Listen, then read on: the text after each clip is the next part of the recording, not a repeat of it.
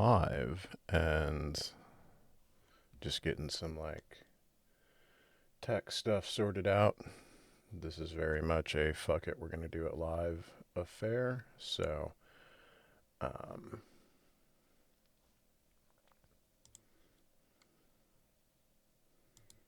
we will see how this all goes and get some people coming in here in a second.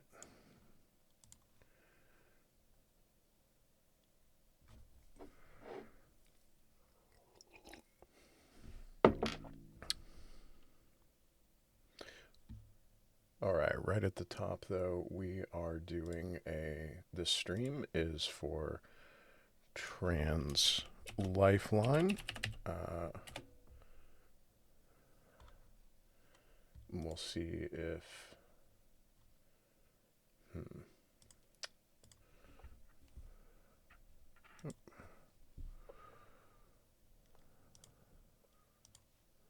see if I can get Nightbot to work.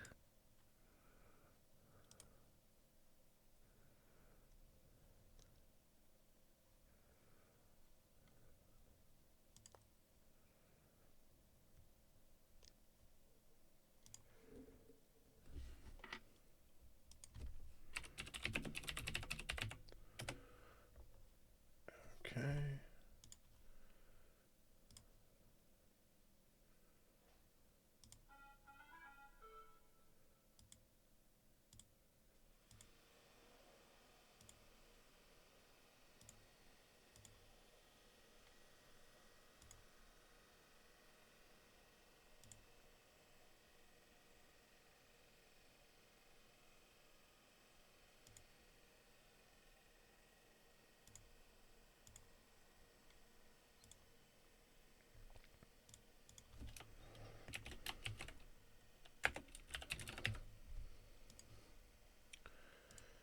All right.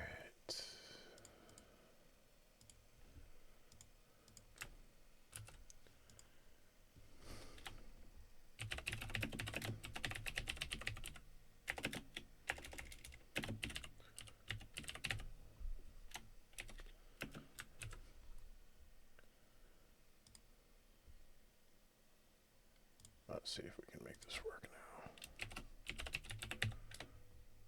Hey, we got the donation thing working. Okay.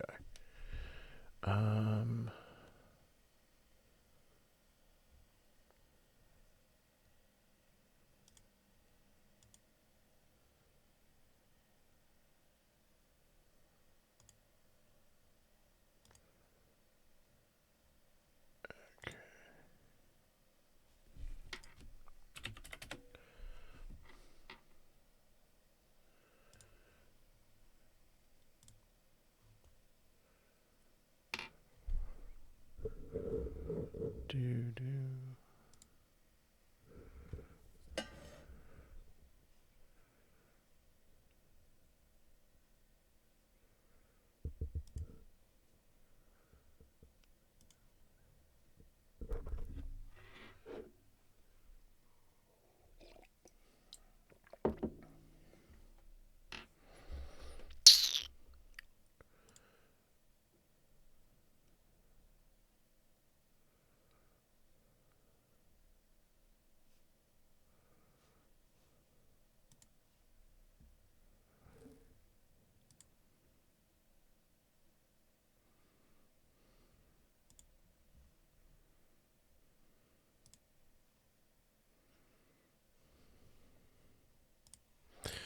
All right, let's see if we can get this going. I think I want this to play in a windowed mode if I can. But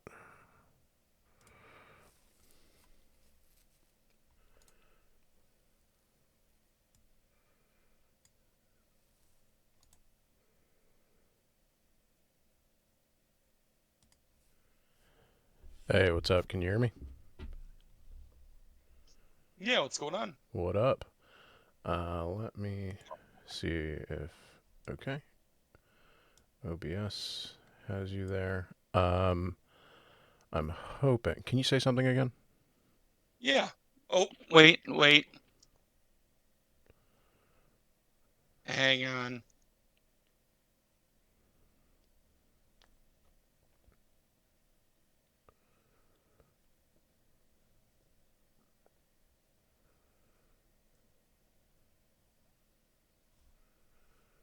No, yeah, it should. Is it working? Yeah, it's working. I'm just trying to. Okay. I'm testing something. I'm looking at OBS, and it's picking up the audio from the Discord audio in and from desktop audio for you, which makes sense. I'm just wondering how to fix that. Hmm. I mean, worst case scenario, I can just crank up the desktop audio and mute the Discord audio, and then mute or like reduce the in-game music settings. Let's try that. Let's see if that works. Um,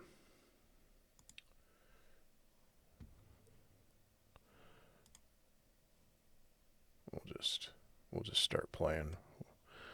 What up? Really not a whole lot. Slept like hell. But I cra I slammed a monster and here I am. Nice. I did the opposite. I am on so many sedatives. I am drinking coffee, which is 2/3 decaf. But let's see. Audio. We'll just go with sounds. I want to be What version of Minecraft is that? Minecraft for Windows. Is that Java or is that like a different? It's it's different. It's its own thing. Should I be playing Java? I think this is the Xbox Live version, actually. Ah, yeah. Because I forgot they do the launcher now. I've opened it the last couple streams and I just didn't even think to pay attention. Yeah. Let's see if we can. Let me see here. Do you have like a server or anything or? No, I was just. I don't really like play super frequently. Yeah. Um. All right. We'll just have to wait until we get some chatters to see if this is all working. Um. I don't know.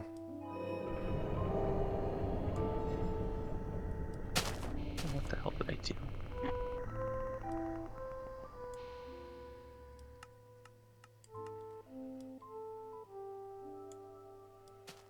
Yeah, that's what I have to do like constantly is adjust the volume.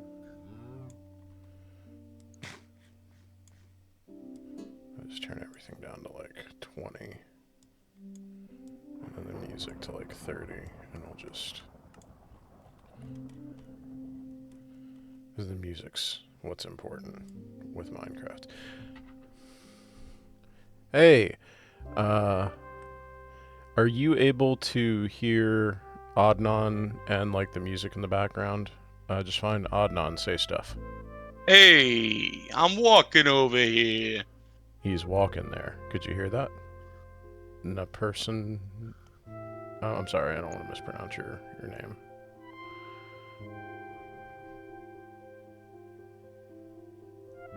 Oh, it's first time chat too.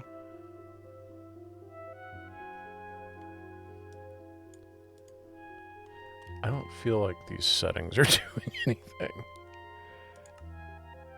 Yeah, depending on how your other audio settings are. Uh, all right. Let's see. Uh, Well, shit, you're making me want to play Minecraft now, so I'm gonna do that too. hey, do you have that seed for the hot, wet, super deep coal hole? Yeah, let me see. I can get it for you. Hang on. Okay.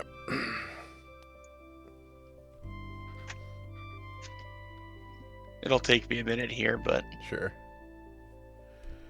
No worries.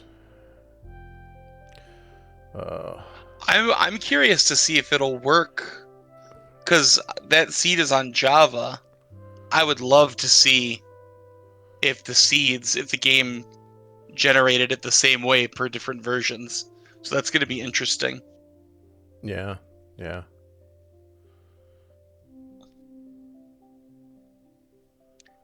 And I hope it spawns you in the. I don't know if the seed. I don't know if the seed on its own determines where you spawn, because I just like copied that map over. But I'm loading it in. Either way, the coal hole will be there. Can you say something again?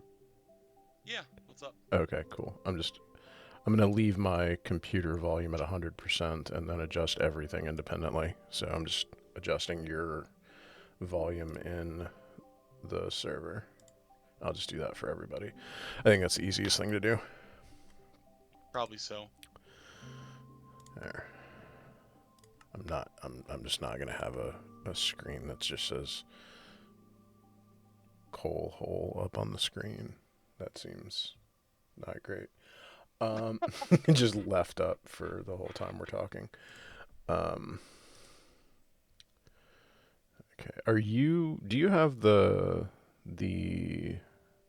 stream window open? Like my Twitch page? Yep. So I Okay. can like respond to chat and stuff. Yeah. Okay, that's you. So it's just us. Yep. The first time chatter left and did not do as they were. The filthy chatter. I'm going to. Damn it. There we go. I'm gonna, because I can't copy and paste it for Minecraft. I'm gonna message you. Yeah, The just seed. yeah, just drop it in the Discord. Okay. Easy. General. So it's a. Wow, this is like a lot of. Yeah, I gotta put spaces. I've got like 20 windows open. I don't know how people do this like perfect. I guess you get used to it.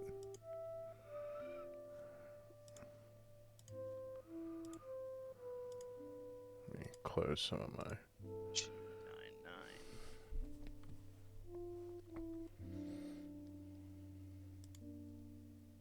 sweet. Thank you. I'm really curious to see if it. Yeah. Ooh, they have cherry blossoms.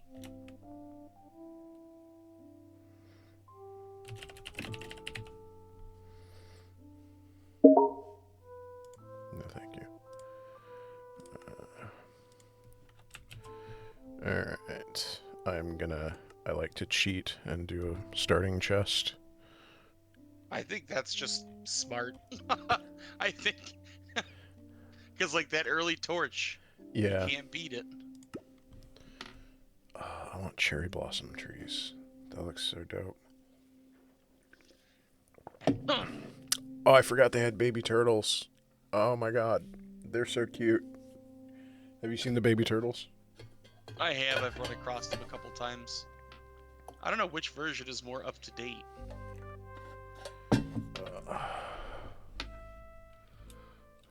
Oh, did it drop me next to... Are there... Turtles! Fuck yeah. Oh, okay, bye. Let me get this.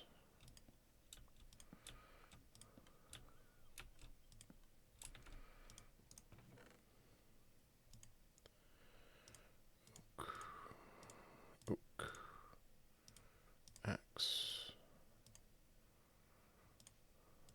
Stick. Food. Looks like that's. Tater.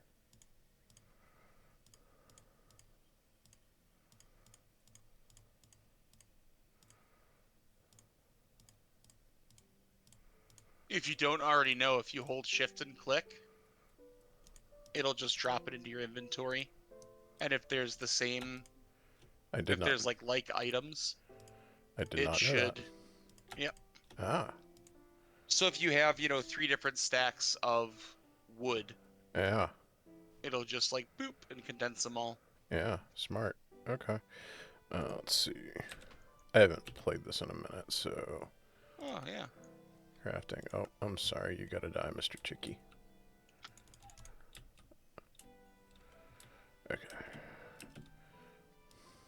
And I think that is my spawn. Sweet. So if you walk when you get there, if you walk to your one of the directions, it should have a village.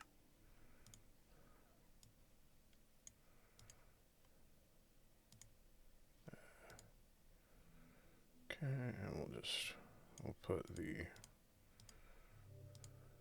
chicken here.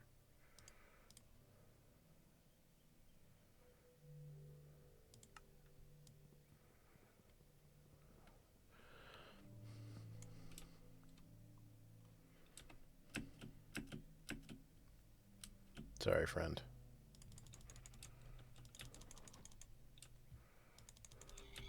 Ah! I almost died.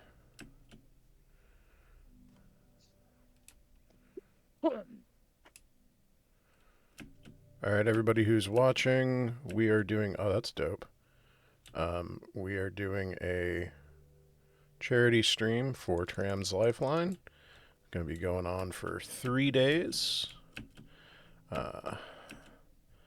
to help out our trans comrades in this, our time of dystopia hell.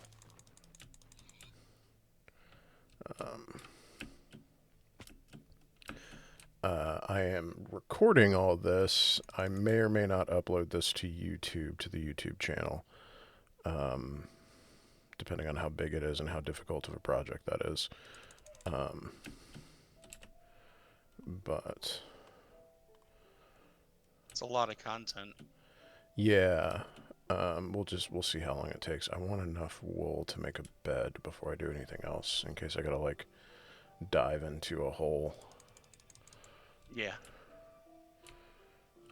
Do I have enough wool? I do. Okay. I can stop murderizing innocent animals, but I won't. Bill respawn. Yeah. I do need to kill the chickens because I need feathers. Oh, okay, I can't do that. I can't kill the baby chicken with the mama chicken. I think there might be ducks, actually. Aren't they supposed to be ducks? Where? The chickens? I think they're like actually ducks. Or were intended to. Maybe I don't know.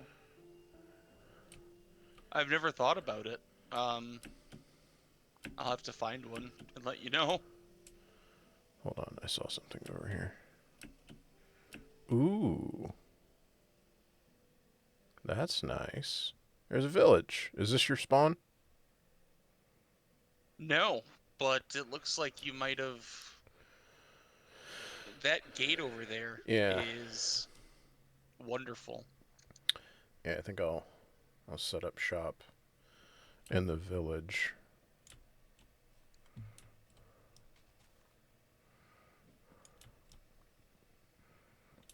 Oh, or shit. maybe it is, and Minecraft for Windows just generates stuff a little differently.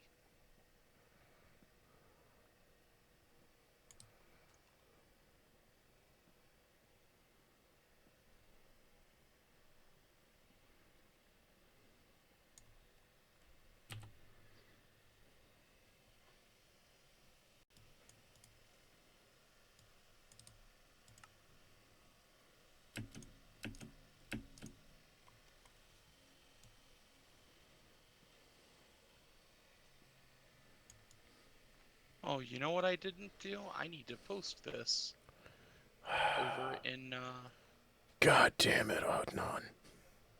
No, thank you for posting it. I almost forgot to, and it's my stream, so. That's all right. I think 5,000 seems like a reasonable goal for 3 days. If we hit that, I will be incredibly happy. If we go over, we can up the goal. Yeah, when I did mine, I think we did.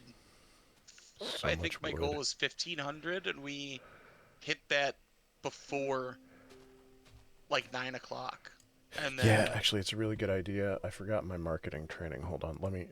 Everybody who's watching the stream now, there's nobody watching the stream.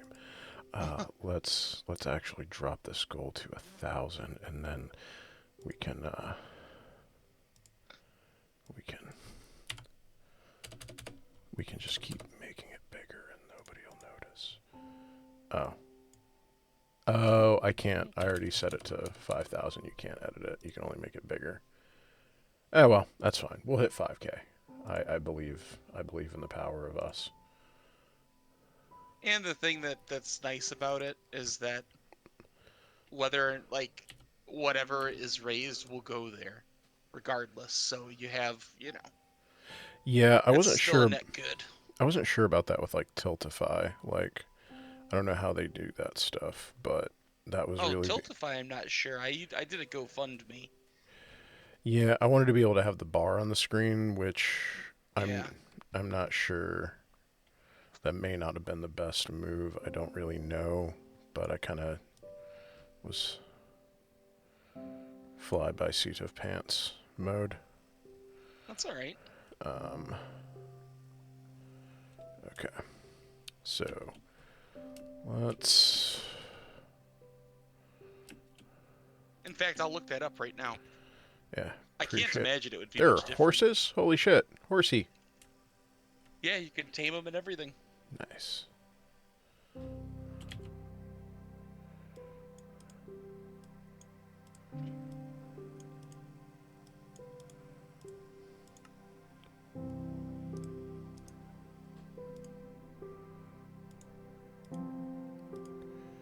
I wish the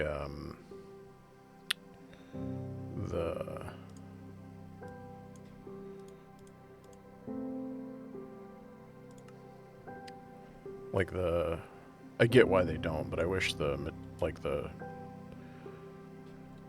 what is all this stuff? Is that nether stuff? Yep, nether rock. What is this? I've never seen this before. That's I think it's like cursed obsidian or something. Oh, well, that's It's that. just like a special block that does like a drip effect. These are magma rocks, right? Or magma? They Yep. burn. Okay.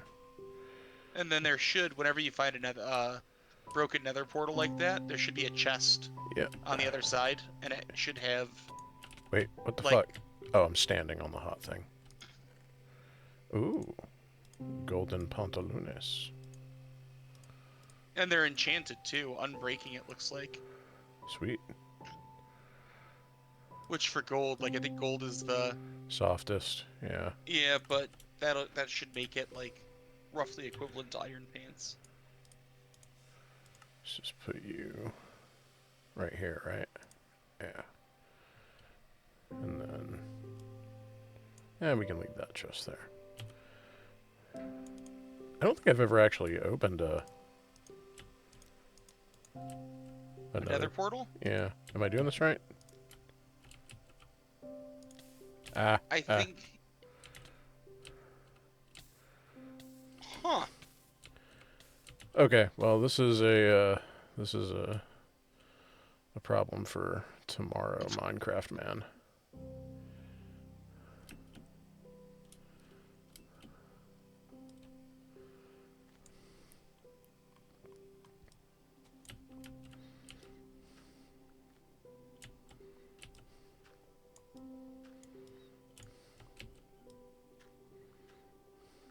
Now I feel like I'm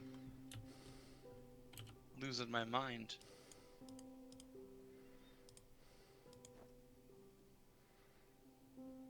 I look like Prince.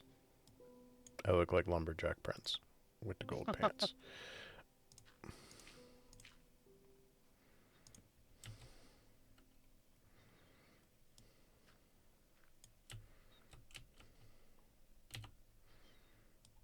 It's because that purpley obsidian drippy thing. You have to replace that block with a with an obsidian block. Okay. Because the frame of it, except for the corners, has to be obsidian. Gotcha. Okay, that makes sense.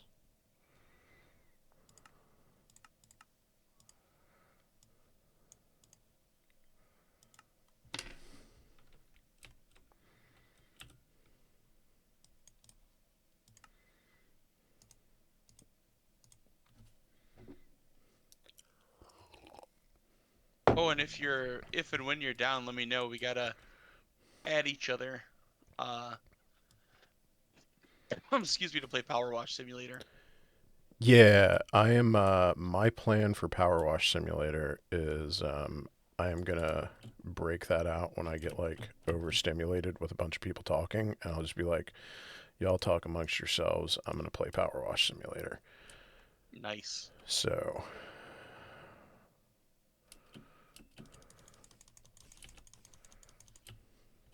that's the plan for that. Have you messed with it at all yet? No, no, I haven't. It's gonna be a treat. Uh, I don't have a diamond pickaxe, so let's. What the fuck are you? You look. Are you evil horse? No, you're hiding in the shade. That's why I was like, are you zombie horse?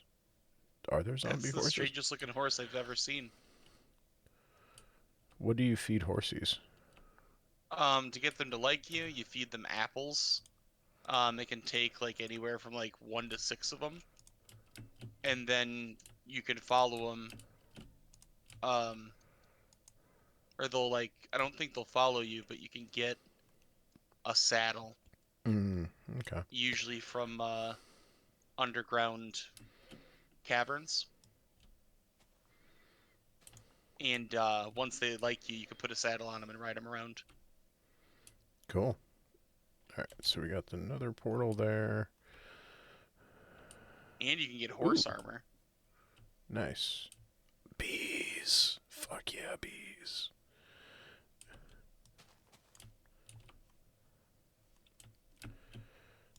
Okay, I gotta figure out where I want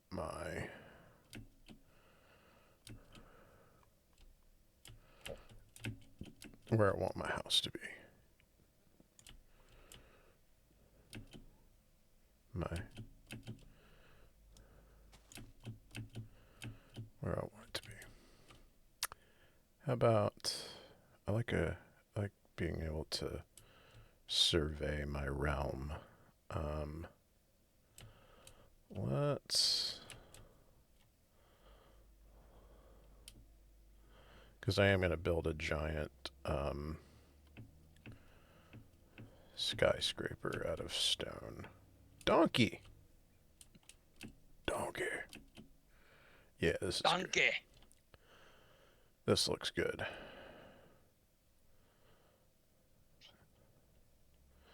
Okay.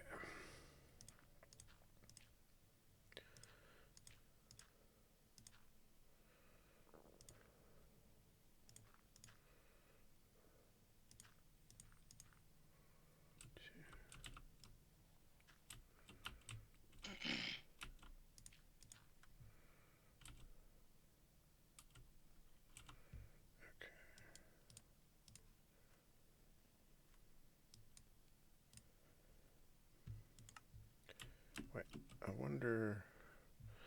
Yeah, and then I can. Wait, what is that over there? Is that a village on top of a mountain? I can't quite see it. Hmm.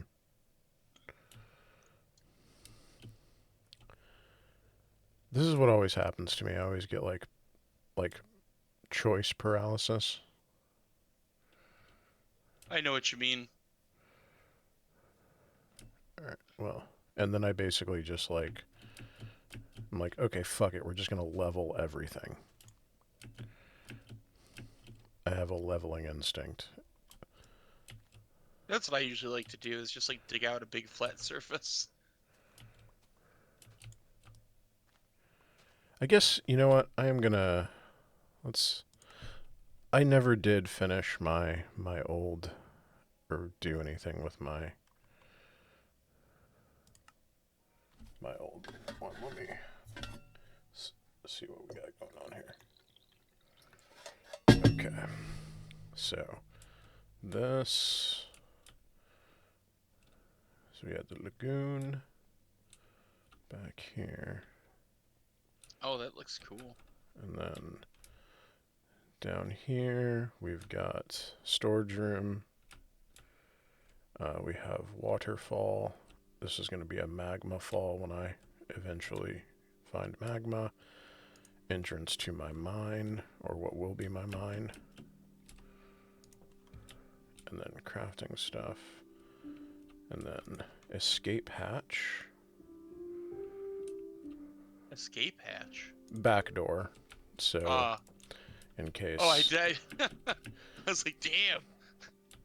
You and really went like all clandestine. So we got like a back door in case there's bad stuff outside the house. Like that like creepers and stuff.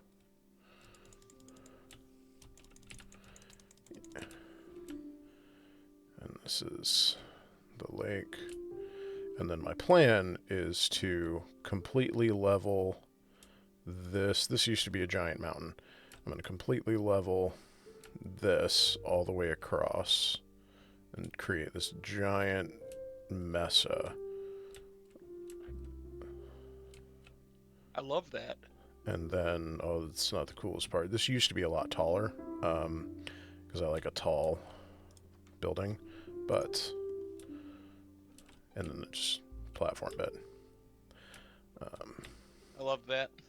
Go down back into the basement, and if you take a left here,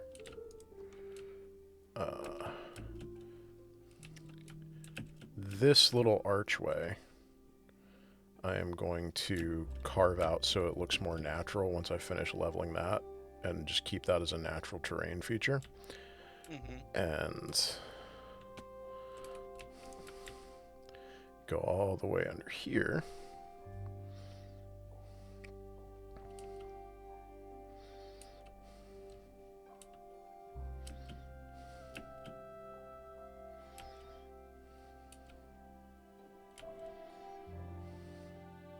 It takes you to the top of that, and I'm going to continue to build this like a couple 100 feet up into the air, and then build like a giant observatory so I can look out over the whole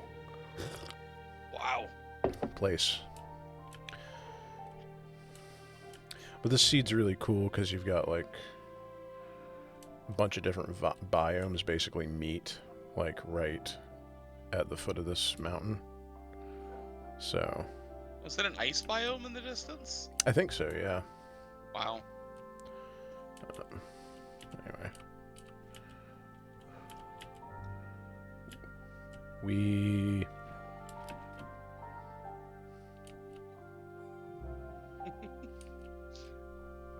Even in video games, I get that like sinking feeling, you know?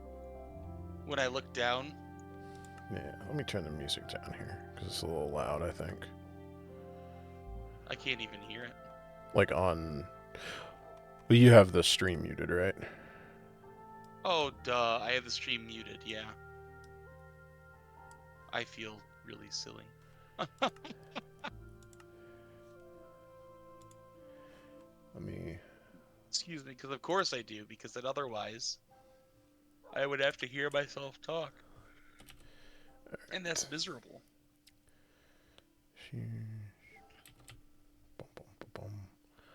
I guess I'll just go back to leveling.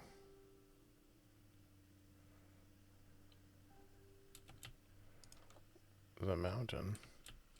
Come on. Come on. Come on. Oh, you're asking me like what you do with copper, and as far as I can tell, you just leave it as ore. And like when you want to build something out of it that's shiny, you do that. I don't think there's actually like a thing. That's what it seemed to be.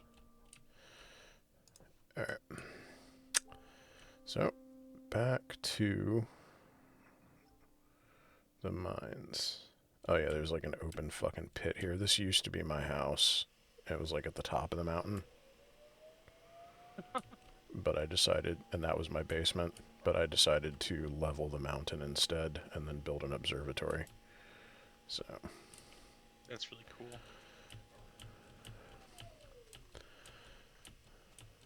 returning to my roots and literally just leveling a mountain. Uh, what up with Adnan?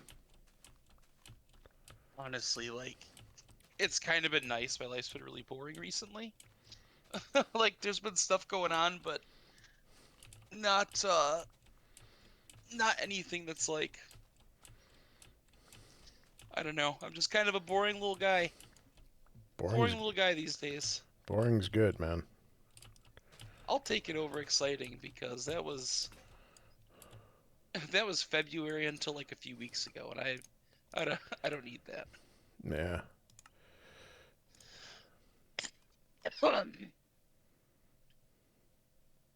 I got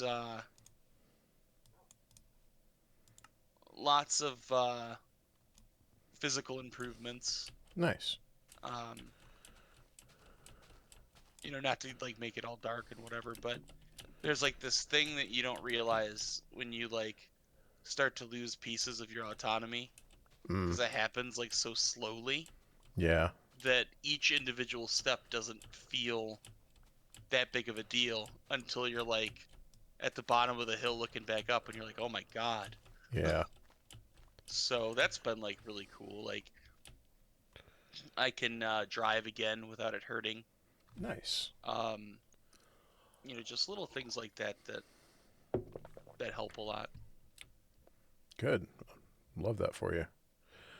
Thank That you. you're getting that back. Are you do you have by chance, or would you be able to keep the the Discord open just in case? Because I can only like Yeah. I basically have to either monitor the Twitch or the Discord. I can't do both. So if somebody like hops on and is like, "Hey, I'm available to chat. Do you mind just like letting me know so I can Yeah. bring them on?" Dope. Thank you Sure so thing. much. I Um, got them both on. The last message was Turb. Turb. Yep. Turb Okay. said they'd be on in Okay. like All 2 hours. right. Okay.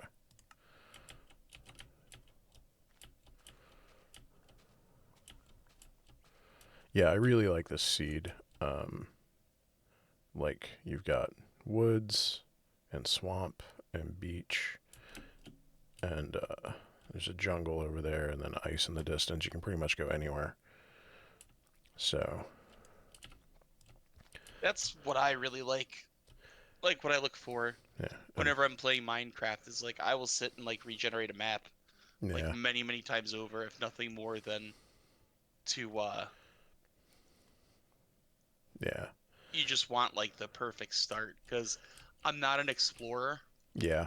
Same. Like I like going out and stuff, but I'm not really an explorer. I'm definitely a nester. Yeah. So I'm gonna leave this here like whenever we get down to the level of my house and then I can still take the stairs down to the swamp and then I'm gonna fill this pit in and make it level and do stairs down over there and then just turn this entire level area into like farmland. Like basically a farm at the Oh, top of a plateau going into a bunch of different biomes. that kicks ass. And then I'll probably start like actually mining. You haven't already been actually mining? Well, I mean, unless you count digging up a mountain. Um, so I did Right. some mining here. That was my old mine. So I've kind of mined under this mountain a little bit. Ooh, almost fell off. But I haven't really done like a whole bunch of it. Oh damn, The wolf. patience it must It's take. I don't. It's not really patience so much as it's like the intersection of like ADHD and autism, and like this is just comforting for me of just like Yeah. the repetitive task. Like I love the way this house turned out. I forgot about this. Oh, that's the best part, is from the inside, you can see that's my bed right in front of the sunset over this lake. That's awesome. So, we got dirt. Okay. What do I keep here? Probably needs. Let's go ahead and bring those extra shovels.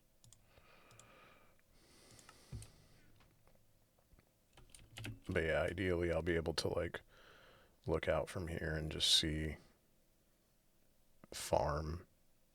And then if I want a really nice view of the whole area, I'm going to build that giant tower and just stand up there and vibe. Just like looking on over your handiwork Yeah. from on high. Yup. I definitely feel that though. Like that's when and I think I talked about it on stream one time. I think that's when we were talking about Power Wash. Like, I tried to get my partner in on it, and they're just like, not. They're like, this is not fun. I don't understand. But it's definitely that. There are so few moments where my brain is quiet, Yeah. and so to have something where I can occupy my hands so that my brain can engage in whatever it's doing, is like really valuable. Like I write, like when I'm writing, like either the comic or like when I'm working with Adam, um, whenever I write anything, I'll like open up Power Wash and I'll open up a Google Doc and just like vibe, listen to music, and then all of the ideas start to like flow in. Nice. Hey, chatter. What up? Can you hear Adnan when they're talking dry ramen? Did I not? Did I have food? Yeah, that's what I'm looking for. Okay.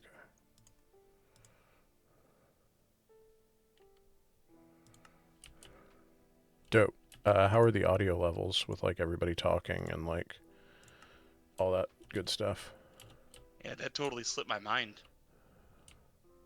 Cause yeah, if they can't hear me, then it's just It's just like Garfield without Garfield. exactly.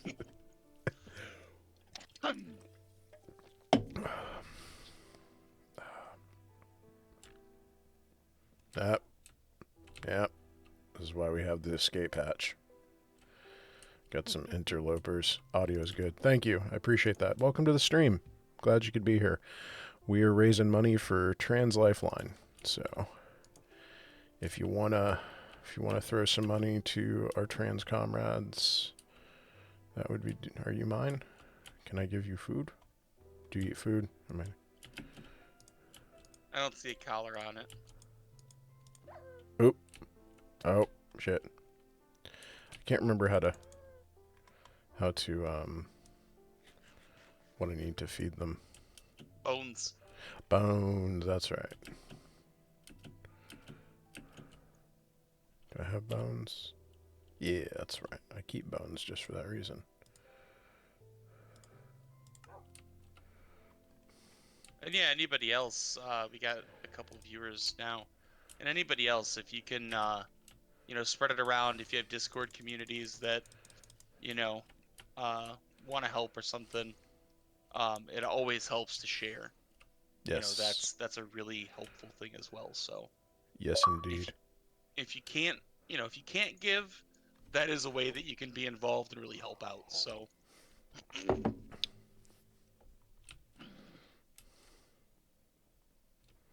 Because I know we're all kind of hurting. Like, we went grocery shopping earlier in the week, and you just can't believe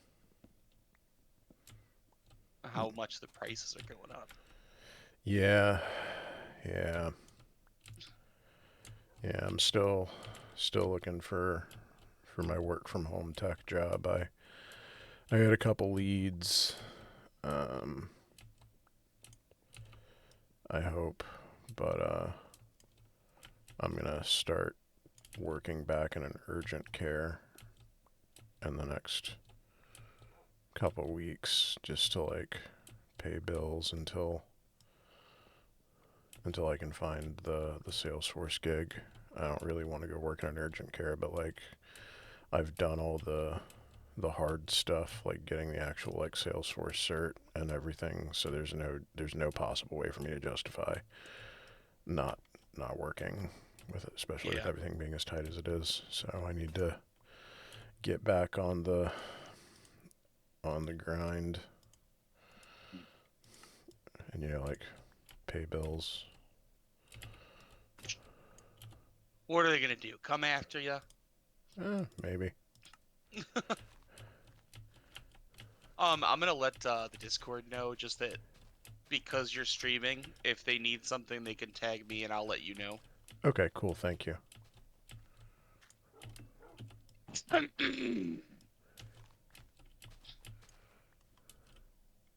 Sheep.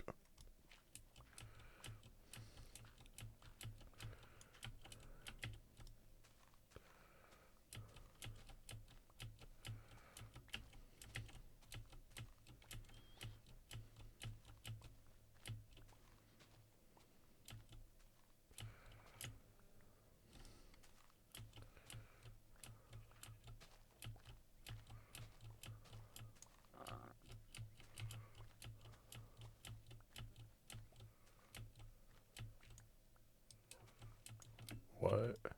The alias you set this command to be of .social does not exist. That seems like something I should fix. I don't know what that means. Okay, Nightbot.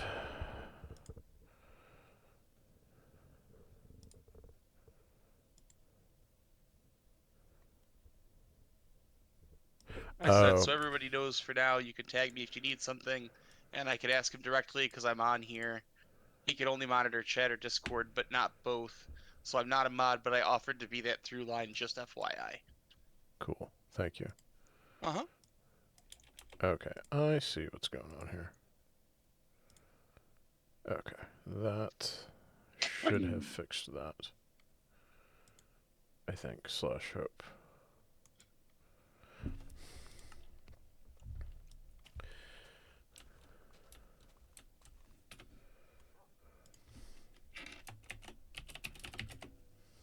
Okay.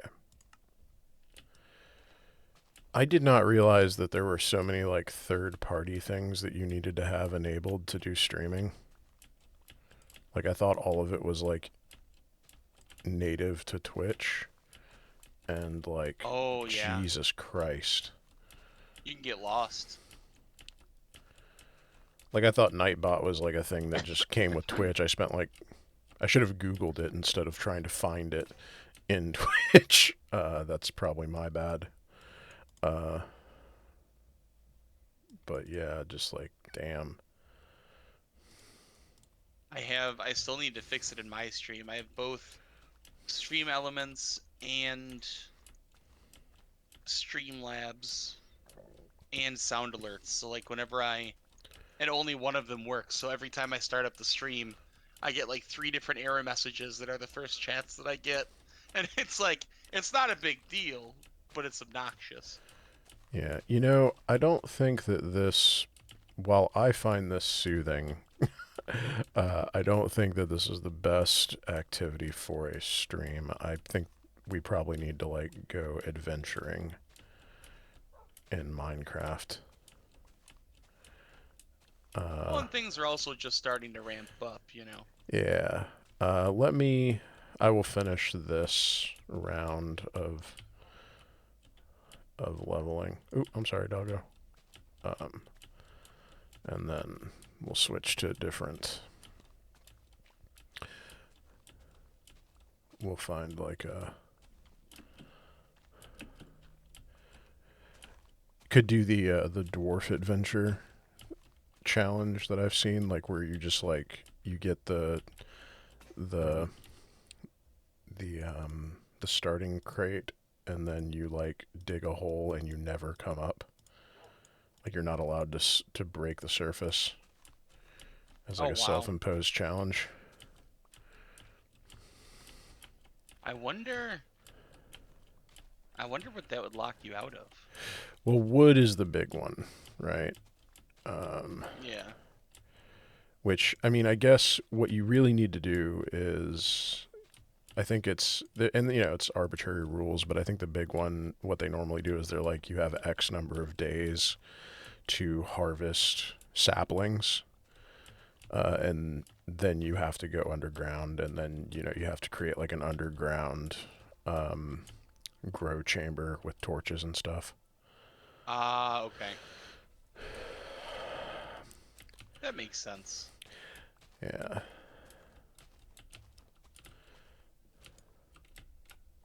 It actually sounds like it could be fun. Yeah, it could either be really fun or really boring.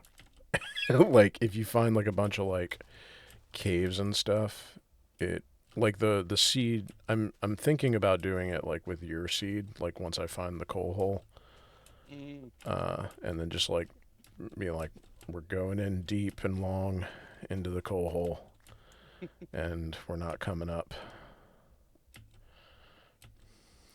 That was I still am like in awe of I've ventured around on that seed a lot more, and I just when I decide to play or I want to relax or something, I just pick a direction, Yeah. like a cardinal direction, and I just run. Yeah. Um, and there's so much like just strange topography all around that seed.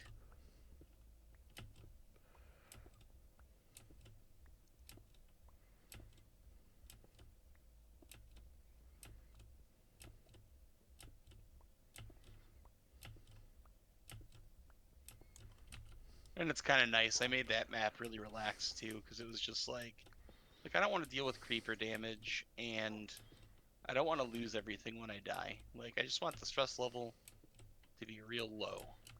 Oh, you can like turn that stuff off. In Java you can. I'm sure in the Windows one you can. I just don't know how.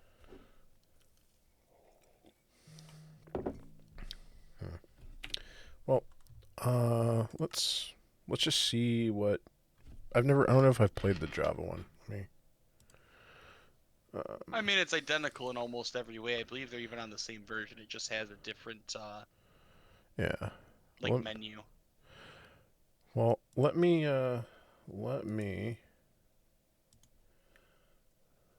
I have to use the little boys' room, so let me. Oh, I have to install this. It should be pretty tiny. Yeah. I think the Java one is very small. All right, I'm gonna run to the bathroom real quick, and maybe it'll be installed by the time I get back.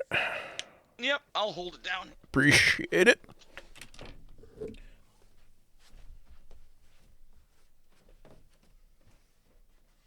All right, chatters, you're in my world now. And I'm not so nice. All right? I'm just Josh, and I'm a fairly nice. I'm a fairly nice person.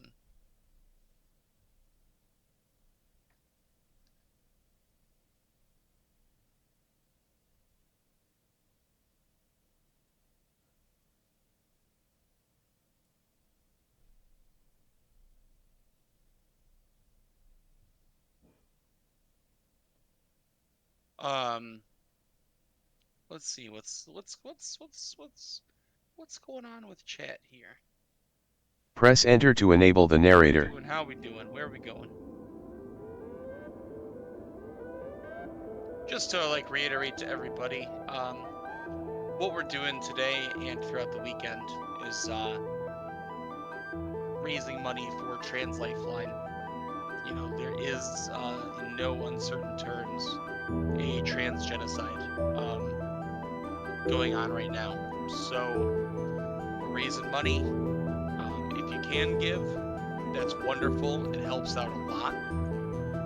If you can't and you still want to be involved, sharing it around is super helpful. Twitter, Facebook, like wherever makes you happy. And honestly, just being in chat is super helpful too. You have more viewers, better the algorithm works, and so on and so on and so on. So yeah.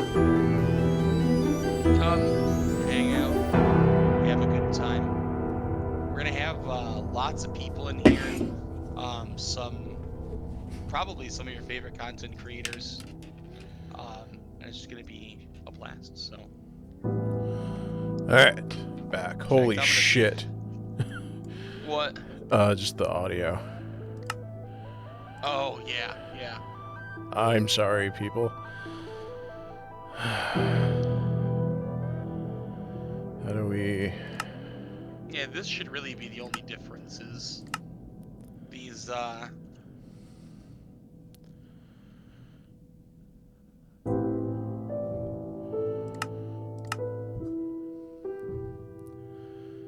I have to edit these? Do I have to edit the options inside? Yep.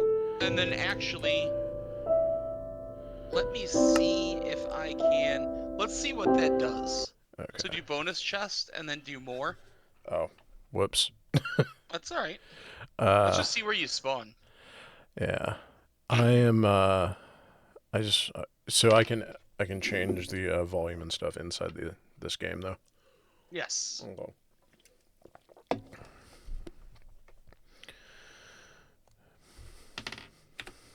I'm gonna see. I'm a mod in a fairly large leftist gaming group on Facebook. It's the only reason I still have one. And I'm gonna see if he'll let me post it.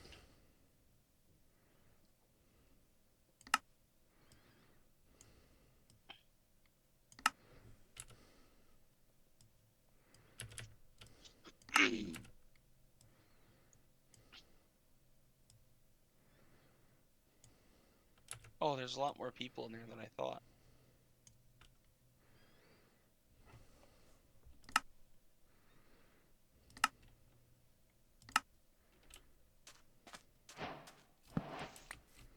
Okay.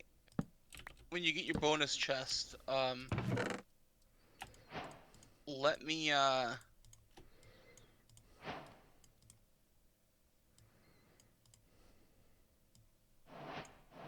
see your what the hell am I trying to say? The meds haven't kicked in yet. Let me see roundabouts where you are, and I can guide you exactly to where the cavern is. Okay. I need to figure out why the audio is not. Maybe I need to do that.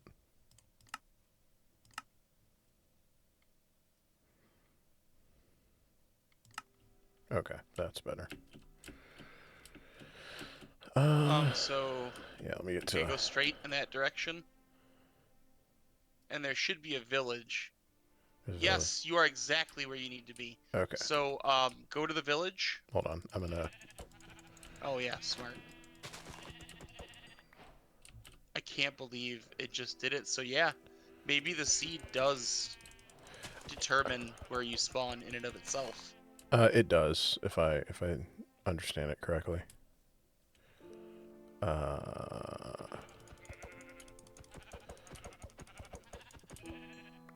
And the nice thing too is with that village, when you get a compass, because for some reason compasses don't point towards your bed, and I think that's silly.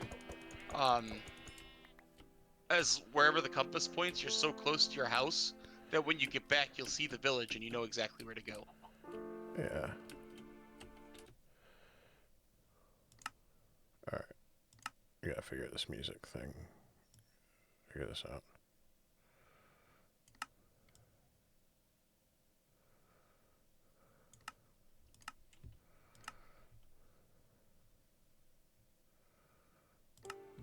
Okay. Okay. So. You could just cross the pond. You don't have to go to the village at this point. Yeah, the coal hole's in that direction, the opposite direction. So yeah, if you go straight there, and once you hit land, just take a right, and you just walk until you get to a savanna, and you'll see it. I mean, it's hard to miss. Cool. Alright. I'm just gonna get a bunch of, I'm gonna harvest all these trees. I might spend a night outside. And I think... I got the go-ahead. I'm going to post this to, like 13,000 people. Oh, shit. Okay. I don't know how much it's going to go, but Hey. maybe it does nothing, but worst case scenario. That's the worst case scenario. Yeah. Dope.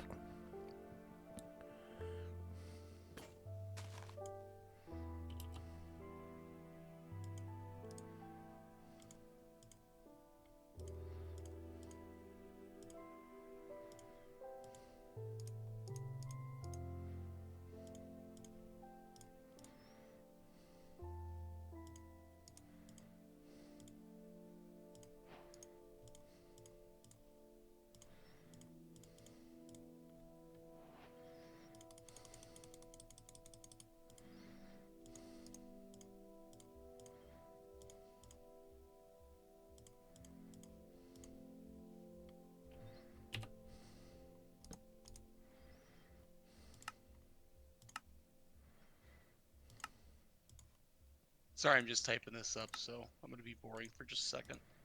No, I appreciate you doing that.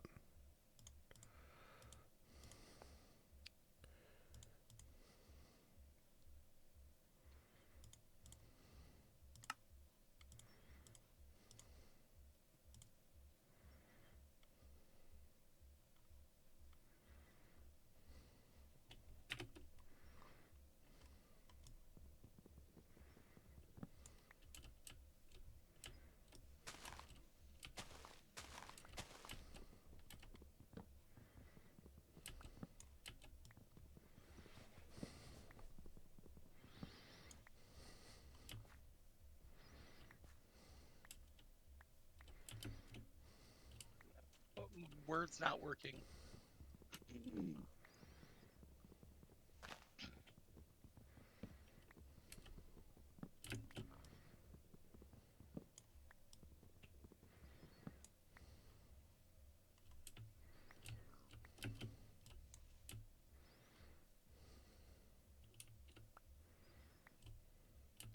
Pretty flowers.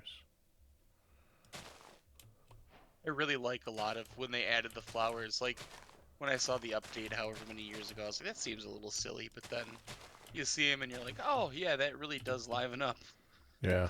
a lot of the atmosphere.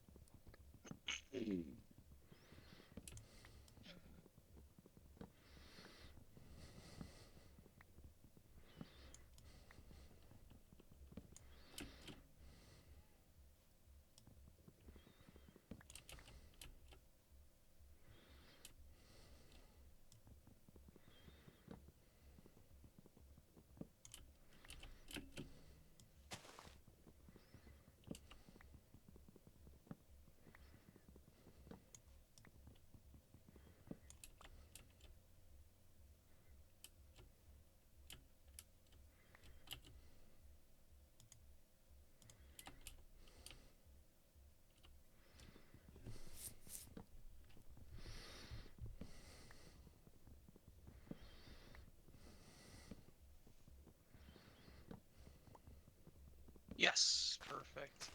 Is it specifically a Minecraft place, or? It's Leftist Gaming Club is just what it's called. Okay.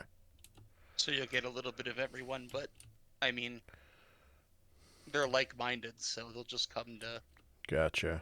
to be a part of it. And Sweet.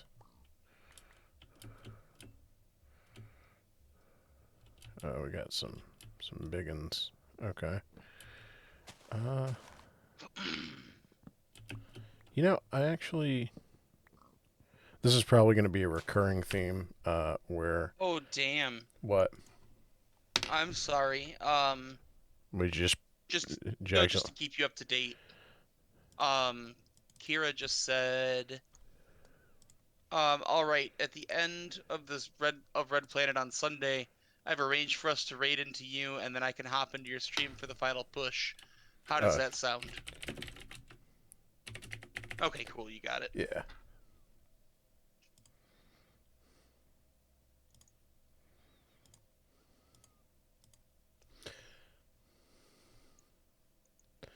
Okay, so this is going to be a recurring theme Hmm. throughout this experience, which is I am a wildly indecisive gamer, and I basically will start something and then get bored with it and then move on to something else. So let's look at what I have that's installed and see what we want to play because I'm bored with Minecraft.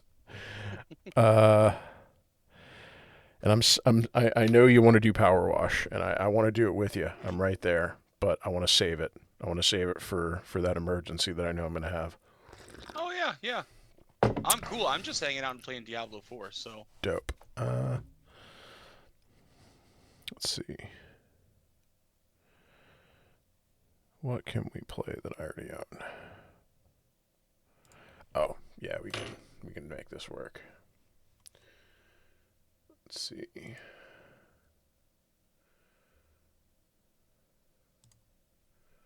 We're gonna play Cat Quest. Cat West. Yeah.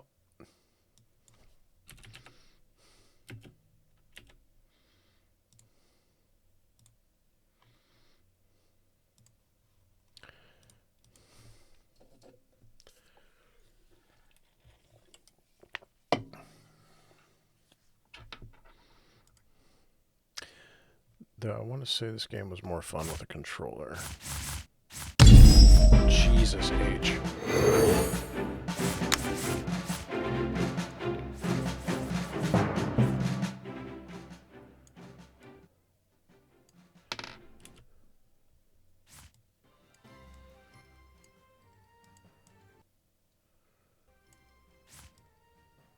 I think that's good. I said, hey all, I'm part of a fundraiser. Details below with the image.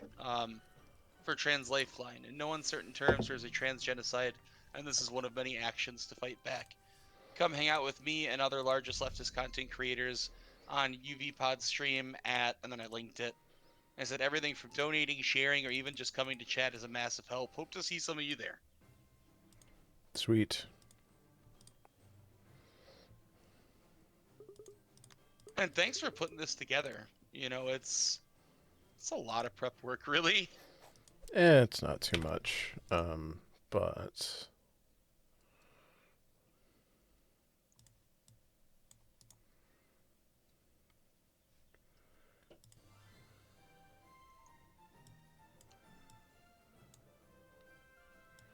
but you know, it it took a little. I basically just asked people to come on, and people were like, "Yeah." And then I spent a day figuring out how to shit. Not how to shit. How to. I. Oh. I spent a day figuring. I was gonna say I spent a day figuring out how to stream, but like I clearly don't know how to do that. So let's see. I have some software installed that will that moves my taskbar up here, and sometimes it makes Windows a little clunky. But I refuse to move my taskbar to the bottom of the screen like a heathen. You can keep it on the bottom of your screen, or you don't. I don't. Like I have the Windows bar at the top. Oh, I did that for a long time. Yeah, you can't do it anymore without like natively in Windows. Are you serious? I just did it. Windows 10 or 11 or whatever it is, like the new version of Windows, they removed it, the ability to move the taskbar. Oh, maybe an 11, yeah, because I'm on 10, and I was like, wait a minute. That's horrible. Why would they do that? I don't know. Do you remember what Windows was it? Windows 8, I think, that was like that horrible mobile designed. It was terrible. I basically kept XP installed until they stopped supporting it. I mean, Which in is, reality, there's no reason not to. yeah. I think I went from XP to Windows 10. That's so funny. I don't blame you though. Like XP was a good operating system. Like it worked. Like once you initially it was not great, but like once they got everything patched and fixed, like it was flame purr. Hell yeah. I really liked XP. I remember when Vista came out, and I used that for a little bit, and then I just ended up going out to XP. Like back to.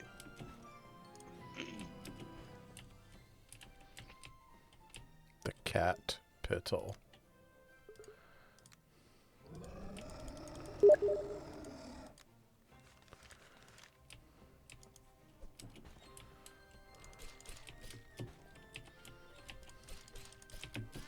Oh my god, gamer anxiously shaves head after being told that some have a headphone dent. What?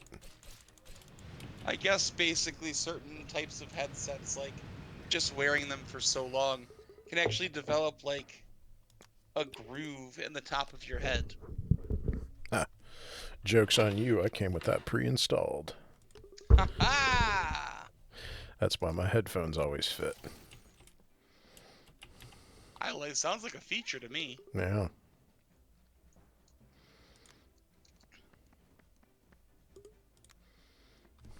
That's okay though. I think there's a headphone dent. I think is the least of the worries.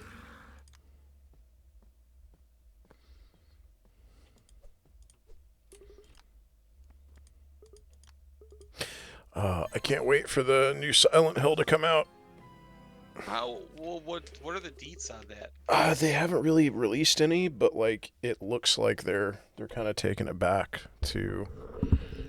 I don't want to say it's a roots because like it kind of went off the rails immediately, and like I'm one of the people that's nostalgic for like Silent Hill 2, which I'm also fully comfortable admitting was a huge anomaly for the series. Like it, but I preferred that to the. I would like them. Go ahead. No, I was just gonna say I never played the first one. It's, 2 was my first one, and then I played 3. Yeah, 3 doesn't make a whole lot of sense if you don't know the story from 1, because 3 is a direct sequel to 1, and 2 just kind of takes place in the town. Like I actually think 2. It's funny because 2 it introduced most of like the themes and monsters and basically everything everybody knows the series for was established in 2, but 2 was so fundamentally different from the rest of the games that I honestly think they probably should have made it its own IP. I see. So, like, it's just kind of its own thing. But yeah.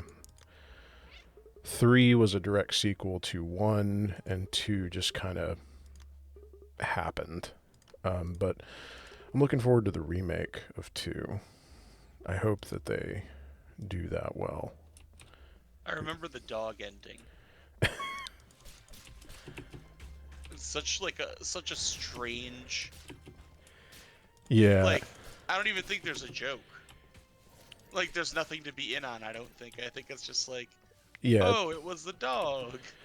Yeah, there's like a UFO ending for every Silent Hill game, like canonically. Oh, is there? I thought that was only 3. Or there's like a joke ending, Mm-hmm. and like I think it's like the dog in 2, and then the UFOs in 3, and I kind of stopped after 3. I didn't really like The Room. I think was the next one, and that wasn't even supposed to be a Silent Hill game. That was a different IP that they just were like, we don't want to launch a new IP. Let's just put some Silent Hill stickers on it. Oh, I didn't know that. That's interesting. That's why it's so weird compared to the rest of them. I heard it wasn't a bad game in and of itself, but I've never. I've never played it either, so I just know that it was like,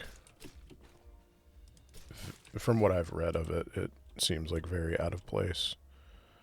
I'm getting to that age, I'm sure you can relate, is like, I have to like kind of pick and choose and say, is that something I'm going to go back and play, or am I just going to watch somebody play it? Yeah. Well, fortunately, for me, my girlfriend is a huge gamer, so I can just watch her play most stuff. That's fun. She is. I'm looking forward to watching her play Silent Hill 2. The remake. I have no idea what I'm doing. What am I doing? I might pick this up, it looks fun. Yeah, I think it's like $10. It's just like a hack and slash adventure RPG. Ain't nothing wrong with that. Bring me back the greats. Let's take a look here. Yeah, people are piling in. What do we? We got some people. Man, You love to see it. Nice. Hello, people. Donate to. I was just about to.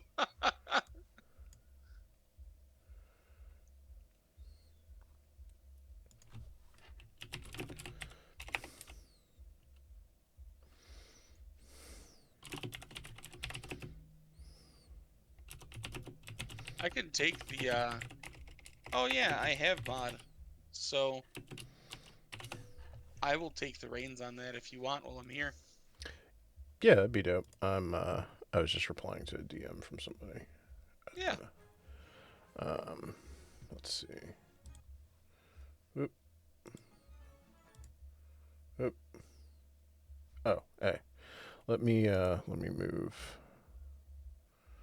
Let me move Bob into the chat. Bob's in chat. Or Bob's in stream. How do I move Bob into the stream? Ah, there we go. Hey, Bob, can you hear me? I can hear you, yeah. I don't know if it's the tab that I have open, though. Okay. Can you hear me? Yeah, try talking again. Test 1, 2. Okay, cool. Okay. Bob in the stream. Bob, what up? Hey, man. I just heard you talking about Silent Hill. The Room is actually like one of my favorite ones to talk about. So Is it? I never get to talk about it with anybody. Sweet. I have never played it, so like discuss. I'm interested. So it's not because the plot is good, because it's not. It's really stupid.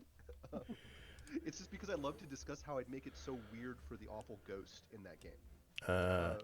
Because the plot of The Room is this like serial murderer dude thinks that the apartment that your character has rented is his actual mother, and he's trying to like human sacrifice people to like bring it to life. And you've rented this place without the landlord telling you about any of this, naturally. So it's an anti-landlord game fundamentally. Oh yeah, like the post-credit scene, if they remade it now, would definitely be that the tenant going after the landlord and murdering him horrifically. But like you just have to make it weird for the dude, because if the apartment thinks it's its mother, just like start making. I don't want to get too graphic on your screen, but yeah, we gotta like with Twitch just and stuff. really just make it really weird for the ghost. That's all I'm saying. Is nobody ever discusses that game for that reason. Yeah. Bob, Adnan, meet, say hello. Nice to meet you. Pleasure to meet you digitally. I think I gotta figure out how to.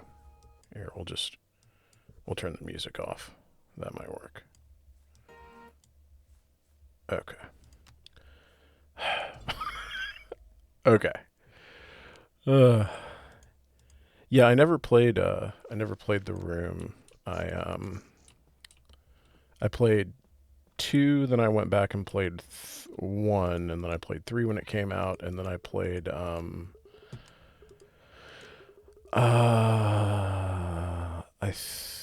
I played Homecoming. Is that the one with the rain? No, that's Downpour. I started playing Downpour and I couldn't get through it. Like, I knew it was going to be bad when, like, the opening title credit was set to, like, a Korn song that they wrote specifically for the game. Oh my god, that was Korn. Yeah. Is that the second game that Korn did, though? Because when the PS3 came out, there was a game called Haze, and they made a really big deal about there being a rock band that did like the entire soundtrack for it. Maybe. Like no one remembers that. It was Haze was like the one where everybody was dressed like a bumblebee and like there was Yes. like it was like Yeah. venom power. Okay. I was working at a certain game store when that came out. I'm so sorry. Yeah, so I got like 5 or 10 minutes into Downpour and just stopped playing it because it was just not. I just couldn't get into it. So that was my last experience with Silent Hill. Homecoming was okay. I liked Homecoming's like choice system, but I didn't like the way that they like implemented the choices. So like there's like spoilers for Silent Hill Homecoming. Came out, There's like 15 years ago. yeah. There is a scene where the character's mother is like being like pulled apart on like this rack like contraption, and in the cutscene she like tells you this horrible thing about your family and like what they did to you, and you have a choice, which is either to let her get torn apart by the contraption or to say like something to the effect of like I can't do this, and they don't really tell you what's actually going to happen, which the choices are you either shoot her so she dies quickly, or you like say I can't do this and then like she dies slowly, which had I known that that was what the outcomes would have been, I would have chosen to shoot her to like make it quicker. But they didn't telegraph it that way, so my character let his mother die horrifically and slowly, and then I paid the price for that in the final cutscene. Could have just reloaded to save there, bro. Yeah, I could have, but I'm an honorable gamer. I save scum, man. Yeah. There's a game called Vampire that came out like I guess like 5 years ago now, and it's actually really good. I highly recommend it. That's what I've heard. Yeah, it's like one of the only Souls-like games that I've ever actually liked. But I was so disappointed when I found out I couldn't save scum on that game, because I wanted to see like what the immoral choice was like towards the beginning of the game, and I was like 3 hours in. So I'm like, oh, I'll just reload a save, and then I go up to the loading screen, and it's like, oh, they don't let you save scum in this game. So I guess I'm starting over from a good ending. I am like 100%. I am the scummiest save scummer. I normally am. I don't remember why I didn't in that instance. Because that game wasn't very good, and you just wanted to be done with it. I kind of so I liked Homecoming was like a heart, because like when you compare it to the other ones, no, it's not good. But when you compare it to like a Resident Evil game, it's a good game. I'm not a huge Resident Evil fan, but like it was. I don't know. I think they were trying to like have their cake and eat it too. They were like, because the protagonist was supposedly he thought he was a highly trained soldier. So like you had like expanded combat stuff that made sense within the story, whereas previously like all the Silent Hill games you were like just a regular person, and the combat was really difficult and sucked, and your goal was to try and like mostly avoid it if you could. And I get what they were trying to do, and I don't think they executed it well. Like, did you not like it? I think it was just the time that it came out in my life where I was fed up with like super edgy stuff that was coming out around that. Yeah, that's around that fair. year. And then it came out, and I'm like, oh my god, I can hear crawling in my skin every time the main character speaks. Like, What game is this? Silent Hill Homecoming. I mean, Oh, it's not on the track, but like every Right. time he speaks, it's like, Yeah, oh it's my goodness, buddy. yeah, that's fair. And I think actually like going to war and being a veteran makes it even worse because it's like, shut up. Yeah. Well, I mean, that's the thing. Like, again, spoilers. He wasn't. He's, yeah. Yeah. So it's stolen valor. It's even worse, man. Yeah. Like, dude. Well, I mean, he didn't know that he didn't. Like, Yeah. Still angry. All right. That's Bob's hot take. It's my The 15-year-old game is not good. no. Fight me, Silent Hill fans. You won't be able to though because your controls are all tanky and awful. I will say you should give the Resident Evil 2 remake a chance though, as a Resident Evil fan. Yeah, maybe. I'm just not a huge like at this point in my life I'm really not a huge gamer. And like like I'm mostly there for like games like this where I can just like not really pay attention at all and just like clicky stuff. Or something that I'm mostly playing for like the story. And Resident Evil is like I think a game where you have to be like present and enjoying it. And I don't know. I never got into them, but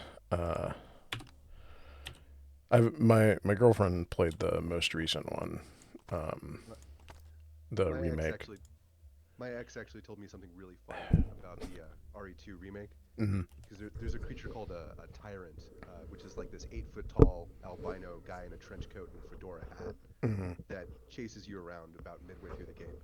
And I was explaining this to her, and she's like, "Oh, so it's like Tuesday in Florida for me." Okay, we can't play Cat Quest because it requires a controller to play well. So we'll do Torchlight 2. I don't know why I was just about to say, well, I have a controller I can give you, and then I was like, oh yeah. you, you gotta check that really hard, man. Yeah. Okay. Yeah, I keep like accidentally like closing Cat Quest, and the problem with that is that um,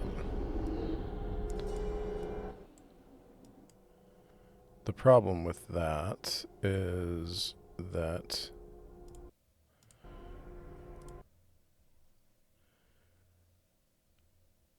you have to like save like every you have to manually like go to a catnap station and take a catnap to save. So if you are like me and forget to do that every time I accidentally close the window, I have to start over. So we will we will do this instead.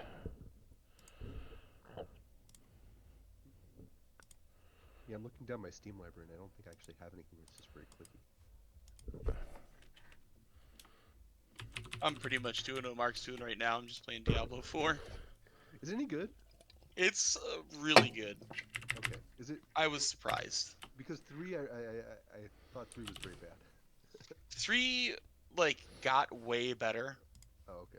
um after, almost a decade after its release. God, has it They been that long? It's been a long time. Wow. Um and they like did a bunch of patches that helped, but fundamentally it was just not. And so they basically took all of the feedback, and the best way I can describe it is it's like they took the very few good parts of 3 and all the best parts of 2 and sort of like combined them. That's lit. Did, So, did you guys see the billboard in Manhattan the other day? yeah, with the smog. Yeah, where it's like, "Welcome to Hell, New York." Bad timing, man. I think the last time I think I played like Diablo 2 was the last one I played. I played about 10 minutes of 3 and then I kind of quit. Was I played 1 and 2. was 3 the one that they released like basically on the WoW engine? That's how I remember it, but it's been like 10 years since I played it, apparently. I have an attack alpaca named Jim. So I don't know if I've ever told this story on the internet before, but I've been to Peru Okay. and I did Machu Picchu, Oh, okay. and Nice. yo, it's beautiful, and I highly recommend doing the Inca Trail. I only did like 3 days of it. And I think it's like a 5 or 10 day trek if you do the whole thing. But I don't speak very good Spanish or any Spanish, despite living in Florida, and that's kind of a bad character thing for me. But there was this dude with a llama on the trail, and I wanted to get a picture of myself riding the llama. Can So I'm trying to like sign language that I want to get on top of his llama to him, and he's like shaking his head, and I go $20. And he's like, fine, shrugs. So I get on the llama and I get my little selfie and I get off, and the guide comes up to me afterwards and he's like, that dude thought you wanted to have relations with that llama. And you handed him a 20. I handed him a 20. and he was like, fine. He was like chill. He was totally chill. I was like, well, I guess I'm learning stuff about Peru today. Jesus. Yeah. Can you? I didn't even know you could ride llamas. You really can't. Oh. I got on. I got on it for about like 4 seconds and then popped off. Which doesn't make that story sound better. Yeah. The only bad part about that trip is like towards the end, after you've been hiking for like 5 days and you're at like altitude and not doing so great. There's a portion where you can like look over the side, and there's a branch of the Orient Express that actually goes up to Machu Picchu on like a luxury train with this glass roof. So you're hiking the Inca Trail and you can look over and you can see all these people like in the Orient Express train having like tea and cakes and just enjoying life while you're like humping a rucksack up this ancient road on a mountain. There's a moment there where you question all of your life choices. Other than that, it's a great trip. Yeah, I've never really done like a whole lot of hiking. My girlfriend and I will occasionally go to like Hanging Rock because we're within like driving distance of it and do that. I would like to do the like the part of the app trail that runs through my state at least. But Yeah, it's beautiful.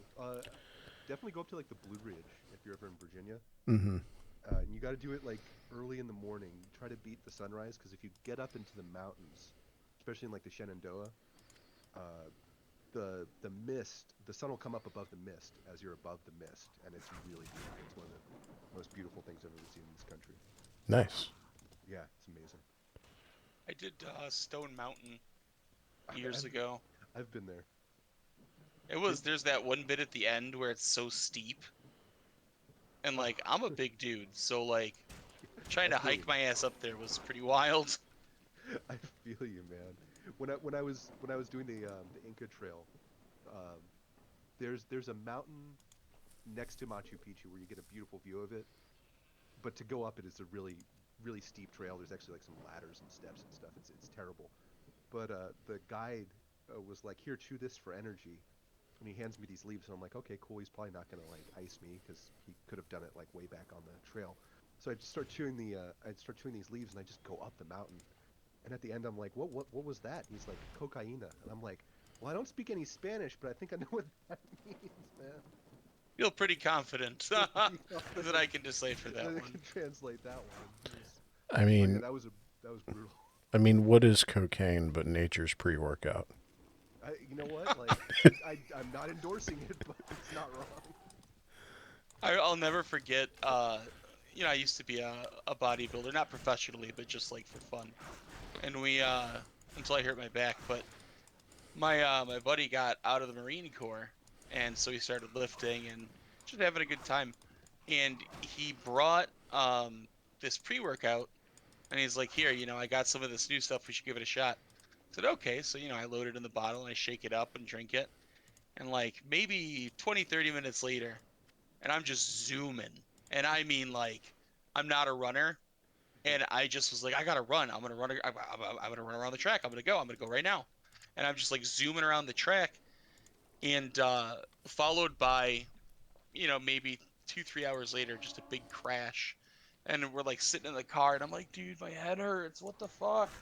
And I was like, what's in that stuff? And it was jacked, but it was the original formula with all the ephedrine. I was gonna say, I was like, that sounds like meth, man. Yeah, it basically is. And I mean, I did not take a small scoop, so I probably had like 4 took, like- servings of it in there. You took like double the dose. It's like, Mm-hmm. it's like, it's like, without safety, if you might die taking this pre-workout. It's like some Soviet steroid or something in there. I remember, I remember when I moved to DC, there was like a GNC by where I lived, and I walked in there one day to get something. I forget what, but there was this kid in front of me, and he was like 18 or 19, you know, just like probably like first time away from home or whatever. He was like really scrawny little dude. And he walks up to this poor woman who works at the GNC, and he's like, "Do you know where I can buy the steroids?" And she's like, "Sir, we don't sell steroids here. This is a GNC." He's like, "Okay, but what do you have that's like steroids?" This poor woman's just trying to like deal with this dude. Oh my lord! I almost got a job at GNC one time. That's brutal. Like, I'm sorry. I've heard that's I had another friend that I knew online that did work at a GNC, and I was like, "What do you think?" And he's like, "Don't, do not." Because like all the people you're gonna deal with are either gonna be, well, I mean, you probably have a few normal people come in, but it's either gonna be like people have no idea what they're doing and just want to buy a bunch of stuff and annoy you, or it's gonna be like the gym dude who like knows exactly what he wants and is furious that you don't have the exact formulation of fish oil that he's looking for. Right. It has to be 49.6%, not 49.7%. There is a difference, you know. The times that I went in there while we were lifting, it always struck me because you'd walk in. I mean, it really was just one of those two people. Yeah, every time. I've been both of them, so I'm not without sin here. It's like, Right. I You know? came in here with the list that Joe Rogan said I needed, Oh, and you have the audacity to oh not my God. have. It's so much worse now. It's so much worse now. I didn't realize that. I didn't take that into account. It's like I Joe didn't either. Rogan That's said I need to take a gram of crab salts before every lift. Taiwanese crab salts. Thank you very much. Specifically, not that like paltry Cambodian crab salt. Like it's specifically got to be Taiwanese. I was one of those, like, I don't want to say awful people because it's not like I was like being an asshole or anything, but can I swear? Should I swear? I don't know. Yeah, you You already can did. swear, just like Twitch rules, right? Yeah. Okay. Mainly because like I really wouldn't give a shit if like that, because I'm deleting my channel and everything in like a month, but you know, for the sake of people that might wind up co-streaming, just, you know, standard Twitch rules. Right. Okay. Yeah, that's easy. So So I went. I got like really into the lifting, right? And so naturally, there's that progression where you start lifting. All of that is very novel, and then it becomes like a hobby Hmm. where like collecting the different supplements and like finding out which combination of whatever is going to do what. And aside from most of it just being bunk, you just like get, it like takes you, you know. And so I remember I wasn't feeling very well for like weeks, and I went to my doctor. Um, and he's like, what have you changed? And I was like, oh, the only thing I can think of is I started taking these supplements, and it was like grapeseed extract and like something else. And I was like, yeah, this is supposed to help you, uh, burn fat and all this stuff. And he just about slapped me. And he's like, no. He's like, can it? Yes. Will it? No. He's like, you can eat a tablespoon of pepper every day, but it's uh, not gonna, it's as not like gonna change anything. back when people were doing like the thermogenics, you got to get on your thermogenics, man. And it was just ephedrine. Yeah, it's like you got to raise your body temperature. If you're not like delirious from a fever, you're not really lifting, bro. Like that was a I used thing in the early 2000s for like Yeah. a hot minute. Oh, do you big remember? time. Do you remember one of those supplements called Fahrenheit that was about that? 'Cause I used to live next door to the lady who was like the model, the spokesmodel for that. And I was like, I actually asked her one time, I'm like, do you actually use that? And she's like, no. Looked at me like I was a moron. Like, no, I don't touch that stuff. Another thing that really strikes me about it is just the amount of like, uh, I mean, I guess to call it what it is, like there's so much like fat phobia. Yeah. like wrapped around it, because it's always it's never just build muscle. It's shred fat, build muscle. And like that's not the bad part in and of itself. But there's always like that shame aspect of the marketing where it's like if you don't do this, like you're never gonna get jacked. Yeah. Do you want to be a shredded god of war, or do you want to be a pathetic sad little guy or whatever? Yeah. I'm gonna Soul Bunny's in the bring waiting room. Soul Bunny. Yeah, let me move Soul Bunny over here. Move to on stream. Hey, Soul Bunny, can you say something real quick? Hey. Hey, okay, let me adjust your volume. Try it again. Hey, Mark. Hey, okay, cool. That's we should be good there. All right. I don't think let's do some intros here. Soul Bunny, if you'll introduce yourself and where folks can find you, and Bob too, because I don't think that we did that with you either. Hi, I'm Soul Bunny. I am a video essayist on YouTube. I make particularly art-focused type of video essays in the sense of I use art footage instead of the camera on me. And as far as like my content-wise, especially moving forward, it is deconstructing a lot of anti-racism, transphobia. I go into the nuances of being a Black trans woman and just pushing a lot of discourse that I feel BreadTube was lacking, hence me being part of Corn BreadTube. Cool. And where Awesome. can folks find you? You can find me on Soul Bunny, a soul, and then bunny with an I instead of Y on YouTube, Twitter, Instagram, and then Ko-fi and Patreon.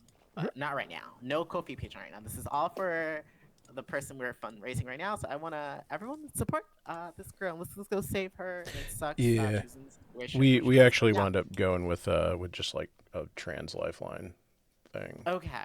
Yeah. Alrighty. But I do appreciate that. Thank you.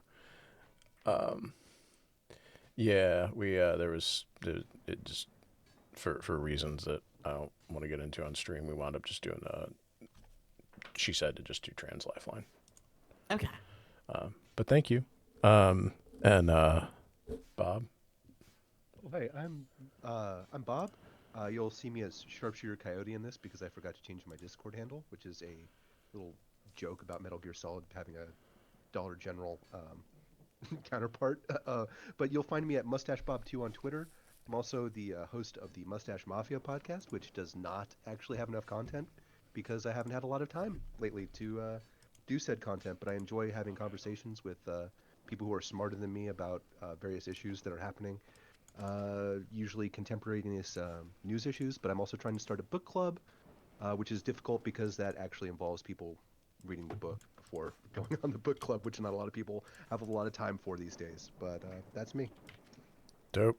And where can folks find you? Oh yeah, so I'm MustacheBob2 on Twitter, and I'm Mustache Mafia on YouTube. Cool. I am the one with the cool logo. Dope. And Adnan, I don't think we did you either. We'll just go in reverse order from the people that came on. It's all good. I'm Adnan. I am a comic book author, soon to be YouTube content creator and streamer. I write a horror comedy comic called Horserer. It's about a horse sorcerer who brews an evil beer, and anyone that drinks it dies in a horrible way and becomes one of his henchmen to fight against the T-Rex executioner over a VHS copy of Top Gun. It's as silly as it sounds. That's really me. I don't really have a lot more than that. I'm at twitch.com/Adnan. And really, I have my link tree there. That's probably the best place to find me. So thank you. Dope. All right, everybody. You wrote a comic about Fat Tire? Fat Tire, what's that? It's a beer. Oh, I thought maybe, but I didn't know if it was a different reference. That's funny. Yeah. Yeah, I think I used to drink a lot, like too much of that. It's like the gateway craft beer. It's like your baby's first craft beer. Yeah. You buy your first sixer of that, and then you either go and become like a weird beer snob and talk about hops and hopsy flavor, or you go back to just drinking regular beer and become a normal person. But there's no middle ground. Yeah, I think what I wound up doing was like I just started buying like well, I was like, like deep into alcoholism at that point, but I just bought like whatever had the most ABV I'll do it. to price. So I wound up drinking a lot of Dogfish Head. Like Oh yeah. Can't find that for nothing around here. it doesn't taste very good, but it'll get you drunk. Yeah. Yeah. I actually had a weird moment where I had some people over for like a cocktail thing a while ago, and I had my mixers out, and maraschino liqueur is imagine like an alcoholic version of the juice in like maraschino cherries, and Oh that's kind of what God. it tastes like. Yeah, so you're not meant to drink that straight. It's meant to go in a cocktail, like very little of it. And I caught one of my friends just like drinking like a double of it just straight. Like, what is wrong with you? Oh Get yeah. out of my house. You're Uh, not a human. You're lizard man. yeah. I way back in the day, I made I y'all know what like it's like a weed tincture. Like I just made like I threw like an ounce of like really strong weed in like a pint or not a pint. Is it a pint? Whatever those bottles of liquor are that are like half of a fifth. A pint. Yep. Yeah. Yeah. Um, I I threw like an ounce or it might have been a quarter. I basically filled one of those with Everclear, like the OG Everclear. Oh. Um, and just let it sit for like 2 or 3 months until it was just like, pure weed. And then I couldn't drink it. Like I would, Good. it was like an It's eye. not for humans. Yeah, like you had to like take it by the eyeglass or like the dropper full. And like the one time I drank it, I took a like a double shot of it and put it in a cup and filled it with tonic water and drank it. And then I don't remember like like I just like sat down on my couch and then it was like morning and then I was the highest I've ever been in my life and then I went to sleep and I woke up 12 hours later and I was still the highest I'd ever been in my life and like I didn't come down for like a whole day. So I gave that shit away to a friend of mine who kept it in his fridge. Like nobody would drink this stuff because it was just so strong until he had a dude came over and like pulled it out of the fridge and like without like telling anybody or like he was just like, oh, what's this, green Everclear, and just like turned the bottle up and drank like half the bottle before anybody could tell him. And he basically slept for like a week. Was um was your friend like a dock worker from 1852? Like, uh no, he was just like a really hardcore alcoholic. yeah. That, so basically, yeah. Yeah, essentially, yeah. Uh yeah. God. You made that old meme like cough syrup, dude. Where it's Yeah. like the cough syrup from like 1830, where it's got like all the different chemicals in it. Yeah, well, and so it actually was. Now that I'm remembering it, I put like I was like, I'm gonna add some flavor, and I put like spearmint and shit in there too. Yeah. It literally was just like an old patent medicine that we floated around a bunch of people's freezers, and nobody could drink it. All you need is like an ice cream white coat and like a top hat, and you Yeah. can put that on like your business cart. Uh, Cures what ails you, kids. uh, hey, Silvani, are you you're working on a video right now? What's going on with that? Are you okay to talk about it, or like I saw some Yeah. posts. Okay.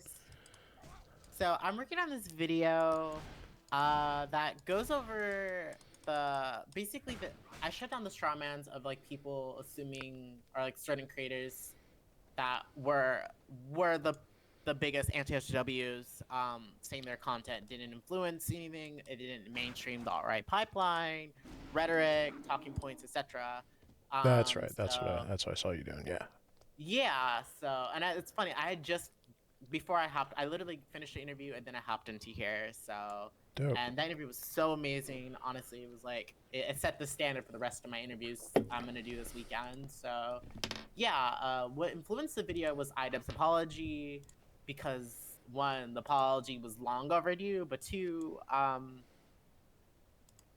it just kind of was the bare minimum, and three, also because like he only directly apologized to Tandem Mojo, which like I get his audience, cause it's the easiest person to bring up because back then that was the easiest person to say like, you know, you're clearly wrongfully me going after, but like didn't name a single black or brown or queer person he made videos on, like Francesca Ramsey, etc.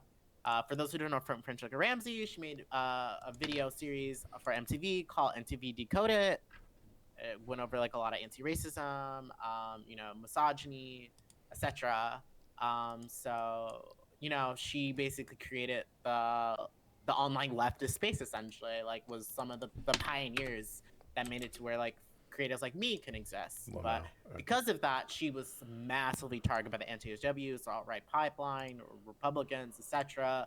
Your quote-unquote edge lords, all of them made videos back to back and harassed her to the point where they went to VidCon 2017 in person. They took the harassment into person. So they've just been constantly just doing the most. So I wanted to shut down after the claims because that Moist Critical was what like kind of sparked me the IDubbbz apology bigger, because he said like him and other folks were saying that the apology was warranted because that was just that 2016 was just the edgy era, and just completely as a white Florida man, you know, mad that, or not mad, but necessarily like saying that like, oh, IDubbbz, you apologizing to white black people, you have nothing to apologize for, essentially. So like that what sparked it. But you know, with the recent Twitter things, was like already when I already was already working on this video. So I just now am in this position where like all these new things, like people coming out and like things I was only able to speculate, now I actually can like see what they said themselves verbatim.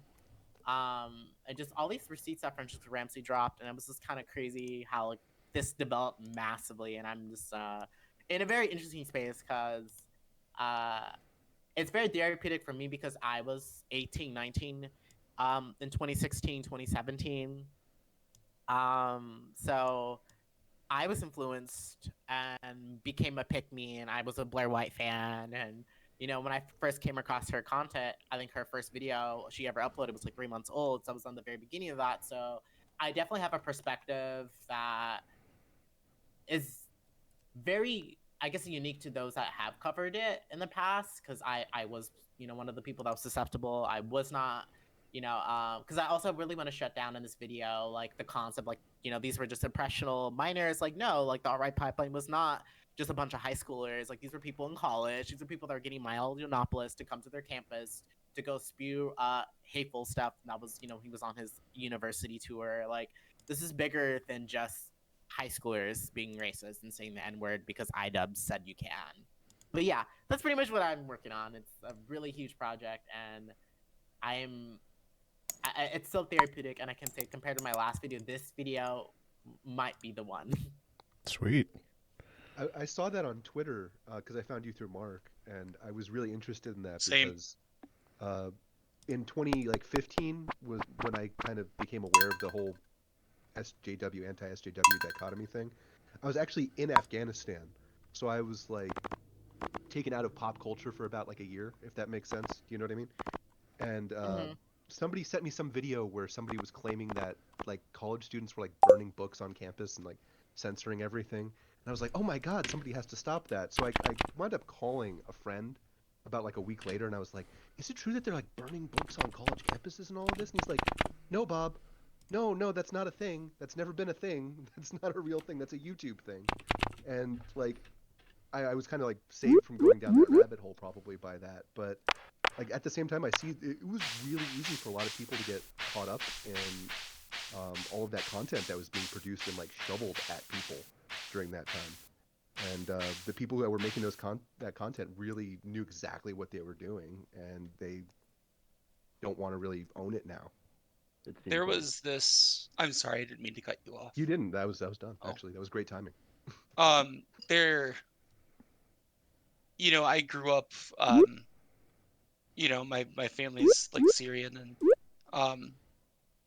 and I was kind of like insulated from a lot of that stuff. Like I was still online Yeah. most of my life, but I always kind of not ignored, but avoided a lot of that kind of stuff. And I remember starting to see like all of these content creators like come out from the woodwork, and you're like, this is horrible, you know. It was iDubbbz in particular, Yeah. because I had a lot of friends sending me videos, and a lot of those friends ended up branching out into Shoe on Head, which then got them to, you know, on and on and on and on and on. And there was just like a straight line. Yeah, Yeah. so I Oh, would sorry. say, just since you said Shoe, just real quick, so I'm covering people like Chris Raygun, Shoe on Head, Blair White, and just all the other crazy folks. But I would say specifically for Shoe, because she was one of the two people that, because like I said, I was already working on this video before the Twitter thing, but then Chris Raygun and Shoe on Head were like completely denying their videos influenced any bigotry, mainstream right-wing rhetoric, etc. But basically, there was a lot of receipts that Francesca Ramsey was dropping in her thread after she like quote tweeted me, and I was like and I was really shocked because like I had no idea that Francesca Ramsey would like see me, follow me back, DM me, and just like really just kind of like I guess because she was already talking about the iDubbbz thing a little bit, but then me quote tweeting Chris Raygun and calling it out really opened up some old wounds and made her like really have like open up, and I had no idea. I just was shooting off the cuff, like just being very candid. But anyways, she dropped some massive receipts, like she had like calling Leslie Jones a gorilla and saying, and while when she said that, she's like, and that's not racist. It's not so. And then had the nerve to go say later on in a interview that she had no idea that it was racist. But one thing that I want to really bring it in this video, it's like when white people do racist stuff like that, and when they say something racist and they preemptively say, and this isn't racist, it's like when people say, I can rap the N-word in a song and that's not racist, it's just in the song. It's the same type of like language, so it's just like, you knew that was racist, you knew, but you also gave a non-apology. So I really wanted to shut down that. So I really want to like showcase like all the bigotry, the transphobia that Chu pushed, and then that wants to pretend that never was a thing. Until this day, she just had like, you know, like every Pride Month, she stokes a lot of stuff. Like last Pride Month, she did like she did the queer groomer, drag queen groomer stuff, and it led to her tweet and her tweets and stuff going on Tucker Carlson's Fox News show that led to Texas making rhetoric about anti-drag show rhetoric legislation. So yeah, there's just a lot that goes into this. Yeah, I actually don't really know most of these creators other than Shu, who like I didn't really start to get to know her until like her content until recently, and like that was through like Vosh and his stuff, and like this, from everything I can tell, like Shu basically is just a straight up reactionary, like she's like sitting down to have like literally like hanging out with like Jack Posobiec and shit. Like I don't. That's the impression. Lower Southern. Yeah. That's the impression I'm under too, and I'm in the same boat as Mark. Like I don't know how you know, at the risk of like turning this into like a drama stream or whatever, like I just don't know how that particular person even like got a seat at the table to be discussed about whether or not like you're in the left, whatever that even means. Like it's wild to me that she's even in the periphery. She's like very obviously just like a reactionary. I think that's the one thing. I think like that's the right language. I need to write that down. Because that's exactly what they are. Like they're reactionaries, and they deny that title too. They just say like, "Oh, I'm just making edgy comedy content." There's a lot. Oh, sorry, I didn't mean to No, interrupt. sorry. No, go for that. Yeah. There's a lot of people who like say they're in like the left or on the left, quote unquote, who are really just like reactionaries who like leftist aesthetics. So like, there's people like the ones that we're discussing now that, or tankies get a lot of press lately, that aren't like they don't actually have any substantive or material left beliefs, but they like the left aesthetic because maybe it's more socially acceptable in the spaces that they're in, or maybe it's more popular than the obviously like failed right wing aesthetics of the movements that they're actually in. That'll claim to be on the left, but they aren't actually on the left.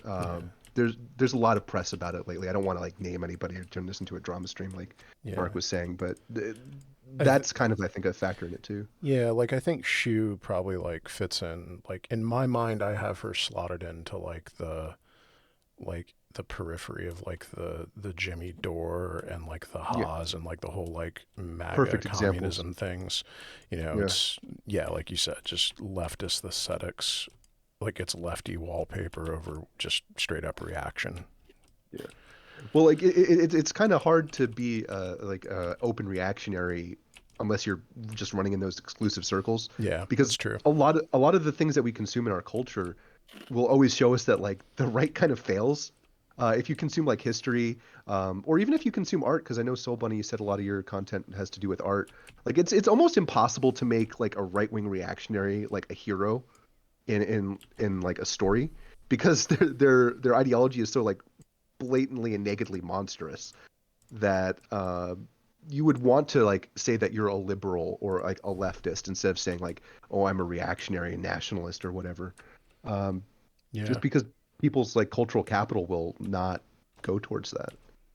Yeah, that's a good point. Like it's just not like it's just being it's basically just being brand savvy, I guess, is like Yeah, I'm a reactionary. My goal is to push, like a reactionary social agenda. Um, that's not gonna like and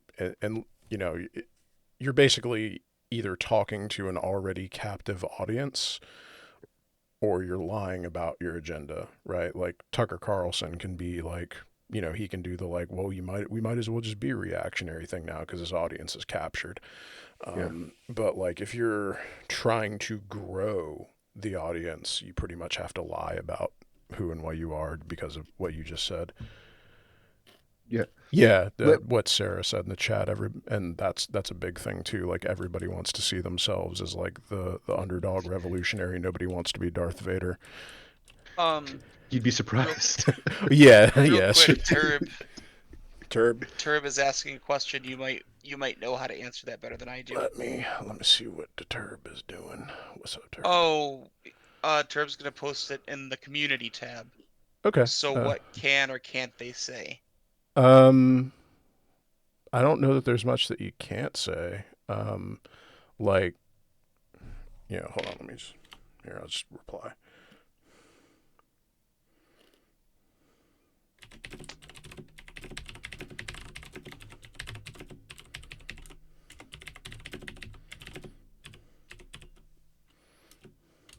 Sorry, I didn't mean to stop that dead in its tracks. Nah.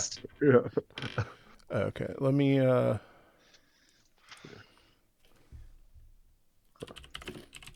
Live can let radio, you take care everybody. of so basically, like you're saying, like, this is a part of my video where I have to go into like when people say like they're leftist now or they change or whatnot. They, like I'm saying, and or like for example, Chris Reagan. It's like he's the type of like he doesn't apologize. He's like I will change my content. Is he the And it's dude like who you did change. that? I'm sorry. Is he the dude No, who go for did it. that cringy music video Yes. like years ago? Okay, Yes. I know who this is. All right, thank you. Sorry. He basically he just have to does like never apologize because it's us don't they want to see you grovel. That's what apology is to him. Is making amends is groveling to people. But essentially oh my god, I almost lost my point. I'm sorry I interrupted you. Oh yeah, I no, I have it now. Yeah, I just slipped it. Okay, I almost have it. I'm trying to catch it. Pretty much oh, here we go. That type of content is not profitable anymore. Like being able to make the edgy, anti-SJW, racist, misogynistic stuff is not profitable. So they had to pivot to a degree. They had to be slightly less racist, slightly less misogynistic, slightly less homophobic, etc. Because that's not a profitable thing anymore. They didn't just fully just transition because of their strong beliefs change. Like no, like that stuff isn't making money like it used to the point that YouTube literally had to like that was like the first. I think that was the original like adpocalypse was thought right pipeline, like the anti-SJWs massively aided that, and then the Logan Paul thing happened afterwards that even further did things and etc. And things. So definitely like the platform, because that's back when it was like unregulated harassment, hate, and they were still monetized and still making money, and that's why they just kept going harder and harder because they had this monetary incentive back then that they lost that forced them to either pivot or go completely right wing or just be a bad faith centrist. That's as I would consider Shu, because Shu keeps saying because she wants Medicare for all that all of a sudden like she's some sort of like leftist is like, girl, aren't you over here groomer baiting queer people every Pride Month? Or even when as far on Trans Day of Visibility, you decided to go do some like queer groomer stuff on the day of Trans Day of Visibility, like really, like, and then says like her comparison of being called as like, oh, that's basically you saying to me I can't call it veterans on Veterans Day. I'm like, are you freaking serious? They what? Real quick, Lua, can you say something? Yes. Hey, okay, let me Can adjust you your hear me? let me adjust your volume real quick. Try it again. Hello? Hey, okay. Okay. Lua is in the chat, the first person who ever made the mistake of agreeing to talk to me. Thank you so much for coming. It's absolutely awful. Lua, if you wouldn't mind introducing yourself and just kind of telling everybody where they can find you. Sure, yeah. I have a YouTube channel called Professor Flowers, and you can find me on YouTube there. I'm also on Twitter at Lua Borealis. Dope. How are things? Oh, they're good. Yeah, they're good. I don't want to interrupt because I know like Yeah. you're like in the middle of Yeah, sorry, I didn't. things. Whomever I cut off just now, I apologize. No. I'm first of all, I want to say hi, Lua. I'm so happy you're here. Hey, yeah, I'm so happy I get to hang out with you, and I see Adnan, and yeah, I'm like really happy to be hanging out with everyone. It's And great of to see you. course, Mark, but I feel like that goes without saying. I am farming. I am farm boy. Woo! I know. When I saw they were playing Stardew Valley, I was like, "Fuck yeah!" I Wait, think this oh, is something I can probably do for a good little while. I think it's more stream friendly than the way I play Minecraft, which is just to level a mountain. yeah. I mean, that could still be cool too. I never did get into Minecraft. I never played it actually, but I'll watch videos of people playing it. It looks fun, like people just being creative and stuff. Oh, Like Speaking of, modern Legos. yeah. honestly, speaking of video games, what games do you play, Lua? If you do game at all? Yeah, like I'm trying to think of the last game. Well, I think funny enough, the last game I played probably was Stardew Valley. I also play Smash, Oh, and Smash Bros. Cool. yeah, I'm trying to Oh yeah. think. I used to just play video games was like my life for a really long time, and then I kind of like petered out of that. But I don't know, like I love a lot of the classics like Zelda. I haven't played Tears of the Kingdom yet, but I'm very excited to play that. I like Animal Crossing. I've played a bit of Bloodborne. I don't know. I'm sure as soon as people start saying stuff, I'll be like, oh yeah, like I've played that, or like, ooh, I like Final Fantasy. Oh, Um, cool. yeah, and like like the big ones like 7 and 10. Oh yeah. Yeah, I don't know. Just a bit of this and a bit of that. I'm sure like people will say so, I'll be like, oh yeah, like I loved that game or What's your something. favorite Pokemon game out of Oh, all the Pokemon games? so it's like I'm biased because it's one that so Pokemon was the first game that I ever played, and I played it before I even knew how to read. So like I played Silver version, and Mm. I on the Game Boy Color, and I played it. So like I didn't even know how to read the first time I played it, and I like just like would wander around from city to city and like just didn't really understand what was happening. But like that game makes me whenever I play it, I feel like I'm like you know, like when you're a kid and you play video games and it's just like pure dopamine, and you're just like, holy fuck, and Yeah. you're like, whoa, I Yep. can like surf on a Pokemon, holy fuck, and like everything's just like, whoa, and like whenever I play that game, I Yeah. feel like I'm like 5 again. I'm like, whoa, like just like everything that probably would not be a big deal to me now is just like so cool. But yeah, that Silver is my favorite Pokemon game, but that's just because I grew up with that one. And then the other ones, like, I don't know. I have fun playing them, but yeah.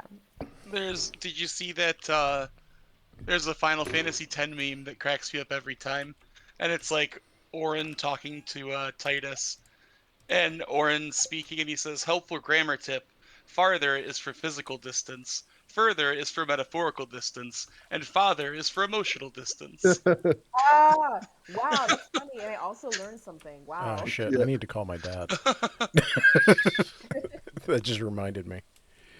Oh man. Get him on Helpful stream. in very Let's many go. ways. Oh no, I cannot imagine. I love my father, but I cannot imagine having him. I mean, it would take, God, he doesn't do tech. He's Mhm. he would like he would probably like just set his phone on fire if he saw the Discord app. Just all right. Wait, Luna Bellsprout. What's up? Oh, someone said yes, same Lua, and I think they might be talking about Silver version. So I'm very Sorry, I excited. wasn't watching the chat. Oh no, it's fine. Yeah. So just- I can say my first Pokemon game was Fire Red and Leaf Green for Mhm. Game Boy, but then I later on got like a Crystal, Gold, and Silver. Gold was my first one, but then I got Crystal, and I can say like I love Gen 2. Gen 2 is like So I'm good. biased. That's why I love the remakes for the DS, like Heart Gold and Soul Silver. So I'm not sure if you played those versions, Lua. Yeah, I mean, I Uh, tried playing the DS version, and honestly, like I was just like, so here's something that like kind of made me upset was like the music in the newer versions are not like I can't remember if it's like 8-bit or 16-bit. You know how it's just like well, I guess it isn't I can't really imitate it, but you know what I'm saying? It's Yeah. like this like crisp, square wave stuff. And then in the updated version, it's like a symphony or something. I'm like, yo, no, it's like way better 8-bit. So I Yeah. actually can't play it. I'm like, I just prefer like the old one, even though I'm a Game Boy Color. My cartridge doesn't save anymore, unfortunately, but The battery's dying. I need to get a new battery. I think I know how to fix it, but like I just prefer the Game Boy one. Because there's a in the original versions, because I played Yellow, and y'all are making me feel really old if you couldn't read when Silver came out. Mhm. But there's a weird cover of like a Ramones song that's in the Team Rocket headquarters in Whoa. Yellow, Oh my and God! I've Wow. had it. It's like a weird 8-bit thing, and they lifted like Mhm. the melody from like a Ramones song, and it has been stuck in my head for like almost 30 years, Oh my gosh, I have to look that up. That's and so I can never funny. like find it exactly. For Yeah. I remember getting Pokemon Red and Blue, and like I don't remember how old I was.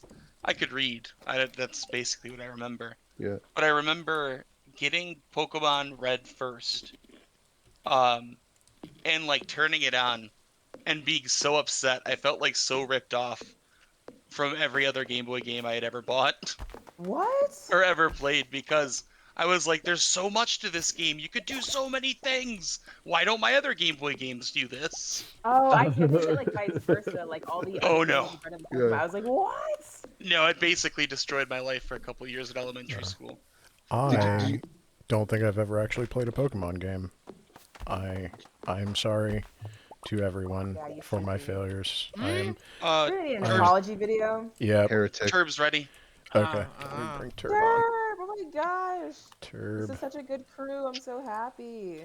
All right. Let me move I've been Turb excited for on. this for like weeks. Hey Turb, can you Yeah. say something? Turb! Turb. Turb! Turb. Turb. Hey, Hey. yo, Uh, hey. say like a couple of sentences. I just need to get your audio right. Um, give me a. Okay. Yeah. Take your time. Hello? Hello? Yeah, I can hear you. Let Yeah. me. Okay, just like say a couple things, like, or I'll tell you what. Introduce yourself and tell everybody where they can find you, and then I'll adjust your audio off while you're talking. Yo, my name is Thieb. My name is man. Okay, my name is Herb. You can find me on YouTube. Don't follow me on Twitter because I'm trying to stop doing that. Yeah. Yeah, you got popped recently. I Yeah. saw them tweets. I ain't saying nothing though, but Wait, what happened on Twitter? I'm not on Twitter at all, so like I kind of miss everything. There's I'll tell you behind the scenes. Oh, 'Cause, okay, yeah, it's gotcha. yeah. All right, yeah, your audio is good. So not Twitter, but where else? YouTube. I used to have TikTok, but I don't post there anymore. I'm like mainly just on YouTube now. I'm trying to make intersectional video essays. I'm trying to get like as much people into conversations as possible. I like talking about random things I find interesting on a month-to-month basis. Yeah, I think things. Yeah, well, not really random. There's structures that limit us, but yeah, Dope. it's a fun time over there. Well, thank you for being on the stream, everybody. Thank you all for coming out. I really appreciate it. For doing this, and chatters, if you are chatting, donate to the charity, to Trans Lifeline, help our trans comrades. Let's Actually do that. Let me actually do that right now. I totally forgot. Oh, are we gonna get our first dono? Is Bob gonna do it? I'm clicking. Uh-oh. Oh no, we're gonna break the seal. Oh, I gotta turn this music down. Man. so like I want to say like I love the games that you play, Lua, because like just hearing, because right now I'm actually playing a game right now. I mostly play JRPGs. That's like the genre I'm in, but Oh yeah. I play a lot of Final Fantasies. I have like most of them ported for Steam. Oh, hold on. I've never beat just a Final second. Fantasy X. Sorry. Sorry, What? Sarah in the chat What? just said she donated. I don't think it's coming up on screen though for some reason.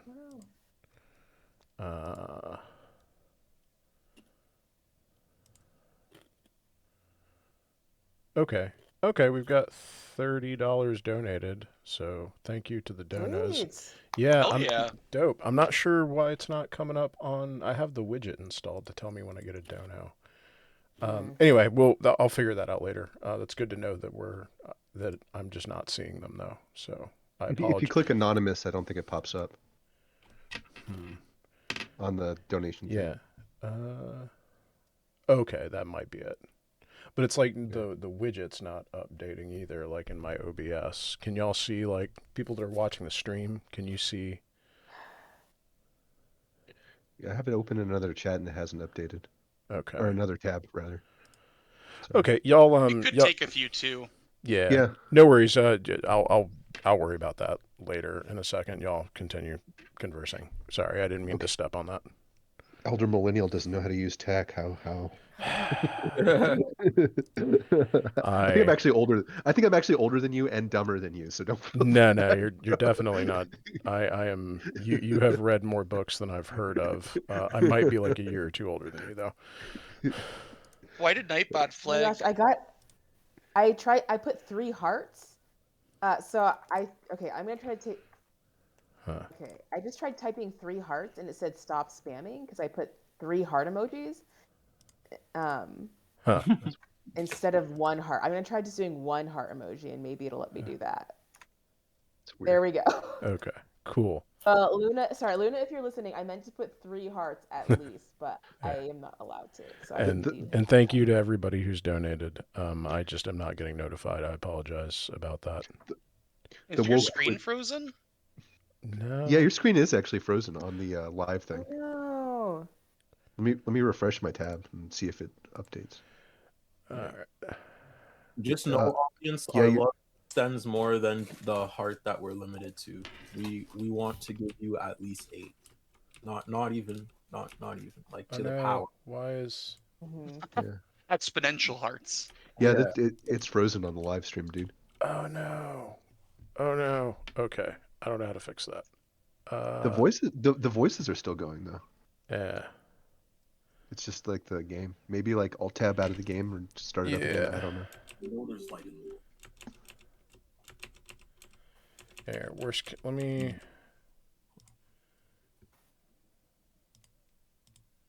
Okay, I think that fixed it. I just refreshed the screen. Yeah, Oh. try to move the little guy around. Oh. There we go. Okay. Yeah, there you go. Cool. Okay. Are you I- playing with the Switch? No, this is on my PC. I Yeah. Yeah, I am... God, I live in Florida, and I wish to God it was that easy to cut underbrush. I am having like flashbacks to like my so I live in North Carolina, and we have like a huge like kudzus everywhere. Yeah. And like I'm just having, every time I play this game, I have flashbacks to like clearing fields of kudzu only for it to grow back like the next fucking day. Yeah, and I wish there was like some Florida man wisdom I could give you on that, but there isn't, man. No.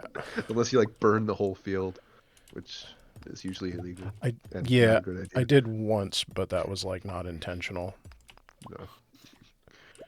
I've got a story I can't tell. on I stream. want to hear the story, more of that story. It sounds pretty interesting. Oh no, I mean there's not a lot to that story. We were just like teenagers drunk in a field and tried to set like a fire, like a bonfire, and we were successful, you know, in starting the fire.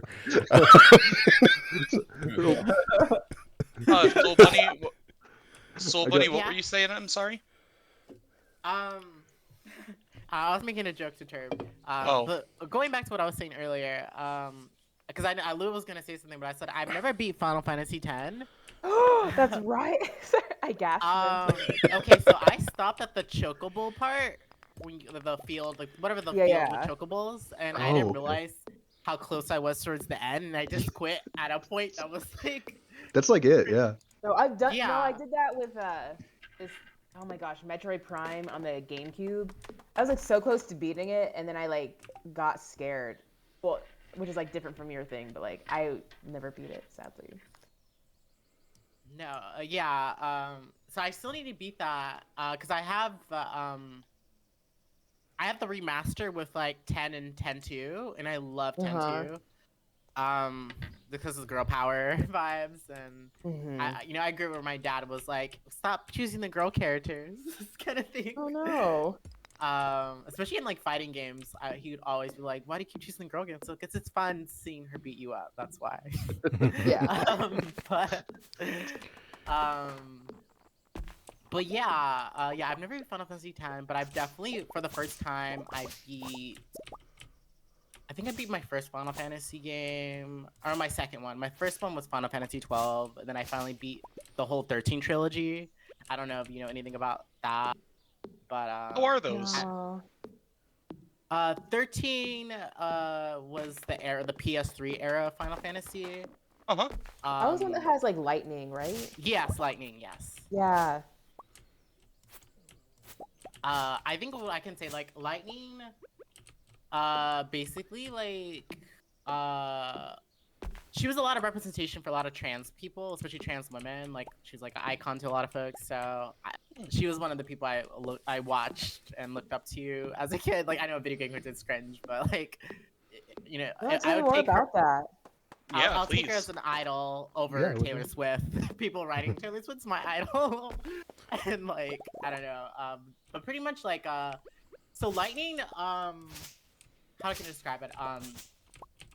Because she like defied the mold of what like a woman character can be in a video game. Like she defied all the archetypes. I mean, like, you know, the Princess Peach archetypes. Like lightning was, you know, like, I think like people make the jokes that she's a Scorpio, but like like just full on like doesn't take shit. Like she's gonna fight and defend others before anyone else. Like she's gonna like keep going.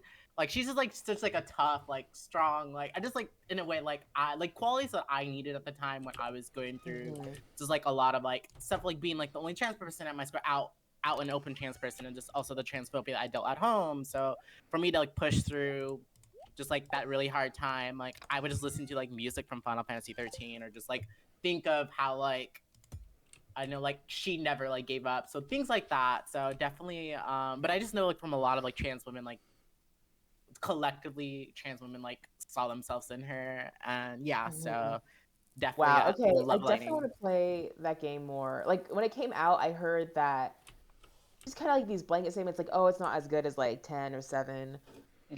But some people still liked it. But I was like, "Oh, maybe I'll skip this one." But yeah, after hearing that, I definitely want to play it and check it out. You I need totally to. should. Do you play on PC? Do you play on console? Well, I have a PS4, so hopefully I can play it on there because I think it came on the PS3, right? Yeah, it should be on the cloud there. But you probably can find any. It's probably. I don't think PS4s are reverse compatible. It's Um, not. No. But sadly. yeah, I wonder if they like made a version for on PS4, but I'll look into it. If Yeah, not, I do totally. have a computer that I can play games on now.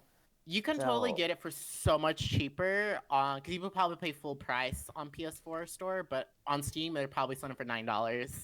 oh cool. Yeah. But yeah. Anyways, what games do you play, Turb? I know you know, but it'd be fun to have this conversation. I think it's like a fun thing for everyone to hear. Okay, the games I play are like a little they're pretty mainstream, but they're all like old games because like when I was growing up and shit, there wasn't like I was pretty poor, so we went to like this. There's this thing here, at this place. It's called fuck, what's it called? Uh, there was this GameStop, right? It was a place where you could go in and you could get like video games for like 25 cents that were used, right? So I used to go there with my dad like after church or like when I got like a good grade on something. And we would go there with like 20 bucks and he'd be like go wild. So I played like so the games I found there were like Tony Hawk Underground. I found a used copy of that. I found like I found a used copy of Skyrim, thankfully, because holy fuck, I got that shit pretty cheap, and I got like used copies of like yeah. So after that, like when I was like old enough and I was working at like 15, that's illegal here, but like just don't talk about it. I was working at 15, and yeah, I was working at 15, so like I was able to like buy games now, right?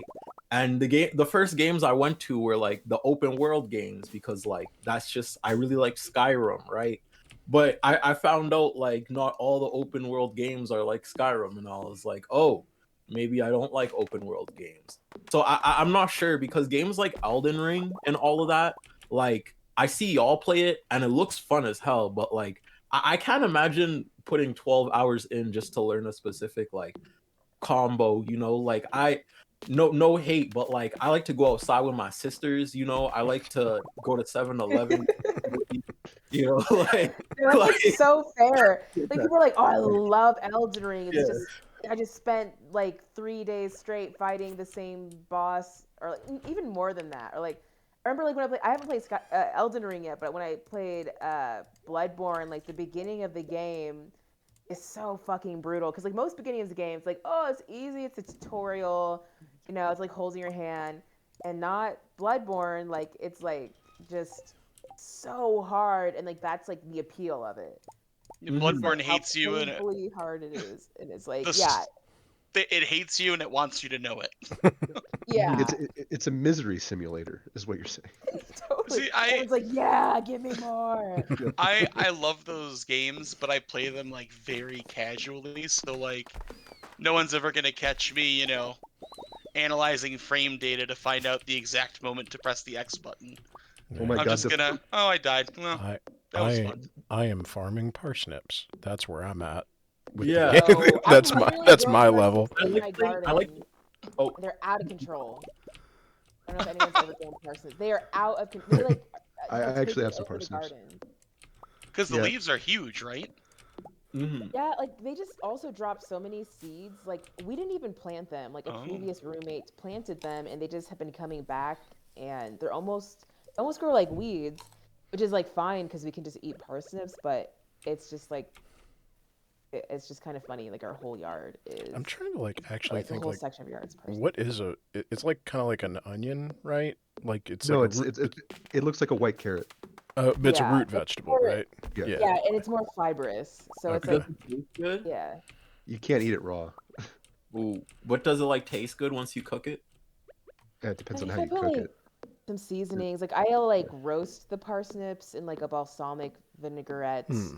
Ooh. with like a little bit of sugar on them That too. sounds like And like it when I make them like that, it's great.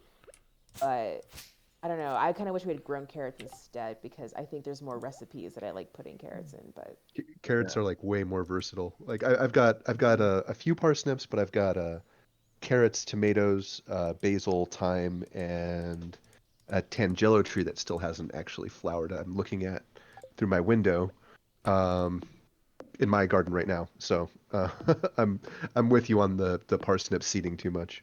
And yeah, I'm still angry about planting that citrus tree because I'm probably going to move out of Florida soon, and I'll move out of this house before I actually have any fruit born from this damn tree. yeah, that's my whole thing about planting trees. Where I'm like, oh, but then I'll be gone by the time Yeah. it grows fruit because I'm just like a renter. But then I never end up growing trees ever. Yeah. Well, I got this one cheap Also, because. Oh, sorry. oh, sorry. Go on. No, I interrupted you. I'm sorry. Oh, I was just gonna ask. Like, I'm not like familiar with you, and I know I probably missed the introduction, but I was just like wondering. Oh, so I'm like really small. I kind of made friends with Mark through Twitter, I guess. I have a small show called the Mustache Mafia podcast. I don't do enough content because I don't have enough time lately. You can find me on Yeah. Twitter at MustacheBob2. I actually follow you, I think. Um, Okay. Cool. I'll look I'm up just right now. I'm just a dude. Yeah. We are all just on this day. We are all just some dude. Yeah. I Sarah in the chat says mashed parsnip is very good. Which Ooh, okay. I'll try Oh, that. oh yeah, that's delicious. You just have to salt it with a little bit of pepper. White pepper is actually a little better than black pepper in that case. okay, all right. Okay. You Taking just notes. you just got to be careful with white pepper because it stinks like death. Like, Oh. when you open it, but when you season Oh, something with it, okay. it's just like regular pepper. Huh. I don't think I've ever. I'm very basic, and like all of my spices and seasonings come from like the Badia brand and like Lowry's and stuff like that. So like I don't. Uh, Like I grew up in like North Jersey and New York, and my grandmother was like a super gourmet Italian person, so it kind of rubbed off on me over time. gotcha. Like like true story. She came to visit me and my parents one day, one weekend, and my mom had ragu in the cupboard, like the jarred sauce. Okay. My grandma Faye from Naples found the ragu, and we all come down for breakfast in the morning. And my father's name is Robert as well, and she's like, Robert, my son. For some reason, every time I tell this story, she turns into Don Corleone. I don't know why, but she's like, Robert, my son, come give me a hug, you know. And he like walks over to her, and she just smacks him right in the face. And she pulls out the ragu, and she's like, "What the f is this ass?" And she's like, "What are you feeding my grandson?" Smash. From now on, you make your own ragu. So that's the culinary context I grew up in. Oh, so you learned to cook by trial by fire. Yeah, basically. Yeah. And threats of violence against my life. Yeah. Yeah. Yeah, but like to answer your question, Soul Bunny. Oh, I'm sorry. No. I like when conversation deviates. I have ADHD. It's awesome. But like yeah. I like playing like the MOBA games and the turn-based games. The games where like and games like where you could like play them and then leave them alone and come back to it. Like I like. Okay, y'all gonna hate me, but I like playing League with my friends. I play I like League it with too. yeah. I don't know how you play it. I don't know how you play it. Who said I like it too? Who said I liked Wait, it? like League of Me, Legends or like? odd none. Okay, you're being added to a chat after this. We have a League of Legends chat. You're coming, but like yeah. Anyways, so yeah, I play League. I play like Stardew Valley. I'm trying to get my way through this new Zelda game, but I did like 30 temples and I left it alone. I've left it alone for like 4 days. I'm gonna come back to it, but it's one of those. The open world games are like kind of a thing for me because sometimes I fixate really hard, but sometimes I'm like, no, so yeah. But this Zelda game is really fun. I like League and like Civ 5. Those are the games I play right now. Nice. Oh, I was thinking about playing Civ later too, like during like the weekend. I think I have Civ 5. If you wanna like if you wanna do like play Civ through the stream, I'm so down to play with you. I I was I just will gonna say, I will gladly get my ass beat in Civ because I am bad at it. But it's for charity, so well, Mhm. I will sacrifice my dignity. Let's get our ass beat for the people, right? Let's Yep. go. Protest. I Yeah, this is it. This is the real world. Sorry. I forgot which. It was either Civ 3 or Civ 4, and I always play the Arabic leaders, just Mhm. because Mhm. that's me. So, but I loaded up and I was just playing a game by myself. Played, maybe 100 turns, and I ventured out. And on one side, I had America, and I was like, okay, that's not a good sign. And then I went out in the other direction, and it was Israel, and I was like, come on now. Mhm. Mhm. uh, Yeah, I be using Brazil because of their but I play a lot of Civ. Like I play that game a bit too much, but I play Brazil and they have like a lot of really big rainforest buffs where if you build like a commercial district or like a science district or religion district beside the forest, you get like +8 early game. And that's like really big. So like I just do that and I stock up on like gold or faith, whichever one of those runs, and I just like blitz it down. I haven't played it in forever, but I think I always went. I want to say I always went with Japan because I usually go for like a domination victory, and I think they have the best like early game buff for that. Mhm. Um, Yeah, they have those troops that are like +3, right? yeah, something like Yeah, that. yeah. Uh, which that's like my like I'm bad at Civ, so like my go-to strategy is to just like Zerg rush everybody. Uh, Yeah. I Yeah. really, I really loved hearing both of your stories about like childhood games and that stuff. So, Lua, do you have anything like that? Like just your most favorite thing? Is it Pokemon Silver? And Pokemon's one of them. Zelda was a huge one for me. Like I played Ocarina of Time. There was like this like remaster. I don't know if it was remastered but they made a Yeah. version of it where it's on GameCube. Yeah. And so I played that one a lot, and then like I um wanted to learn like all the songs, and like I like started to learn to play piano so I could like learn all the songs in the ocarina. And so it's like I still play like a lot of music to this day, and that's like where it all started for me. And yeah, so yeah, Zelda Ocarina of Time was like just really huge for me, and Animal Crossing was really big too. I also played the GameCube version, and I played that one a lot. And I think those were like, yeah, like the Metroid Prime one on the GameCube was like pretty big. It's like I like wasn't really into ambient stuff. That game's so atmospheric, and that kind of just like opened me up to like that world and even that kind of music that's just like not even like quite melodic, but just like washes of sound. So yeah, I don't know. Those games are really influential for me as a kid. yeah, I loved Ocarina of Time. That actually is the last Zelda game that I played. Actually, that's the last Zelda game I played too. Yeah, Oh wait, no, I played like 5 minutes of Majora's Mask.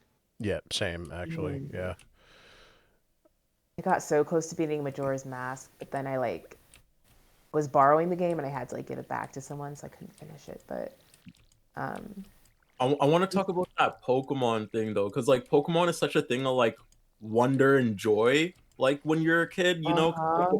when I was watching Pokemon like on TV, like the Diamond series, and seeing Ash like take in Chimchar and everything, I was like, whoa, that's so cool. And then my cousin got the game. My cousin was the first person I knew that had like the game and like let me play it, and I like caught an A-palm and shit. And I was like, for that like kickstarted my addiction to Pokemon games for like 10 years. Like I Mhm. like yeah, like I was Oh like yeah. yeah. So I was gonna say like I'll play Pokemon till I die. Like they got me hooked. Like I still like the which one? The one with Dialga, the remaster on the Switch. The one where like they throw you in an open world. Uh Arceus, Oh, Pokemon. Arceus, yep. Yeah. I'm playing Legends through that. Arceus. Yeah. I'm playing through that one right now. And I know it's not like the best rated one, but I'm really enjoying it just for what it is. It's a Yeah. I always wanted to play Pokemon Legends Arceus, but I don't have a Switch. I've actually just recently my friends letting me borrow the 3DS so I can play Pokemon Sun and Moon.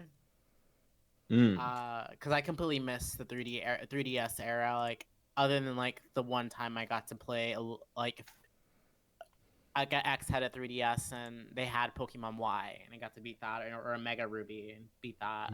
But yeah, I can say like I've probably been like a long time huge Pokemon fan. Like I used to still be the ones that would watch the gameplay of like because my favorite Pokemon was probably it's Gen 2, but also like I love Pokemon Black and White. Like that was the first time I actually included black people in Pokemon. Yeah. And like so I would watch Honestly. them what's it called? I would watch them what's it called? I would watch the game in Japanese because that's like, you know, before the game would come out in America to America. It was just like the norm for a lot of folks just like to spoil yourself to go watch it in Japanese because you want to so badly. Like, I don't know, but that was like my thing. I was doing that a lot, especially for like Pokemon Black and White. That was the first time I watched anything in Japanese, just because I was like so intrigued and like learning Pokemon's Japanese names and then finding out their names is different in English, and you know, so. Okay. Favorite Pokemon and why? Like favorite Pokemon in the series and why? Like I Dragonair. watched the series, but like everyone has a sentimental reason. Like when you ask them. So like I'm asking y'all. Like what's up with y'all's? Okay, I like Dragonair a lot because I think Dragonair is like really beautiful. But then I think it's messed up that Dragonair evolves into Dragonite because Dragonite literally looks like Barney, straight up. It's this really weird evolution where it's like it's definitely a downgrade. But yeah, as a kid, I just thought Dragonair was so magical. It's also hard to choose. You know Ash's grass type Pokemon Sceptile? That Oh, yeah. that's That something. I forget the series, but Ash had a Sceptile for a long time. Oh yeah. And it was like, yeah, it was his main dude where like he threw out whenever the battle got like extremely tough with a legendary, and he was like, go. And like just seeing like grow there's this oh my god, there's one where they're running through like this Team Rocket facility, and then there's a Pokemon standing in the way, and then Ash was like, Sceptile, go, and Sceptile beats him in like 2 seconds, just like flips him in the air and like choke slams him. I was like, and that like Sceptile to me as a character, like the way he like kept the grass blade in his mouth all the time, and he was like just standing there to the side all stoic and shit, like never talked. Like, but like when it was down to go, like he knew what was up. You knew he was gonna win. Like he knew he had the head, and like that was my favorite thing about that him, and like that's why I use my favorite Pokemon. But Chimchar's like a close second because of his arc with Gary and Ash. What's the one that's like a floating rock that just like beats people's ass? Geodude? Geodude. Yeah, I like that one. That's mine. I just remember liking it because I watched the cartoon. I never played the games, but I watched the cartoon, and I just remember Geodude being like, I like that one. Yeah, Geodude was a major threat in the first series of Pokemon. Then he just became like a lesser, like villain type of thing. But I remember, I think it was. Never mind, it wasn't the first gym leader. It was Brock that had a Geodude. The first gym leader had that big rock snake Pokemon. Onyx. Onyx. Yeah. Yep. That's also Brock, by the way. Is it? Yeah. Oh yeah, Yeah, it was. Y'all, yeah. y'all youngins don't remember. Young Luke. Some, some, I some, ain't say nothing. some of us elder millennials were there, but Yeah, I I think, remember Mewtwo standing on his tail versing that Raichu and conducting electricity. That was, Yeah. yeah, I I'll think say my favorite Pokemon is Espeon. Ooh. And what Yo, I love inspired- Espeon. Yeah, Oh. Espeon's the shit. I can definitely say like what cemented my favorite Espeon being my favorite Pokemon was the GameCube Pokemon game, Pokemon Coliseum. Pokemon Yeah. Coliseum No, I love is that off one.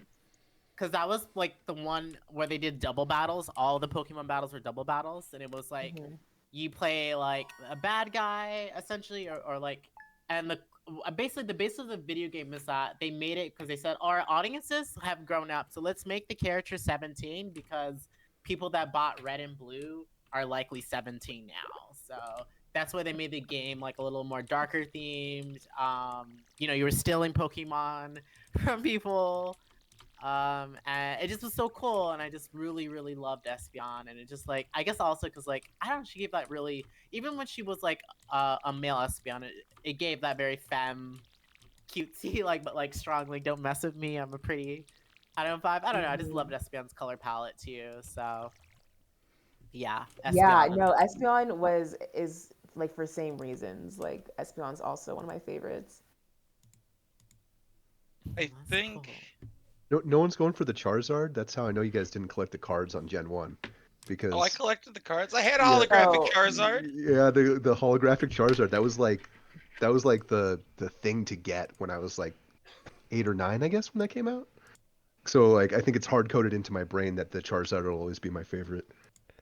I think Yeah. I think I'd like. No, that was a different. Okay, I just want to read out some donos here because like I'm not getting them on the stream, but I can get them in the thing. So, Maddie Merlin, thank you for the $10. Sarah, the Fat Culture Critic, thank you for the 20. Frog, the Anarchist Amphibian, thank you for the 20. And My Crack Smells, thank you for the 15. Guys, donate. Come on, guys, let's Yeah. donate. And make sure you're spreading the stream around. I Yeah. posted the Twitter thing in chat for chatters to share. So Dope. Yeah. If you're not able to donate, then like share the stream. More eyeballs means more potential donations, and that's what we're here for, is to get some donos to our trans comrades. And thank you for coming here and chilling. Yes. You guys, we love y'all. We do. We'll love you more if you donate $1. You know. Yeah. Slightly more. Yeah. $1 more. My love for the chatters is infinite, but it will be infinity plus 1 if you donate. Mm-hmm. that you can't beat that. No, it's a good deal. That's more than infinity. That's one more than infinity. Mm-hmm. Yeah. And he just broke the Spider-Verse. He broke the canon. He's the anomaly. Miles. I think for Pokemon, it's Snorlax. It's always been Snorlax. Oh, that's a much better choice than Charizard. that's Can I- better can I than change my Geodude. option? Yeah. I'm changing my option. I'm actually going to go with Snorlax is Snorlax just- too. Yeah. Yeah. He's just like, Peak vibes. but yeah, big old guy, and he just wants to like sit around and help. Yeah. And he gets really pissed off because some kid wakes him up with a flute while he's I trying mean, to I'd sleep. be pretty mad too. Like Yeah. if somebody bursted into my room. Yeah. And Actually, like, what the that's hell is like- this? That's like Yeah, we're really fighting. aggressive when you think about it. Can you imagine Yeah. if that actually happened to you? Like you're asleep and some dude just like kicks your door in and starts playing a flute at you. I would Oh, yeah, I would grab a gun. yeah, we're fighting. It's on. Like that is not that's beyond the pale. That's grounds. Yeah. I feel like that's the canon event. I feel like if that happens, like you have to interact. You know, like there. I don't know. I feel like there's a text bubble that pops up, and it's like attack, like maybe flirt, like or maybe like because what if they're playing like some real cutesy? What if they're playing like That's like that's even scarier to me. I'm going to be honest with you. It's pretty horrifying. If somebody like breaks into my house and starts flirtatiously playing a flute at me, I'm even more scared. Like I've been to some. I've been to some pretty weird. I've been to some pretty weird places and woke up to some pretty weird things. But if somebody's like playing Careless Whisper as I wake up in my own house, it's not gonna end no. well. And you know what? To the original point, to Snorlax's credit, all he did was wake up and go, Like, he's a better man than I am, because I would have reacted way worse than Snorlax did. So yeah, I agree. Snorlax is, I think, the best one. I agree. I'm changing my answer. Yeah, that's objectively the correct answer. Yep. Sorry to What's the your rest of them. thoughts on Munchlax then? I don't actually know that one. I think that's one of the ones they added after like I stopped. Like, because I came back in. Hold on, this is my like old man like on the porch yelling at the sky moment. Like there was like 120 Pokemon back in my day, and we were happy. Yeah, 151. But Yeah, 151. But that gave legendaries value. Like the reason they spiked up the Pokemon was because like with every release, they were kind of using the same Pokemon, the same like 3-4 Pokemons, and they were like, oh, it's getting boring. We have to spice it up somehow. So they just started adding Pokemon, but no one really asked for that, right? No one asked for there to be like 300 legendary Pokemon at this point. Which like, I'm probably exaggerating. 300. I get why they actually, did it, but like, damn. There's 1,010 new Pokemon in total. 1,010 Pokemon in general. It's like learning a language or something. Yeah. Like, Okay. No, this is actually going to be is. This is going to be my why I'm leaving the left moment is there's 1,000 Pokemon. Like That's too many. It's too many. I am putting my foot down. ends now. The woke moralists want there to be 10,000 Pokemon. Yeah, no, like I'm submitting my application to the Daily Wire over the Pokemon. Like, yeah. You hear these woke moralists saying, there's thousands of Pokemon. It's like, no, there's not. No, there's 151. Counting Mew. Are there actually like? Are they up to 1,000 now?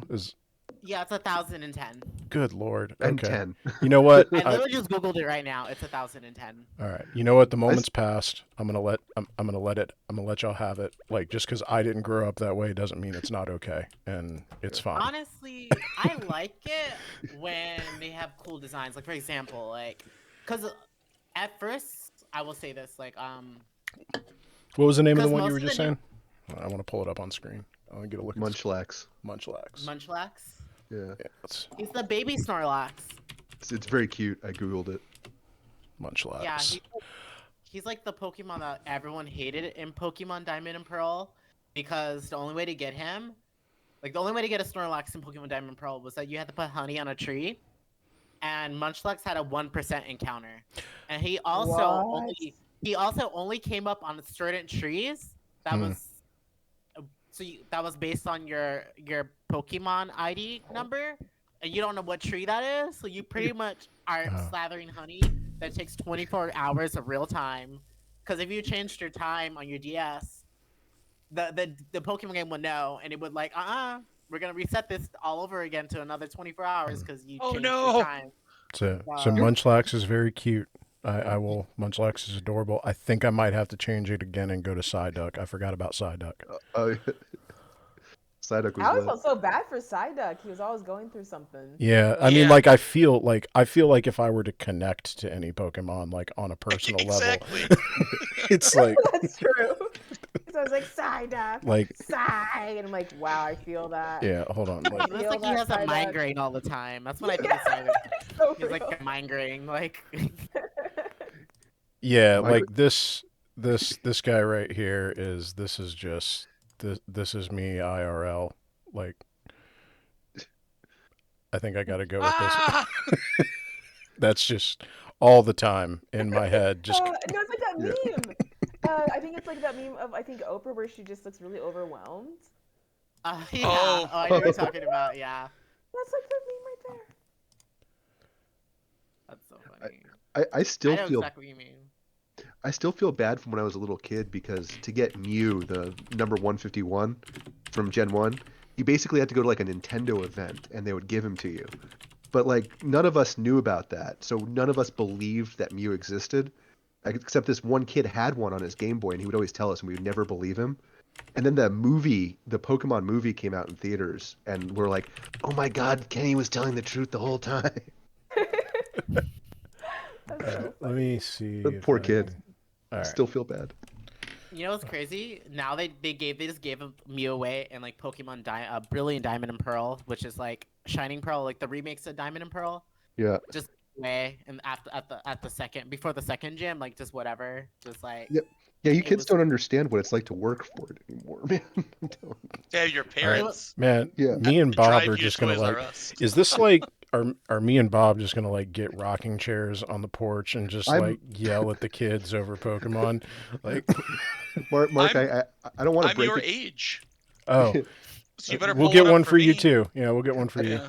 I don't want to break it too hard to you, brother, but I'm actually sitting in my rocking chair right now. Oh no, no. And I made this rocking chair myself. oh Well, wow. okay, all right. All right, this is officially old man stream. We are doing it. All right. This is the rocking chair where I accidentally annoyed my homeowners association last week. So Oh. Was that Oh like my where they thought you were smoking weed and like? yeah, so I smoke cigars and I was walking my dog, and they sent me a letter asking me not to smoke weed in public. And like this cigar that I was smoking is like 9 inches long. And I'm like, if I was smoking like a 9-inch weed cigar, I would not be walking my dog. Like my dog would be trying to drag me back to the house. Oh my gosh, that's so messed up. Yeah. So like I did Well- that once. Like some buddies and I like packed a Churchill with like some like a 1/4 ounce of like dirt weed, and Yeah. like I do not recommend.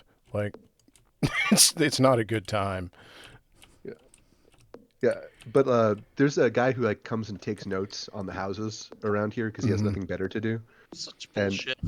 And it'll never fail that I'm like drinking an adult beverage, cleaning a firearm, and smoking a cigar on my porch every time he drives by. Hey, you are I'm well, doing the Lord's work to like destroy the HOA. So yeah. I'm pretty sure he thinks I'm like Al Qaeda because my beard is like way too long right now. is that like a Florida thing? Like where they're? Oh yeah, This you're in Florida, man. I'm sorry. I Oh keep shit, forgetting. you were in Yeah. Florida. I Oh keep my forgetting God. you're in like. yeah, I'm in Florida too. I'm in Central Oh my- Florida. I'm in the Oh, yeah. Daytona area of Florida, so like I'm in like NASCAR country, brother. Like, Uh, we have a Oh, we have okay, so a you're not Miami, Florida. no. you're- We have a motor. I'm in DeSantis's old congressional district, Florida. I'll put it that Jesus, way. I'm sorry. Like Yeah, like, like- the bad part. like F's in I was like- chat for Yeah, like it's bad. yeah. Like, I was gonna say you're not in OnlyFans, Florida. Okay. no, no. Yeah, Uh, all right. Well, F's in chat for Florida for the dealing with the Florida HOA. Yeah, it's bad. It's So- actually, I've actually been pulled over in my car since I moved back down here like 5 times because I drink Perrier, and every time the cop thinks I'm drinking a beer, I get pulled over. Like, no, sir, it's just water. I think whose favorite Pokemon did we not get? Did we get everybody? Did we get everybody? Wait, unless you change your believe- mind again. No, Psyduck. Okay. All right. So who would win all those Pokemon against each other? We got Psyduck, Snorlax. Those are the only two I remember now. I'm sorry. Espeon will win. Espeon totally would win. All I know is if Pokemon does I'm really training well my against Sceptile, types. Yeah. that's all. Yeah, beware. I don't know. You Espeon better will use jump. psychic and confuse you, and then you'd have to attack yourself. Grovyle uses super speed, jumps in the air, does some grass stuff. You know, like forest. Well, Double. see, I'm the people that like know Pokemon's natures to know how to bring up their stats. So I'd have like a timid natured Espeon that's fast. So like, I don't know, Grovyle, you're kind of big. You're not as fast as the Espeon. Is Espeon Espeon's the cat, right? Yeah. The pink cat with two tails. No hate, but you're caught in the first route. You know what I mean? Like there's levels to this Pokemon shit, and like, I don't know what you talking about. I don't know what you trying to talk about. First of all, we can go on Pokemon Showdown right now and put together a battle live, and you would get Draxed right now. I would hand you your ass to.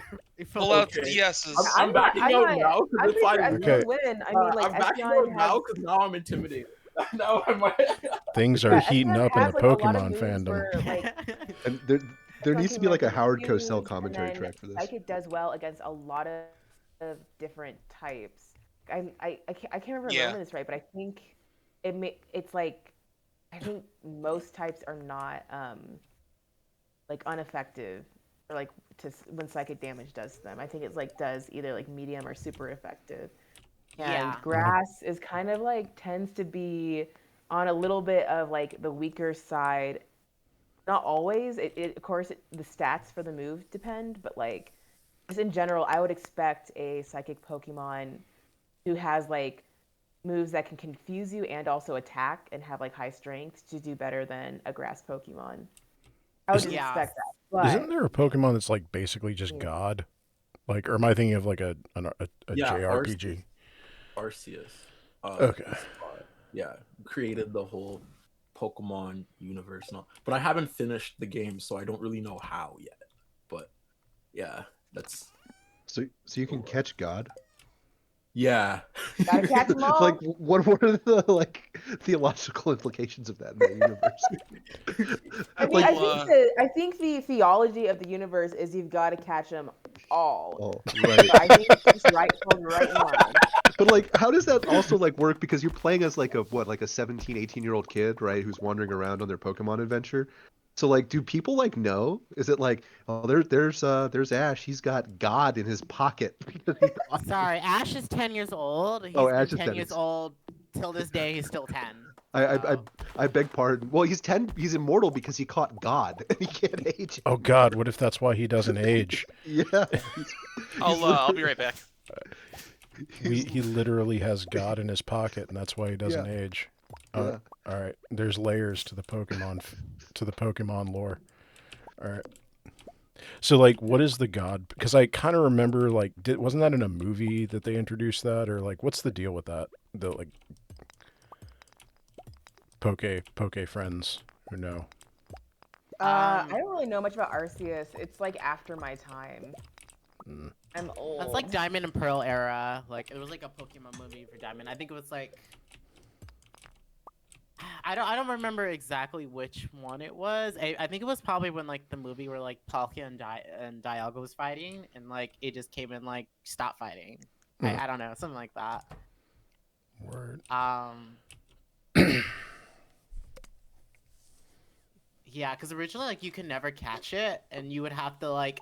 That's back when people would use like Game Sharks or whatever, like the action replay, whatever, like the thing to like glitch and do like cheat codes, but to basically like get the item that's in the code of the game to be able to catch Arceus, and then you finally like get him in Legends Arceus. Because after, I don't think there was any like actual legitimate way to get him until Legends Arceus.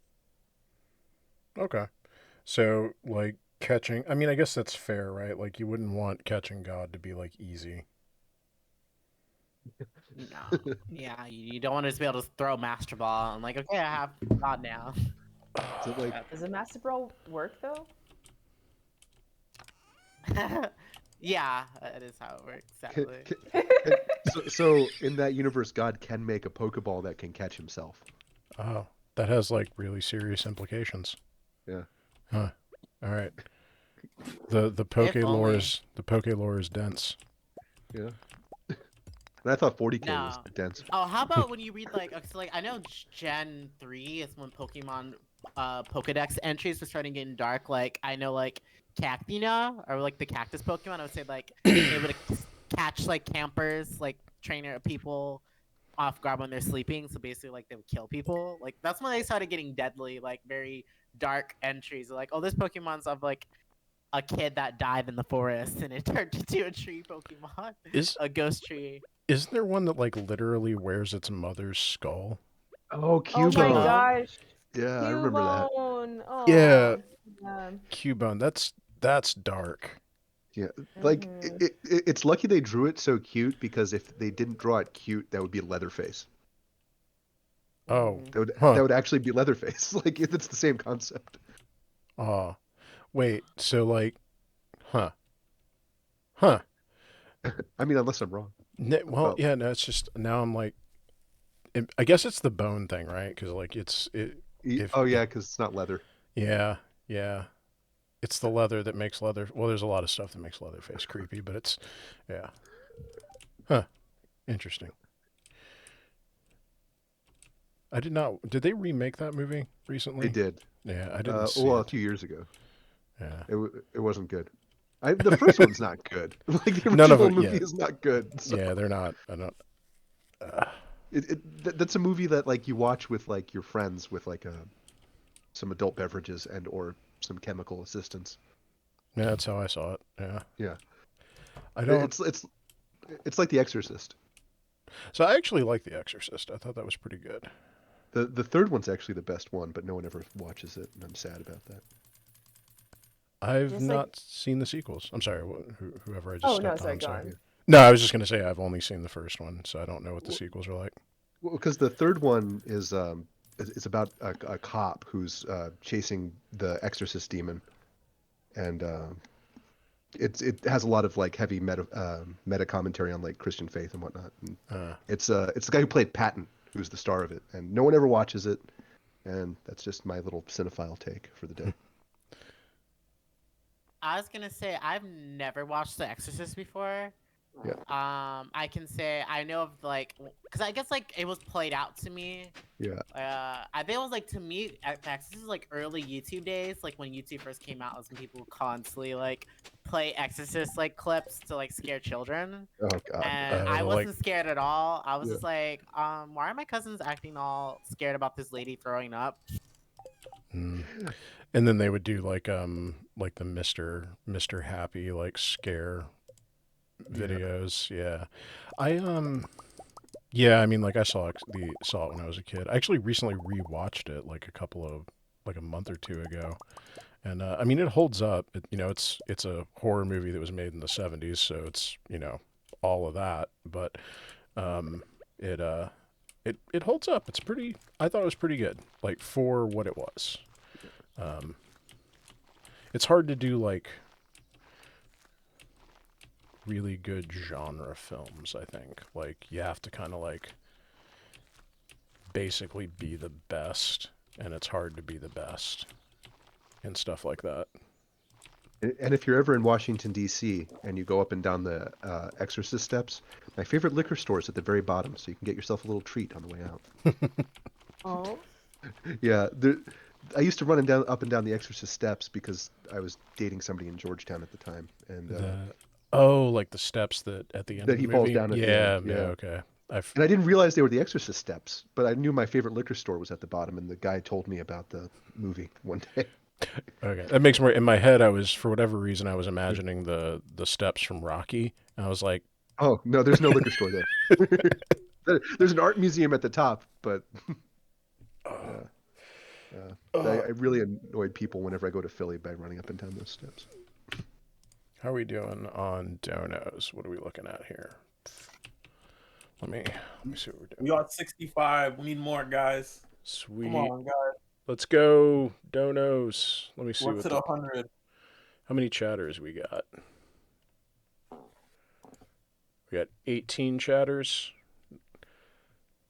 All right, chatters. I'm gonna need y'all to do some donating.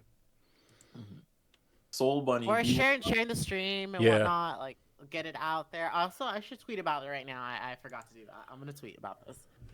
But you had a question for me, Turb? Oh, I was asking if you wanted to hop on and play League in the background. Oh, you're funny. Do we have a team? We have me. We have you. We're gonna do duo? Well, okay. First of all, why did you out me in front of everyone? I made a joke earlier about like, oh, you play League. You play League, really? Like I was. You outed me live. I didn't want My that to bad. come out. What's My so bad. bad about League? Like, Well, being You- that I'm gonna say being that I'm a girl, there's a lot of as he knows, there's a lot of toxicity within that community. Yeah, And, there's a really big incel problem there. Yeah. Okay. It's like the game like you don't admit you play. You just play in silence and just like keep your head down and just hope no one knows. They're gonna just like tease you for it. But I don't care that I'm teased. I'm just making a joke. But yeah, I actually didn't. I'm not crazy. I don't care if anyone like. I'm not crazy about people not know. I'm not. That's not Russian use because air not. I'm not. It's not. I'm fine with people knowing that I play League. I just think it's like funny that like I Yeah. told myself I would never play League again, and here comes Turb. Like, you want to join us on League? What I think Adnan explained it to me. But like it's like a deck building game, or like I actually don't No. know. Like I don't really know anything about it. It's a MOBA, which is like pretty much like a genre that's all just team-based people. So there's like 3 different lanes of 2. Like there's teams of 5, 2 teams, 5 each, and yeah, we all are in 3 lanes. And yeah, and it's pretty much just a game going against players, and it's competitive. It's the whole thing is about being competitive, but it can get toxic real fast, especially when Yeah. we're playing with bad people. And yeah, so and like I can see that. First rule about leagues like Fight Club, you just don't talk about. Yeah. Yeah. Like, cause I noticed that like every time somebody tells me they play League, they tell me that they're playing League like they're admitting to a crime, and I'm like, what is so bad about this game? Like, why do all You don't want to know, like the whole you'd like the whole man. The content creators were bad. They all got into like the worst possible stuff you could ever mention, like anything across the board. Probably one of the biggest content creators got into one of those. But like they were like the biggest streaming thing on League for the longest time, so they contributed to like Gamergate too. So Twitch. Okay. yeah. Oh yeah, on Twitch. Sorry. Yeah. There was So there was a Gamergate 2, or is it Gamergate as well? Is what you're saying? oh no, Gamergate as well. Like they Okay. contributed Okay. with like to like TOO. Oh, I think okay. we're like heading. Didn't I hear like somebody? I mean, I guess we've been in like perpetual like fallout of Gamergate. So oh, because we're just talking about that because of my video. Is that what you're trying to reference? yeah, that's what I'm thinking of. Sorry, I'm on like Uh, a lot of like I am on like a perfectly calibrated balance of like my Adderall and like Xanax for social anxiety and like a dab pen. Like there's just a soup that's keeping me going right now. No, you good. I'm on a dab pad right now. I so- literally had to tell Turb. Okay, oh, no, I'll say that. That's another time. That's a secret. Anyways, Yeah. you know what I'm talking about, Turb. You know Yeah, what I'm no, talking about, right? yeah, That's a secret, though. Yeah. But We don't want cornbread catching a Rico case. Oh my God. First of all, I ain't in Florida, so Rico laws don't apply to me. But anyways, Florida or Georgia. What's it called? So when Lua came in, I was talking about my video that I'm working on right now. So since you haven't been on Twitter, Lua, is it cool if I catch you up a little bit? Yeah. Okay, so like pretty much, and after this, I'm gonna save my game. Because I am playing a JRPG. Then I'll join you, Turb. We can do like a duo on League. But anyways, So I've been working on this video concept on, cause long story short, iDubbbz made an apology. I'm not sure if you know about that, Lua, but he made an I do know apology. about it, yeah. So he finally did that. And then Moist Critical, streamer slash YouTuber that uploads every day, made a response saying like, essentially like, you have nothing to apologize for. I saw that too. I watched like the, oh my gosh, what's the person's name? D'Angelo Wallace? Yes, D'Angelo Wallace. Yes. So I watched that video. So I saw that. I was like, whoa. Yeah. So like, I was already like fuming. Like I wanted to make a video on it. Then when D'Angelo Wallace dropped his video, I was like, it's over with. I'm going to do this because pretty much like what D'Angelo Wallace didn't talk about, I wanted to go into. So like pretty much cause Yes, so I want to see that. So I'm connecting the anti-SOW, the Gamergate, and how they mainstreamed the alt-right pipeline. Mm-hmm. So Awesome. I was already working on that, and then I think 4 or 5 days ago, Twitter there was a very spicy moment that blew up where like I quote tweeted a quote tweet from Chris Reagan, which is one of the biggest anti-SOWs in that space, especially from that era. Just like essentially like saying, because someone was like was referencing like Shoe on Head was like, oh, your content had made me more bigoted, racist, etc., and I had to grow out of this. And then like essentially like Chris Reagan was grandstanding like essentially like how do us older millennials or something like that, like we're able to watch all this bigoted racist content and not come out as Nazis and this and that, and then basically was like, oh, like just like writing off that their content had any influence on any of their impressionable young audience, let alone people that were in university, especially white people that were like trying to get people like Milo Yiannopoulos and all these other bigots to come to their school to go push bigotry. But anyways, I quote tweeted Chris Reagan on that tweet and just kind of called it out for what it was. And then Francesca Ramsey, who they all went after and made all this content on, quote tweeted me, followed me back, and like it was really a trip because like it wasn't just that, but like because she was already on like the hills of just like the talking about iDubbbz that day too, but then like me calling out Chris Reagan very bluntly made her feel really affirmed, and we're to the point where she started like having a moment where she like made this long thread with all these receipts and just really opened up, and I was like really, really amazed and tripped out. I was like, oh my god, like I had no idea me just being candid and real would like lead to like you having an affirming moment where you started like unload this stuff that you've had packed in you for so long and didn't really get out. And yeah, so now my video has grown massively, and like because a lot of the things that I was already talking about Chris Reagan and shooting him, but it was like especially with Chris Reagan, it was like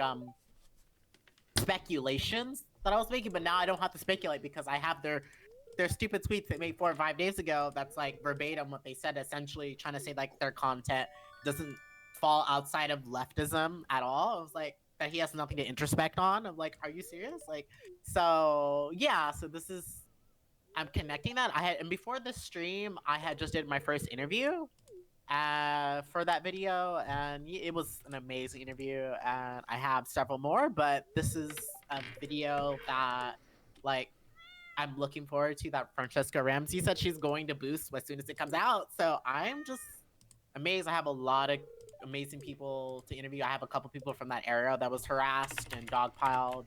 So yeah, the goal of the video is, after like the introduction part is the iDubbbz Moist Critical thing to like but also like I want to shut down the claims, because Moist Critical keeps like, oh, if you're just an impressionable high schooler or a minor, it's like, no, the alt-right pipeline was not just a bunch of high schoolers. Like, these were people at universities voting to have these bigots come to their school and speak and push bigotry.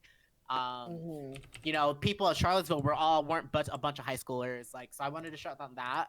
I also wanted to shut down the lies that they've been saying like their content wasn't bigoted, or them saying that their content was leftist, or that they were just making jokes, that they weren't pushing racism or etc. and whatnot. So it's like, because Chris Reagan, all these people were pushing all lives matter rhetoric, shitting on Black Lives Matter, to the point where like people didn't take Black Lives Matter seriously until George Floyd was murdered. Like, a lot of people reference, until we all got really upset about that particular. Well, we were all pretty pissed There's other people being killed. But then when that happened, that was like a breaking point for most of us. And then we had to like make shit happen. And because we made shit happen, otherwise it wouldn't have given a shit, you know? Oh wait, oh sorry, I've been cussing this whole time. Is it okay? Yeah, you're good. You're good. Just okay, I don't want to like ruin your video. No, you're totally good. Twitch basically, from what I understand, it's like don't reference anything that's illegal. So all of the like when I've been talking about doing dabs and stuff, for the record, that is Delta 8, which is legal in my state. But nothing illegal, nothing about assaults. No, nothing that could be construed by anyone as a slur. Nobody say like the N-word, like even if you're black, they'll get you for that too. No, I know it's so ridiculous. Thanks for telling me that. I be spamming that word. Yeah, and it's like it sucks, but it's just the way it is. They like Nazis will get on here and like get like black folks banned for that on Twitch, so it's pretty shitty. But that's, yeah, you can like, as far as like cussing and stuff, say whatever the fuck you want. Okay, cool, thanks. But yeah, that's pretty much my video, Lua. And also I want to affirm the people that were harassed, like Francesca Ramsey and whatnot. So, yeah, this is, honestly, it was like trippy because it was like, the universe has some impeccable timing because I was already like working on the concept and all this stuff came up, and now I have all these like, not just receipts, but I have like straight up testimony directly from what from Francesca Ramsey says, and just like it was just amazing to like finally like, okay, like we've been, because she's being gaslit right now, like real time was being gaslit. I'm like, okay, I'm done. Yeah, so I had Chris Reagan in my thread. He even directly like responded to me saying like, oh, you don't know how to capitulate, all right, let's play ball. So I don't know what that means. I don't know if that means he's gonna like make a video that's gonna include my tweet and me and whatnot. I don't know. I don't care, because at the end of the day, I'm just gonna make this video, shut down the lies, call it out for what it is, and affirm folks that till this day, like because I feel like Francesca Ramsey, out of everyone else that like people like will talk about that were like attacked wrongfully, was probably the one people that's constantly left out. Like they'll say Anita Sarkeesian, they'll talk about Cat Black, which some still like not enough people say Cat Black, but still they'll say Cat Black, but they don't say Francesca Ramsey, and that's something that I really want to change. So yeah. Well, yeah, that sounds great. I'm like really glad that someone felt seen, because I think when we talk about these things, it's like, oh, like maybe I'm just rocking the boat, maybe and actually it's like in these kind of situations that are abusive, it's like really important that we do talk about them, and it also empowers other people to feel seen, and it's just like this really powerful thing to talk about that stuff. So I'm like really glad that you're making that, and I'm really glad that it's like having a really positive impact on other people who have gone through this stuff. Thank you. I had no idea to blow up on Twitter though. Like I had no idea. Like, and you never know on Twitter though, but it did blow up. It went off for like 2.5 days. That's how I found you. Oh, okay. I'm gonna step away for like 5 minutes to use the bathroom and make like a pot of tea. Is there anything y'all want on in the background while I step away? No, okay, Mark. I have a request. Can you play the silver version, like surfing song from Pokemon? Like if you go on YouTube and you play, if you just type in like silver version surf song, it should come up. Okay, so that's it. How's that? Volume good? I can't hear it. Y'all can't hear it? The volume's all the way down on the YouTube. Yeah. Okay. I'm having to like. I've got a weird thing going on with my audio here. So let's see. Okay. How's that? We can hear an RN. Oh wait, that's not true. You can hear it if I play I had the noise muted on Twitch because we're like half a second I'm sorry, say that again. Sorry, so I had Twitch. I didn't realize I had Twitch muted. Oh, okay. Because we're half a second off because I'm listening through Discord. But yeah, everyone can hear it on Twitch. But maybe I'll just play it in the Discord or something. But is this yeah. this is the song? This is a song, yeah. Okay, cool. I'm gonna leave this up. Y'all argue about who. Don't argue. Come to consensus about who the best Pokemon is. And there's no way. I'll be right back. Anyways, yeah, go do your thing. What's the best Pokemon, y'all? I know y'all have your favorites, but objectively, if we were to come to a middle ground, what is the middle ground looking like? I think don't it think looks it's the like middle ground. Sceptile, honestly, I think the middle ground looks like Sceptile. You know, Sceptile's a grass type. He has like the most weakness. Grass type has the most weaknesses in the game. Like, that's a fact. they grow on the ground. You can't live without grass, honestly, if you really think about it. It literally, grass type is has just as much weaknesses as ice type. Grass is so versatile. You'll find grass anywhere you go in the world. Grass grows very fast and healthily. Grass type is the type of Pokemon that you drop by the time you get to the end game. Is a Porygon a normal type? Oh my god. Is your Pokemon a normal type? But that's true though, like in you'll the world have your grass of type Pokemon, until they're useful, and then like you'll get towards like maybe your 5th or 6th gym, like okay, I don't need you no more. I will replace you for a better type. I'll keep the grass in a type world... around in case we bring the rock type. I'll say that. But you could also still have a water type for that. But when I was playing Silver version, I love Chikorita, and I would actually not evolve her because I was just like, you're just so cute. So I would keep. Oh my god. I would do the same thing with Chikorita. Chikorita was my favorite, but the thing about Gen 2, you went to hell if you chose Chikorita because you purposely made it harder for yourself. You like the first 2 gens were Flying and Bug, which are strong against grass, and because Chikorita was. To your point though, like about grass just being weaker. It's like for me, like grass is more like, oh, I love this particular Pokemon. But it's definitely, if I'm going to fight the Elite Four, it would not be my first choice. Like, I'm only using my grass type because I love that Pokemon. Hey, listen though. In a world of Pokemon with magical powers that can shoot fire out their mouths, that can summon grass from thin air, that can, like, make hurricanes out of water, why would I pick a normal type Pokemon? I could throw hands. You know what I mean? Like, I think I could train to beat a Pokemon's ass. I'm a normal type Pokemon at the end of the day, type shit, you know? Like, I want something that can do cool things, and like I think the normal type Pokemon's like a bit weird, but there's like Pokemon like Snorlax that have like really. If I were to speak like seriously now, I was being silly before. But, like there's Pokemon like Snorlax that have like the normal types usually have really good strategic abilities. Like he could like rest between the matches, and like you could conserve him and like basically do the longevity thing with like the Elite Four. So I get that, but like in terms of like movesets, I never really like teetered towards normal Pokemon, you know? Like normal type Pokemon or just like normal type Pokemon. Yeah. I mean, I like Miltank.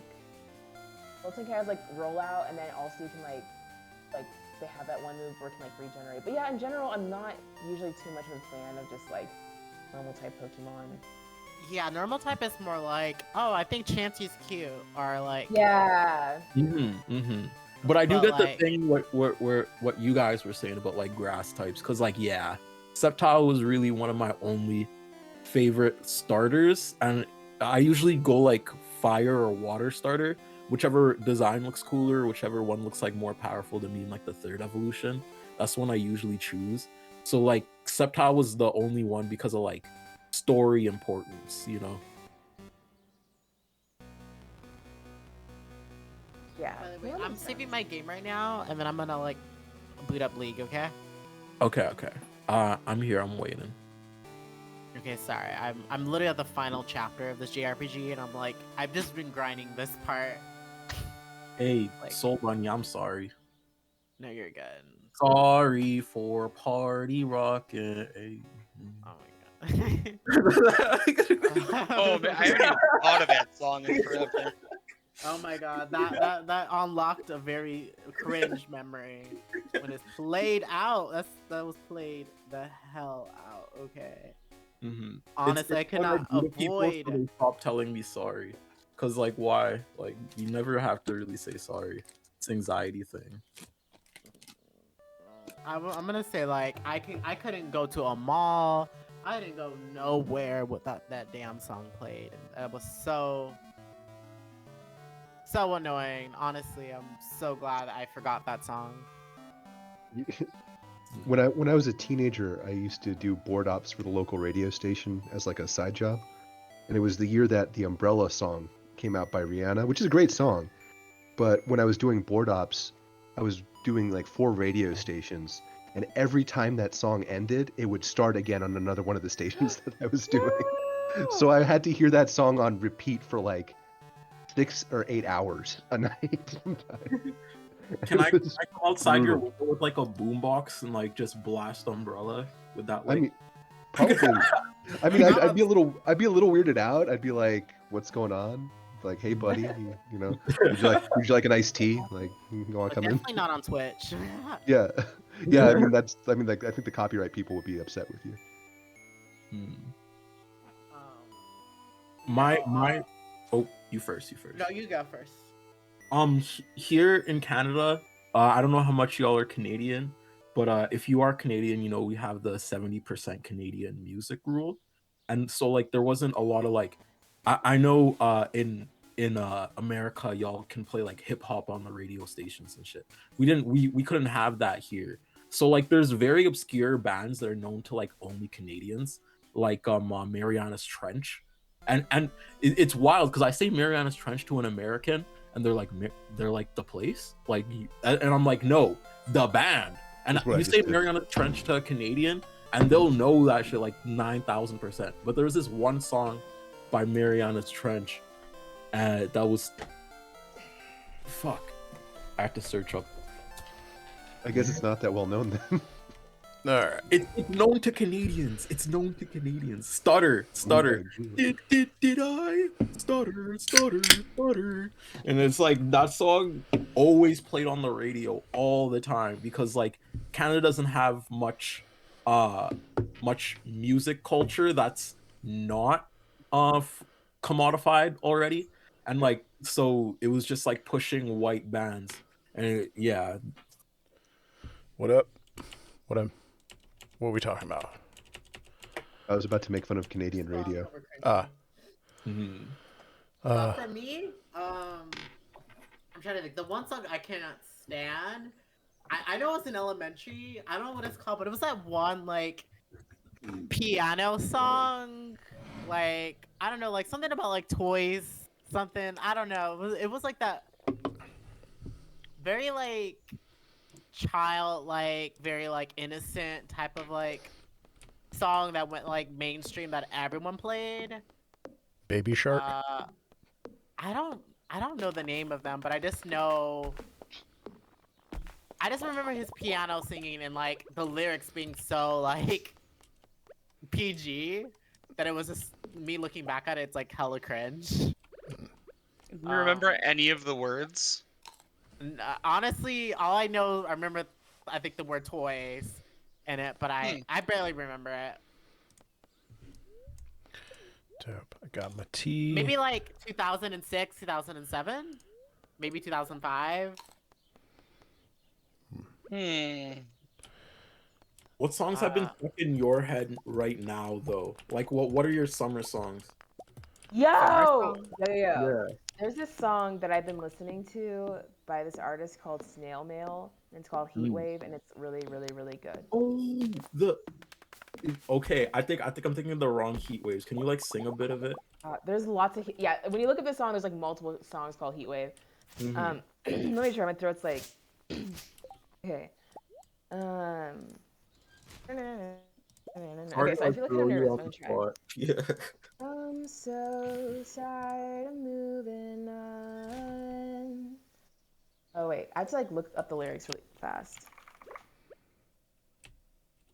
we're getting a I performance. just heard it and I've been listening to it. Okay, I'll just sing like the first line. I'm so tired of moving on, spending every weekend so far gone. Heat wave, nothing to do. Woke up in my clothes, having dreamt of you. And it's like the car's like, and it's like, it's such a good song. I like been like skateboarding. Like I started getting into skateboarding and like I've been like listening to this music and it's like so beautiful and I highly recommend Nail Mail. Mm-hmm. That's going on my I was gonna just like drop the name in the chat so people can just look this up and know what I'm talking about. Yeah. Yeah, hell yeah. Yeah. And if you're in the chat, how about maybe either sharing the stream or donating to Trans Lifeline? Or both. Or both. If you want to be really cool. If you do both, I'll love you infinity plus 2. Damn. Shit. Yeah. Damn. Plus 2 stats. That's a big buff. Yeah. That's huge.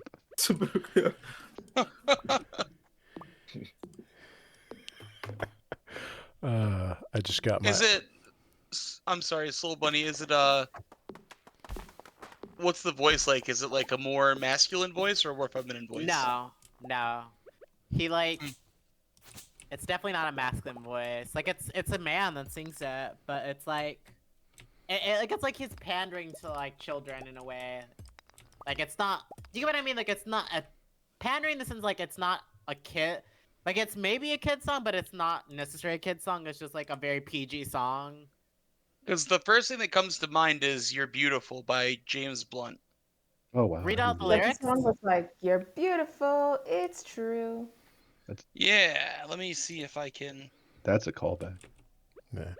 I think there's a couple of people in the server who were gonna hop on. I've got like this. I think I can do 6 people on at one time if we keep it at this tempo. So whichever person in the Discord wanted to hop on, just get in the green room and I'll pull you in. I'm not sure who it was though. Well, I was thinking of leaving actually, so this is maybe a good time for me to get out. Okay, thank you so much for coming. I really appreciate it. Yeah, It was It was so awesome. much Yeah. fun. It was like so nice to talk to you all. Oh, also, I'm so sorry, Sharpshooter Coyote. Yeah, Remind it's me your name again? I'm Bob, Mustache Bob on Bob. Twitter, Mustache Mafia on Bob. YouTube. Yeah, Okay, so the cool. Sharpshooter Coyote is a Metal Gear Solid joke between me and a friend, and I forgot to change it before I came on here. Oh, no, you're good. Yeah. Cool. Well, I'm gonna look you up, and yeah, I'll talk to y'all later. It's so fun hanging out. Yeah, thanks for coming, Have a great Lua. I wanted to say thank you so much again for coming on. Everybody who didn't know, Lua was my first interview podcast guest, first person that ever agreed to talk to me when I was a baby podcaster, and I really am happy that you could make it here for the blowout, so that we can make some money for trans folks here at the end. So, thank you so much for coming, Lua. I really appreciate it. Thanks for having me on here. Bye, everyone. Bye. See ya. Okay. And I love you. Heart. Oh, and folks in the chat who, after you've donated and after, by the way, I apologize if I'm not calling out donos as they come in. I can't see them, so we're going to do it like once every, I think we'll just do it on the hour. We'll just like read donos. That seems the easiest thing to do. I wanted to say real quick, I pretty much like have my day open, so like I can just be here indefinitely. Okay. Dope. But if somebody else wants to get on, like just tell my ass, like give my ass the boot. It's no big deal. Okay, noted. Thank you. I appreciate that. Sincerely. So if you're in the Discord and you want to hop on, just get in the green room. And for the people that are in the chat, I will read out donos on the hour because I can't figure out how to get the thing to update. And this is very much a fuck it, we'll do it live operation. And if you are somebody who was following me previously, the Ultraviolet Twitter account is going to go away at the end of the month. I am moving over completely to at medkits101. You'll see Nightbot put that into the chat occasionally. And I'm working on an online first aid manual for like people who don't know anything about first aid, who are like going to protests and stuff, that I hope to have out by the end of the year. So go follow me on Twitter at medkits101 to stay updated on that project and donate to the feed. That's a really dope project, man, because you know, down here I've been going to some like protests and doing some organizing, and I was shocked about how like little people actually know about first aid. But I guess I'm kind of like an outlier, you know? Yeah, well, I mean, and you've got like trauma care training and stuff too, right? Like, Yeah. so it's just, and the problem is like it's, oh, hold on. Sorry, I'm like pulling my tea thing out of my tea. So like I've specifically with that project, like so like I was a paramedic for 10 years, and like the past year I've been teaching at the EMT level. So I've been teaching people that are going to go be EMTs, and like, and I've like worked with street medic folks too with like no formal training, and like it's just wild how like even the people that know what they're doing like have bad info, and it's not anybody's fault. It's just like the info is not easily accessible. Yeah. So that's kind of what I want to do is like, I'm not writing something that will make you an EMT, but I am writing something that you will hopefully remember the bullet points of when shit goes down. And basically I'm writing the guide that like, I wished everybody who I ever went to as a paramedic would have read once before they called 911, so that they could have done the stuff that needed to get done before the people with all the fancy stuff showed up, which that's what saves people's lives, right? Is like good BLS level care. So Have I ever, did I wind up sending you the CLS manual? I don't think I have a copy of the Combat Lifesaver Manual. I do have a copy of the like the 2017 TCCC manual and like the 2019 update. But if you have something more current, I absolutely would love to look at it. Yeah, I'll check my stocks of stuff. So, Yeah. Sorry for that digression. Yeah. Folks who still, we got Turb, Soul Bunny, and Adnan. Let me see if I can pull somebody else in. I already posted in the Discord, but if you wanna, Oh my god, I'm because dead. you're kind of the. Okay. Yeah. Turb, we've got a bunch of people on here. So like the anybody who is in the thing, feel free to pop in and tap me on the shoulder if you want to come on. But like Turb, I am so I did a podcast with Bob on Bob's podcast, but I was planning on getting Bob to come on my show later, and I wanted to get Turb to come on my show later. Before I decided like I just wasn't about that life anymore. So I'm really excited to get both y'all on here. I appreciate both you coming. Oh man, I enjoy chatting, man. Yeah. And Adnan and Soul Bunny both have been on the show. So I hope I can drag you onto my show every now and then. yeah, for sure. Yeah. I'll drag you. I'll fit you into a video essay like somehow. Yeah, but like I'm sad I didn't get to do one of them podcasts. Yeah, I really like having conversations with people, like one-on-one and stuff. But it's just the editing and like finding time, and like it's just a lot. Yeah. And, no, I get it. And so what I think. Sorry, go ahead. I said that's why I'm doing all mine live now. Yeah. I don't have time to edit. Yeah. So like what I think I'm gonna do is here's like, so I have the MedKits account, and when I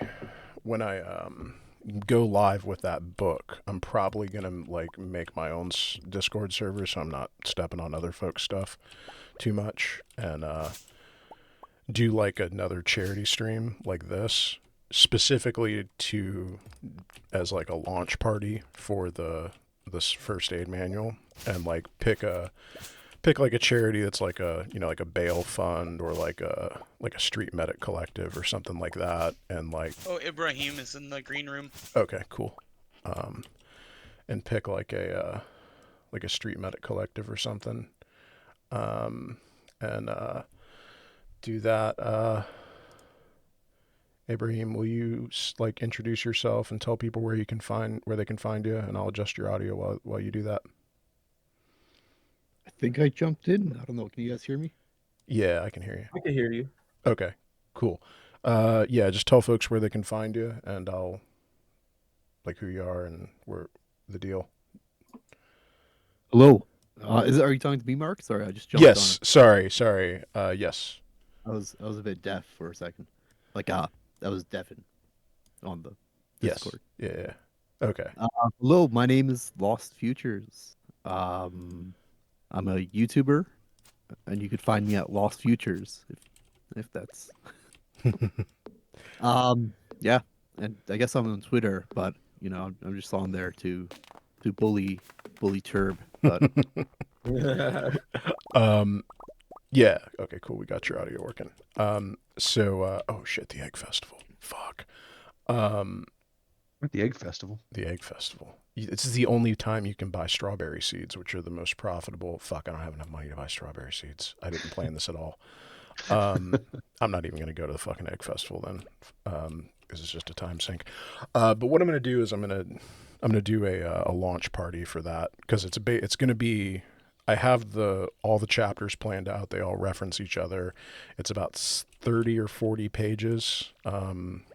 Like web pages covering different first aid topics, starting with like more serious stuff and getting into like less serious stuff. And then we'll do a launch party for it. We'll try to drum up some money for like a medic collective or something.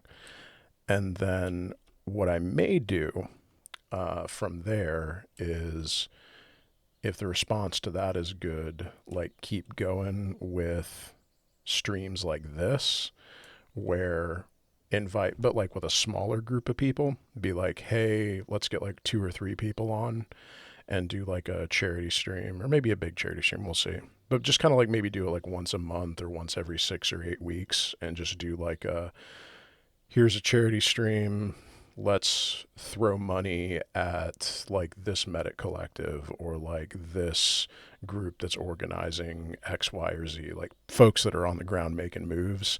Like, here's a cash app you can send stuff to.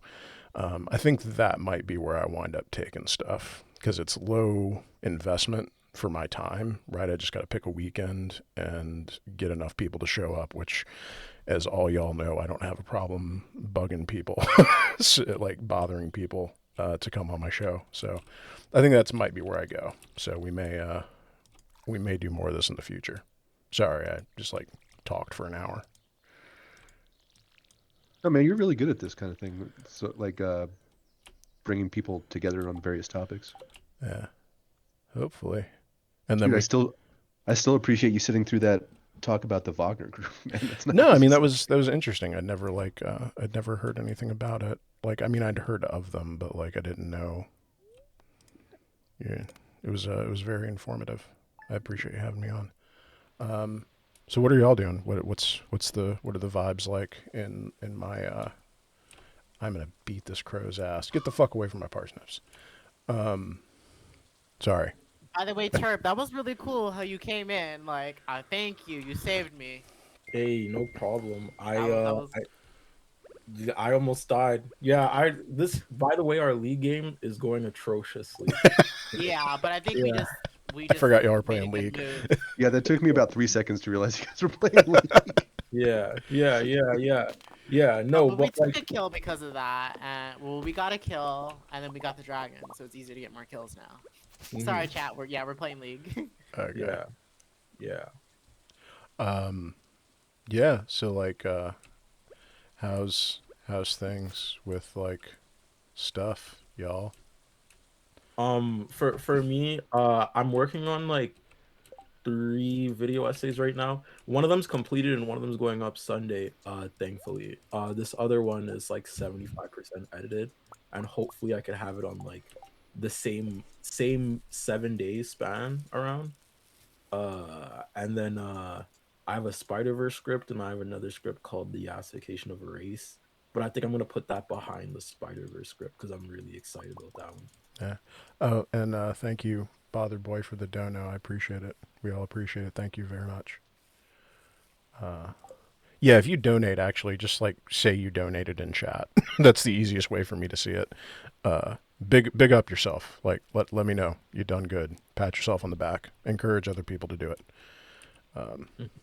So what's Yeah, the guys, let's get the money in.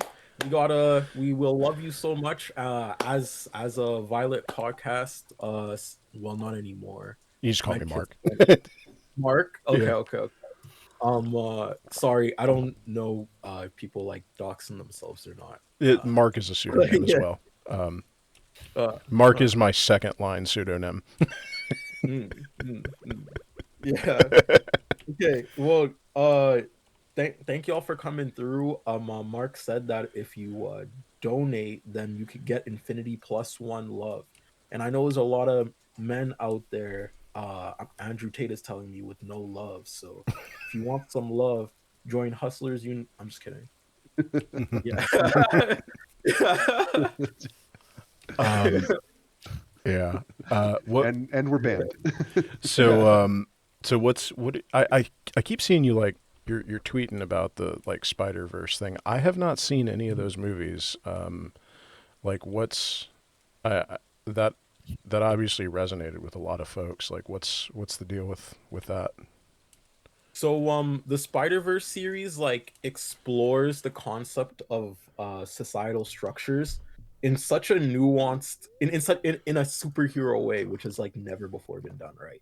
And like I'm gonna be honest, white writers most of the time are terrible, and they just never get it right. So like to see them get it like this right has been like phenomenal. And like the whole thing is centered around like Miles being an anomaly, basically, and his situation being living as a black boy in the Bronx, uh and having opportunity being the anomaly, right? And Miles, the whole thing is like with great power comes great responsibility, explored through the first Into the Spider-Verse of Miles's story, right? When he gets to the charter school, he gets number 42 picked, which is also the spider that bit him, which is metaphor for how these structures are interconnected, right? The same way the universe Spider 42 bit him and gave him an opportunity to be a superhero was the same way the charter school gave him the opportunity for a perceivably better education, which we know everyone should have, right? But this lottery system kind of mitigates that conversation. And I just want to say like the way they highlight the fact that not every person is a monolith, and how different people react differently to social structures, and how people go about their anomalies and their opportunities, and like if we should use our opportunities given to us in a unfair system to do good or not, if we should, it if Miles really deserves that power or not, if these canon it's explored through canon events, right? Because canon events are events in the Spider-Verse that are supposed to happen, right? Like Peter Parker's dad is always supposed, not dad, or uncle is always supposed to die, right? And like things like that, and that forms into a system in the Spider-Verse where every spider has went through that, right? But the thing is with Miles is he wasn't even supposed to be Spider-Man, right? And like that arises a lot of questions, like what is this, what are perceived canon events? Are they just basically reiterations of like structural dynamics, right? And then they parallel that with Miles's experience with racism, with Gwen's experience with they double speak it, but metaphorical transphobia throughout the movie, and like a whole bunch of it's just an amazing film. Yeah, I love it. Yeah, I mean like it sounds dope. Mhm. My my girlfriend is a huge fan of the first one. I think she's probably gonna like. I assume I will probably watch both of them. I'm really bad about like sitting through movies. I basically like I don't know. I think it's like an ADD thing. So like it's kind of like pulling teeth to get me to sit down. But they sound really good. Mhm. When you say he like wasn't supposed to be Spider-Man, what do you mean? Like, He wasn't supposed to be bitten by that spider, but a company made a super collider right in the first movie, which brought in that spider from another universe, right? So Miles was never supposed to get bit by this spider, and Miles was supposed to the opportunities for Miles were supposed to be way more limited than when what he was given because of racial structures, right? And then I don't want to spoil it, but that's basically the gist of it. Yeah, okay, okay, yeah. yeah, dope. And you got like what, like 13 pages written like by now on that? You're like, I'm at 16 now. It's getting big. Yeah, you it's know, getting massive. pull a pull like a Jesse Gender and write like a 5 hour. Honestly, I might. Yeah, I mean, Because like hey, if it's what work, like if it's what's in your heart to do, man, just do it. It'll be on the 2 hours. Yeah, mhm, mhm. It'll be longer than the second movie, maybe. Like that's how you know you're like a true fan when your analysis of something has like double the runtime of the actual thing. yeah, it's like this is all the double speak you missed. Da, da, da, da, da, da. Yeah, I which like doing. I've never done a. I did a video like that with Wednesday, but Wednesday was more so I was hating on it. I've never done a video on a piece of film, and I was like, whoa, this film did this thing really right. And then so like for Spider-Verse to do that to me, they got me out of my hater phase. So W, you know. nice. Yeah, God, I wanna get back into writing so bad. Mhm. I have like another account where I do like right. I'm actually like in the middle of writing, not in the middle, like 2 chapters into writing a novel, and I really want to get back to it, but like I've had problems with like trying to get like a job and stuff, and like I've had to dedicate pretty much all my time to that. And then the plan is once I find like a steady work from home gig, and then once I get this first aid kit published, I literally will have nothing left to do with my free time but write. And I am really, really looking forward to that.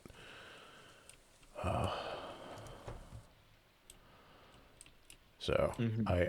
I envy I like it feels good just sitting down and like having like your like all this like the wallpaper from your mind palace turning into a piece of a document that you can share with people. Yeah, yeah. And I just want to say like I'm gonna, I'm in a more fortunate position because I am 22 and I was given like a pretty big contract by YouTube to like sustain myself. So oh, I that's could dope.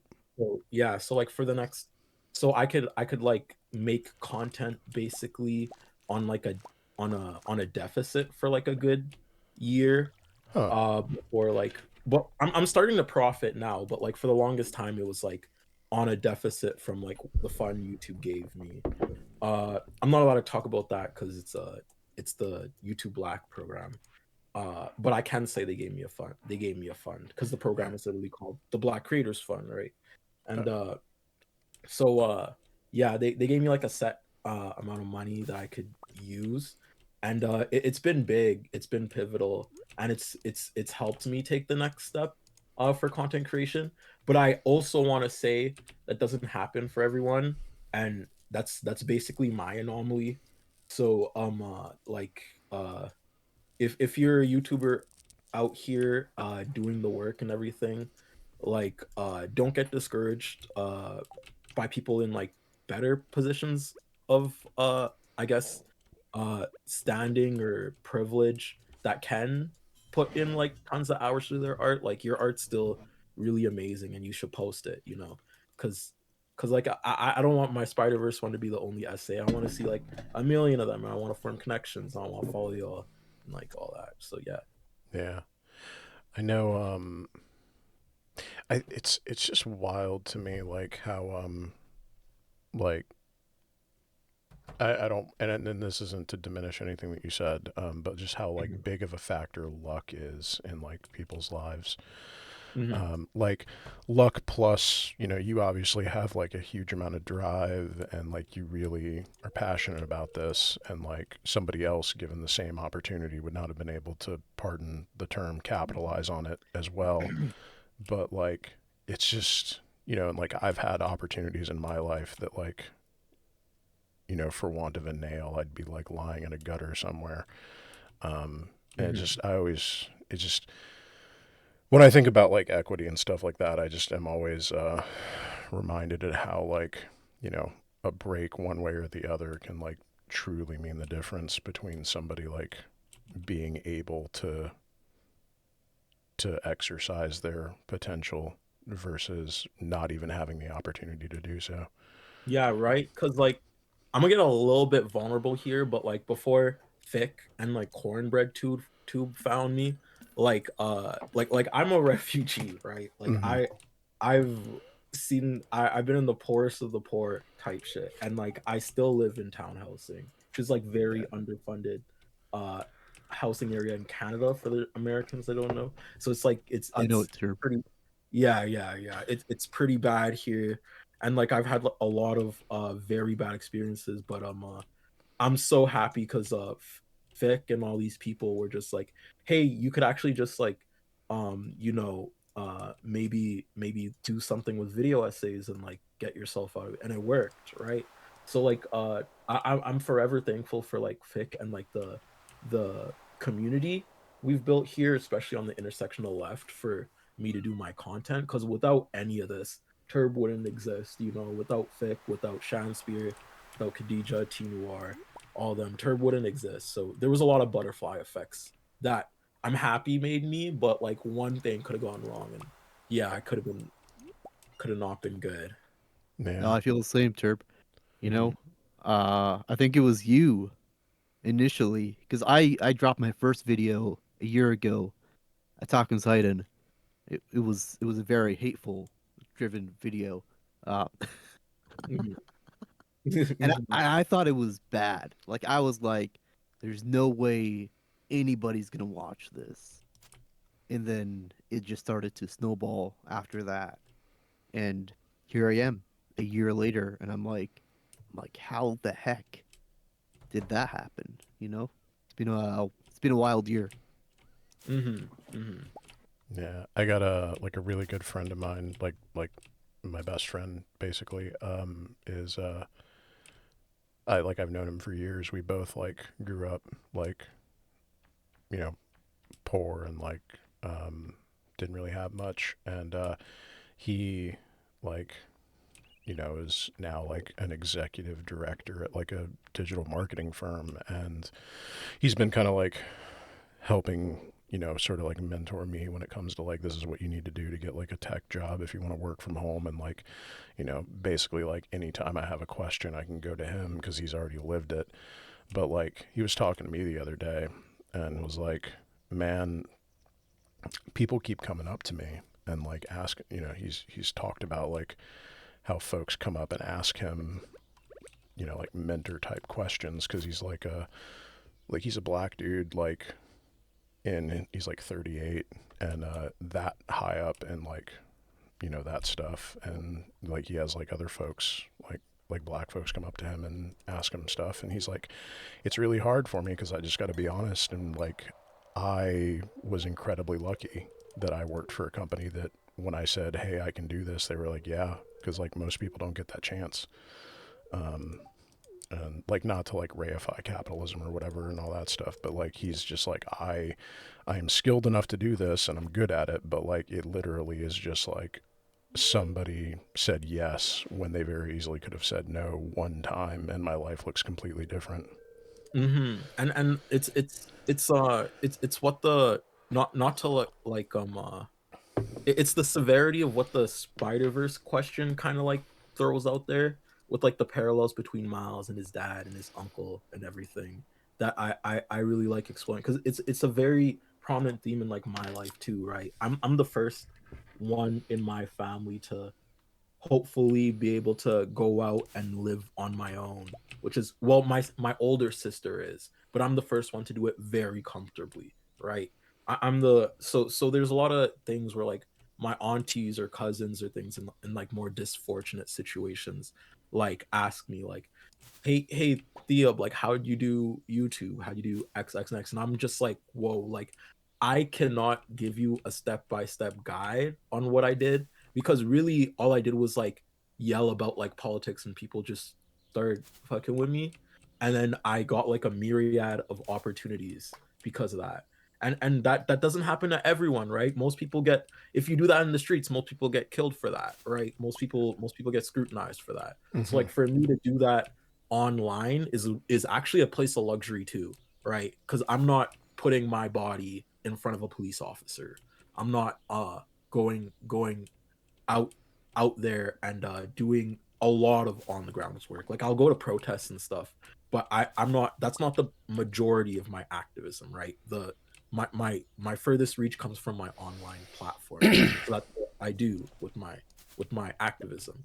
But I just want to say like I am even though I am a refugee that came here, and all those kind of what butterfly effects happened where like we were one of the people out of the refugee camp that got a visa, we got a sponsor, we were given housing in Edmonton.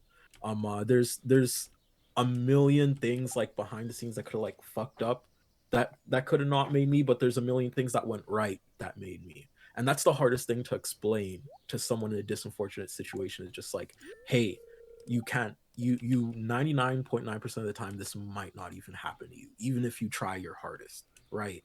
Like it just won't. And that's the sad reality. It's a very sad reality. Yeah. Which, like and and I don't know, like what do you tell folks, right? Like when you're, and then not you like personally, but just like in general, like we live in a system that fundamentally turns on privilege and chance, and like, I mean that's why we all, do the, our generally speaking, if there's a unifying political goal that we broadly all seem to have, it's to level that field in such a way that we don't have that reliance on privilege and chance in that way. But like we currently live in that world where those things are like serious components, and it's rough talking to people about it because, you know, what do you say? I had a conversation like this with my granddad, who's an Irish immigrant. You guys, can you just real quick though? Can you hear the thunderstorm that's going on behind me? Is that coming over my mic? No. No, Okay, good. Because I live in Florida and this happens a lot. It'll It be just over in rolled like in. 10 minutes, right? Yeah, it Yeah. just rolled in as I started talking. Yeah. So I got intro music from nature. But he did very well when he came out here from Ireland, and I had a conversation along these lines with him, and it's funny because his daughters don't believe that there's any luck involved. They kind of have this weird belief that like if you just put in enough hard work, you'll inevitably achieve success without moral luck. And I had this conversation with him, and I told him that his daughters don't believe that. And he looked at me like I was a moron. he's like, yeah, I got extremely lucky because he actually, I don't know off the top of my head, but he actually specifically knew how many people from Ireland came to America the year that he came here, and he had the stats on how on what their like income distribution was, and he's like they all worked just as hard as I did, but there's an element of luck in succeeding in this system, and there's only so many slot in capitalism for like high income, high earners, or um, you even in like the arts for like successful artists. There's only so many slots available, um, and that's a political choice that we make as we organize our economy. And I think that as a person on the left, I think we can choose to organize our economy in a way that's more. I don't want to use the term just because that sounds kind of like saccharine, but more beneficial for more people than we do now. because I mean, I'm in the States, and I know you're in Canada, but our income inequality in the United States it's absurdly bad right now, and it's entirely down to political choices that we make, from our tax codes to various other like legislation that I won't bore everybody with, but we can choose to organize our economy and society in such a way that we have more people make it, but we don't, because we listen to people on the right who espouse this like Horatio Alger myth, or is it Horatio Alger? Is that the right one? The I have the no idea, bootstraps man. guy. Oh, okay. Uh, I don't uh, know. You've read way more books than I have. It's like the yeah. bootstrap myth. I'm I haven't super even ugly. heard of that term, So but I like get the vibe. yeah, so like it's the original bootstraps myth, and I think it's Horatio Alger, but I might be confusing that with another character.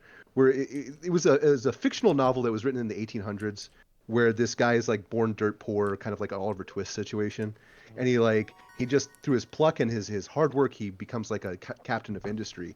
And it was a fictional work back then that wasn't representative of how the economy was organized in the 1850s, but that myth pervaded our culture for like over a century now, uh, despite the material reality that wasn't the case. And I think if we kind of break that a little bit and inform people that like yeah, there is an element of luck, there is an element of like a stacked system. In the United States, you can actually predict people's future income based on their birth zip code to a pretty horrifying degree. Um, Yeah.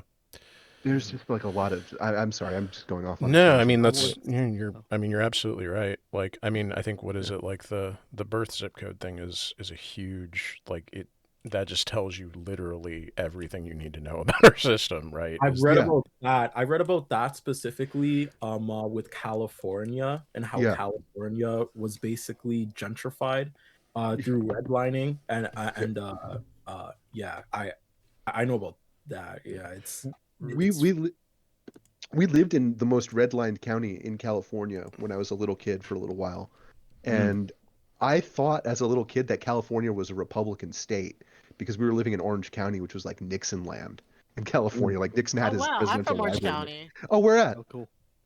I grew up. Oh, I was born in Santa Ana, but I grew up in Garden Grove.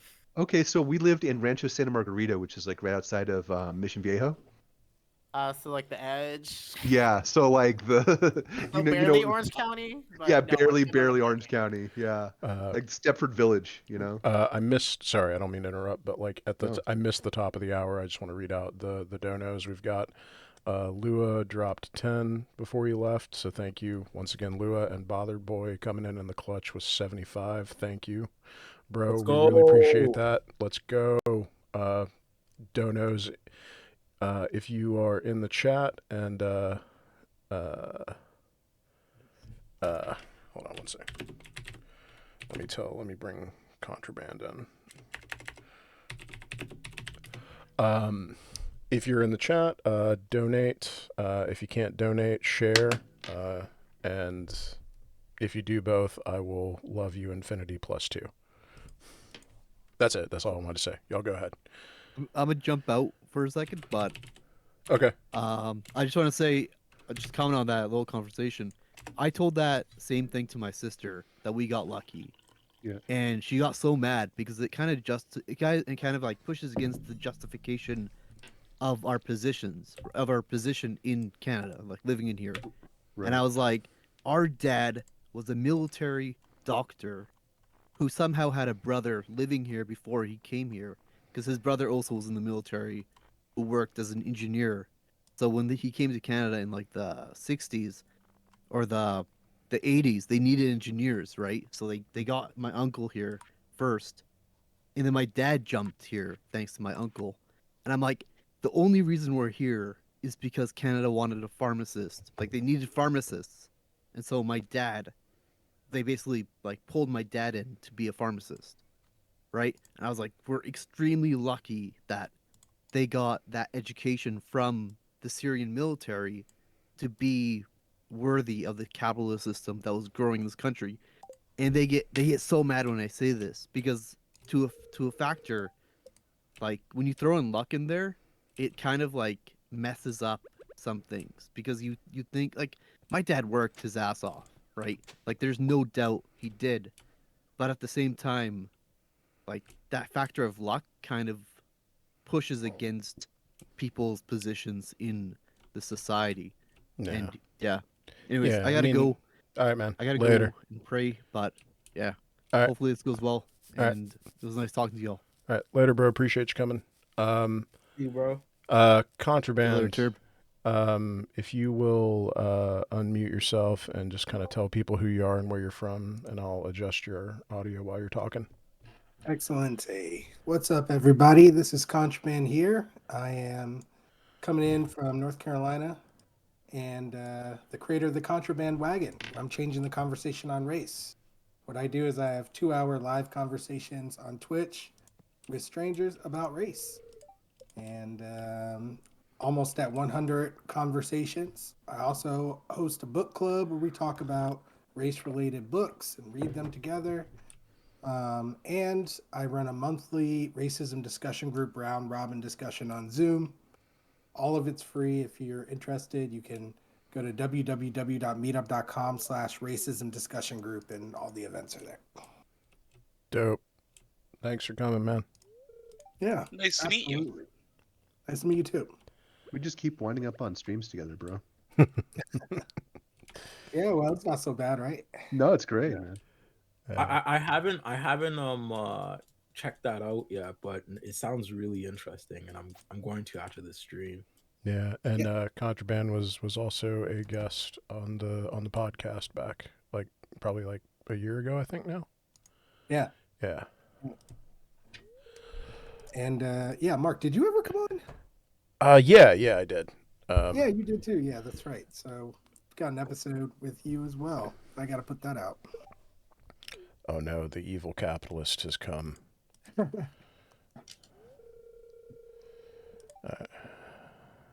Oh, I thought somebody else came on the stream, but you're talking about. I was like, that's a really nice way to introduce. Yeah, no, it's like, well, no, we need like one person that we can just like hate on. So, like, no, we don't. I mean, you can hate on me. I wear like suit jackets with jeans all the time, and apparently that's like a douchey thing. Is it? Suit jackets with what? With my jeans. That's. I mean, is that? I do that. Am I? I do. Oh, okay, cool. Somebody called me a yuppie douche the other day, so I was like, oh no. Oh. Oh. Well, someone called me a racist today, so I wouldn't take it too seriously. You know, it's I know it's not true, but it also doesn't surprise me considering the people that you talk to, brother. Why'd they call you a racist? Oh, you know, like it's the typical blacks have the highest homicide rate of any race, and they're leading in many crime stats, but here you are talking about racism. How dare you? And because you're talking about it, you are yourself racist. Okay. Yeah, like standard option B in the like white supremacist dialogue tree. Yeah. That's correct. That's exactly right. Yes. Yeah. You know, stuff that I've heard before. I hear it all the time, but it's just it's disheartening to see it recur so often. Yeah. You know what's crazy about it? The craziest part about it all is that how much like people will make things up to make it make sense to them, you know? Like it gets very personal, what they'll make up about you as a person. So like they're literally like transforming you as a human in order to make the racism like be okay. It's kind of crazy. Yeah, like I honestly like some of the folks you talk to, man. I don't know how you have the patience for it. Like you are a like just the level of chill that you have to possess like in your soul to be able to do that. I don't know how you do it.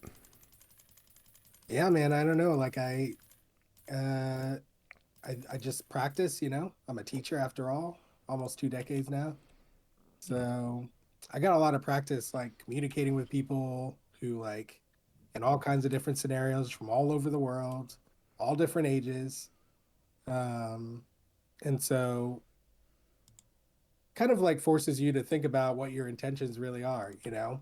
At a certain point, you got to ask yourself, like, why am I communicating with these people? Like, what am I trying to do? Like, what am I doing here? And I think a lot of people are just kind of on autopilot all the time. And so that's why they don't really think about those questions. But like teaching forces you to think about that a lot. And, I was able to answer those questions. And once you have the answer to that, it makes communicating a lot more effective and easier. And it gives you a lot more patience because you already know where you're going. You know when to stop. You know when to make a turn. It's easier. So you can be more patient. Damn, you're a better teacher than I am. You know what's funny is like I used to live in New York City and I got off the train one time and a woman stopped me, or no, a woman was just like looking around and I could tell that she didn't know where to go. And so I was just like, oh, like, do you like need help? She's like, yeah, like, how do you figure out like which direction to go when you get off the train?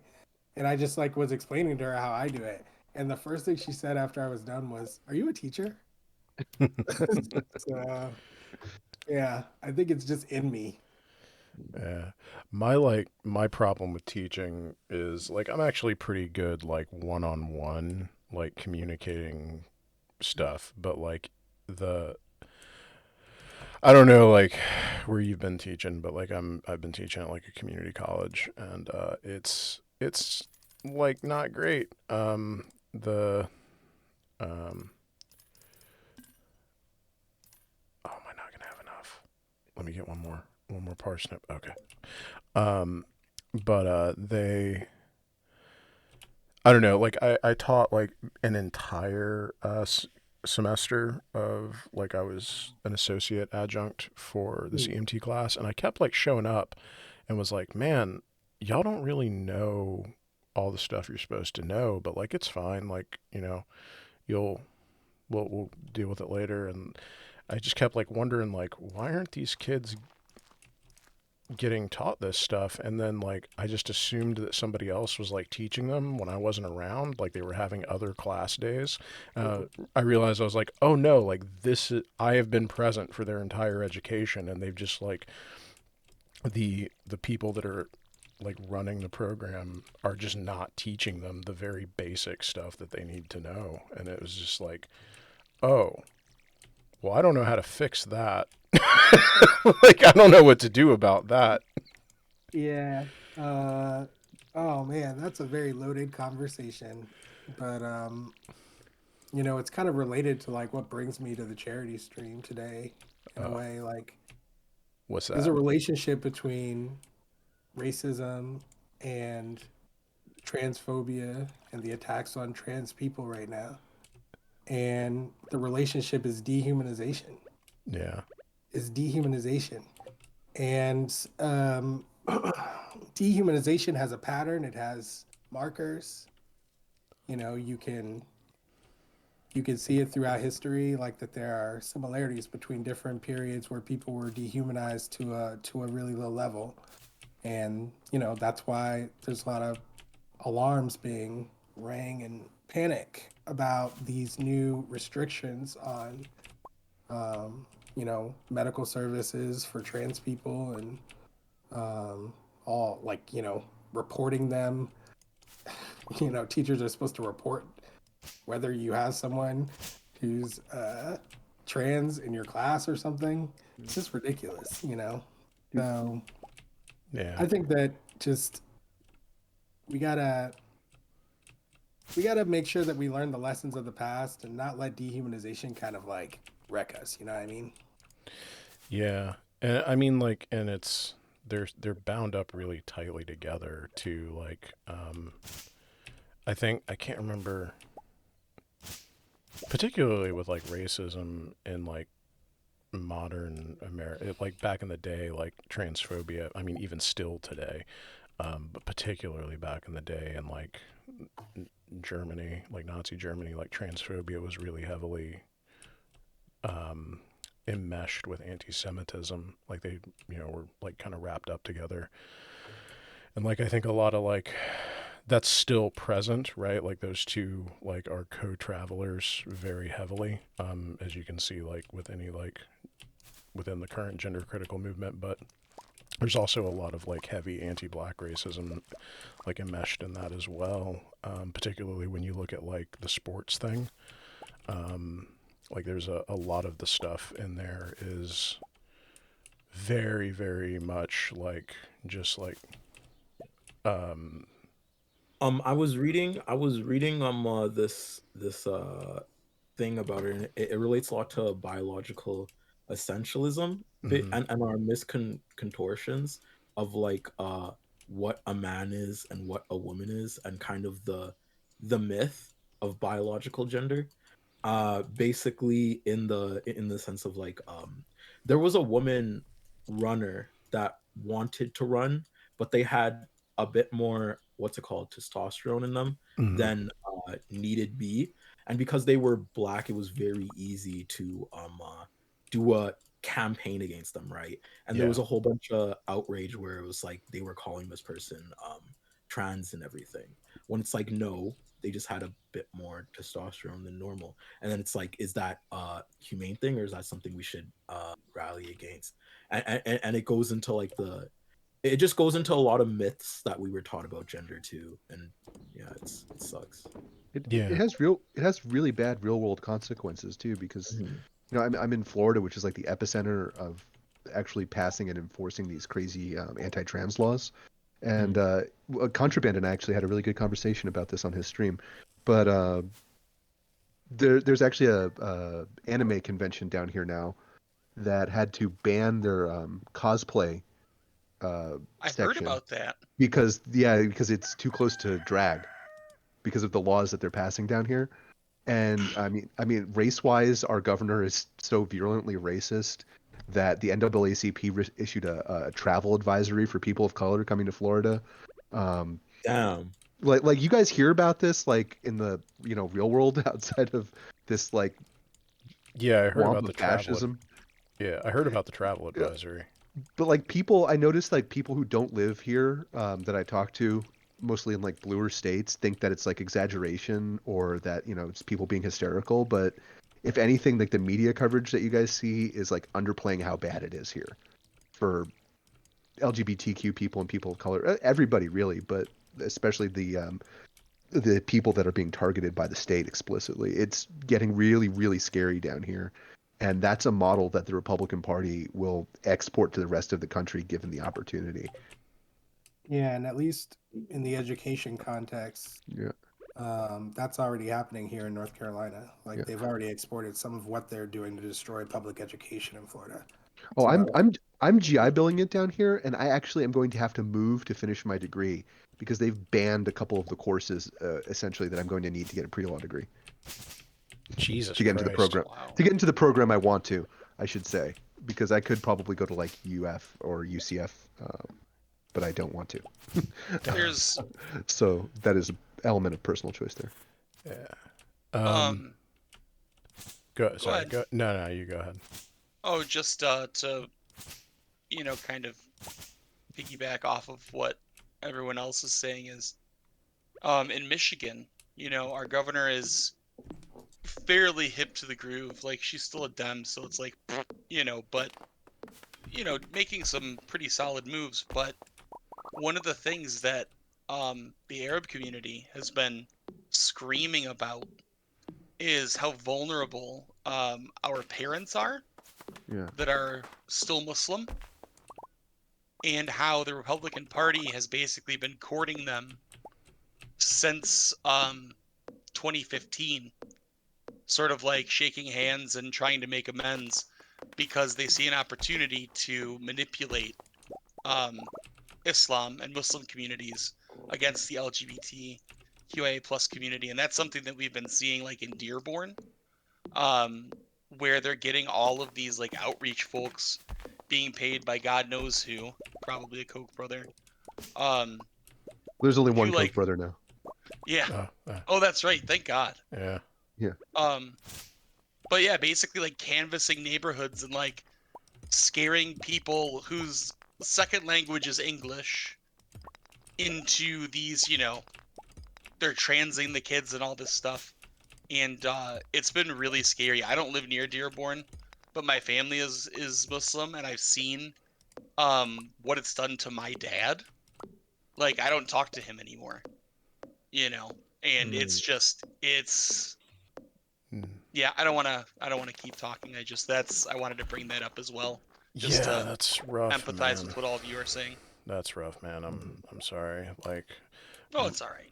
my dad's like weird about, like, I mean, he's, you know, an some like a 60-plus-year-old white dude, you know, but like he's like weirdly kind of come around and like fairly like trans like affirming, which I think may have something to do with like the fact that my niece adopted a trans kid.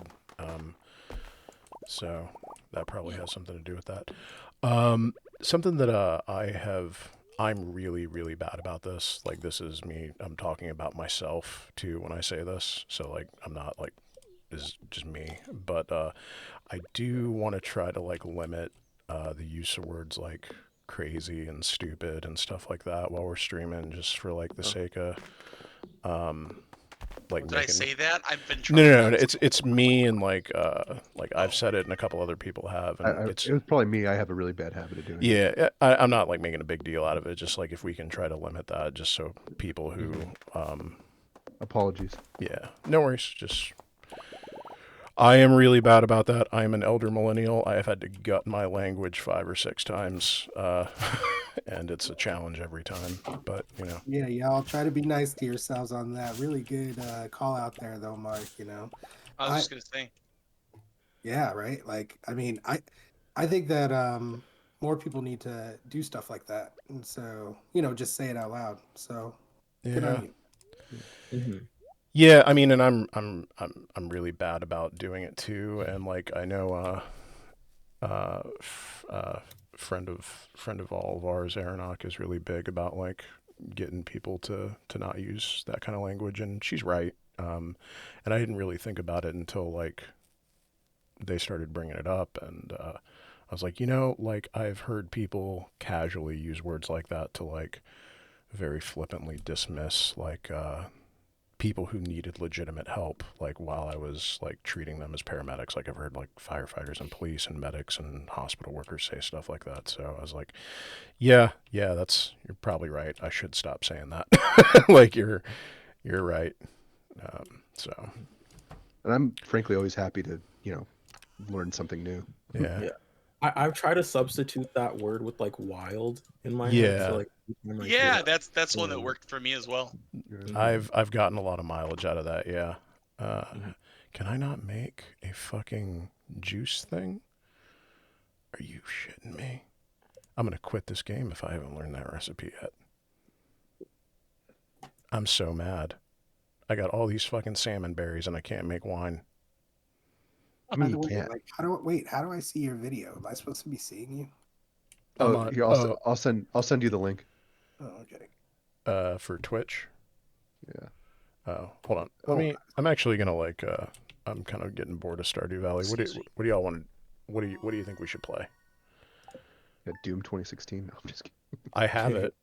I'm joking. I might. I actually will probably play that at some point this weekend. Civ. If you wait a bit, I could hop on Civ with you. Okay, yeah, we can have Turb whip my ass in Civ. Yeah, Soul and I are just going hard on it. Do you have What's that? Soul and I won 2 games in a row. Wow, 2 surrenders in a row. Yeah. Look at us. We're so top coded. So all right. I will chop wood until Turb is ready to beat my ass. I am going to dip on this call. Okay, I appreciate you coming. Thanks so much. Yeah. Thank you. Yeah, I gotta go work on some like video stuff. I just realized this morning that I want to put out a video tomorrow. That's just like I want to have like a video. I want 3 videos out this month, and I'm gonna put out a shorter one that's just about the, like the Kelly girl that like came out as like a grifter, a trans grifter, the white girl. Yeah. I just saw there's a couple people make videos on it that aren't trans, and I'm like, you know what? Y'all can't be getting the only people getting ad revenue on that. Let me try this. So, Ain't that funny? All right. Uh, Well, I appreciate you coming, Soul Bunny. We'll be here all weekend if you want to hop back on anytime. I'm looking forward to your new videos. thank you. Yeah. All right. Alrighty. Later. You have a good Oh, one. just I was just gonna say it was wonderful to finally talk to you. So Oh, you know of me? Oh, cool. yeah, yeah.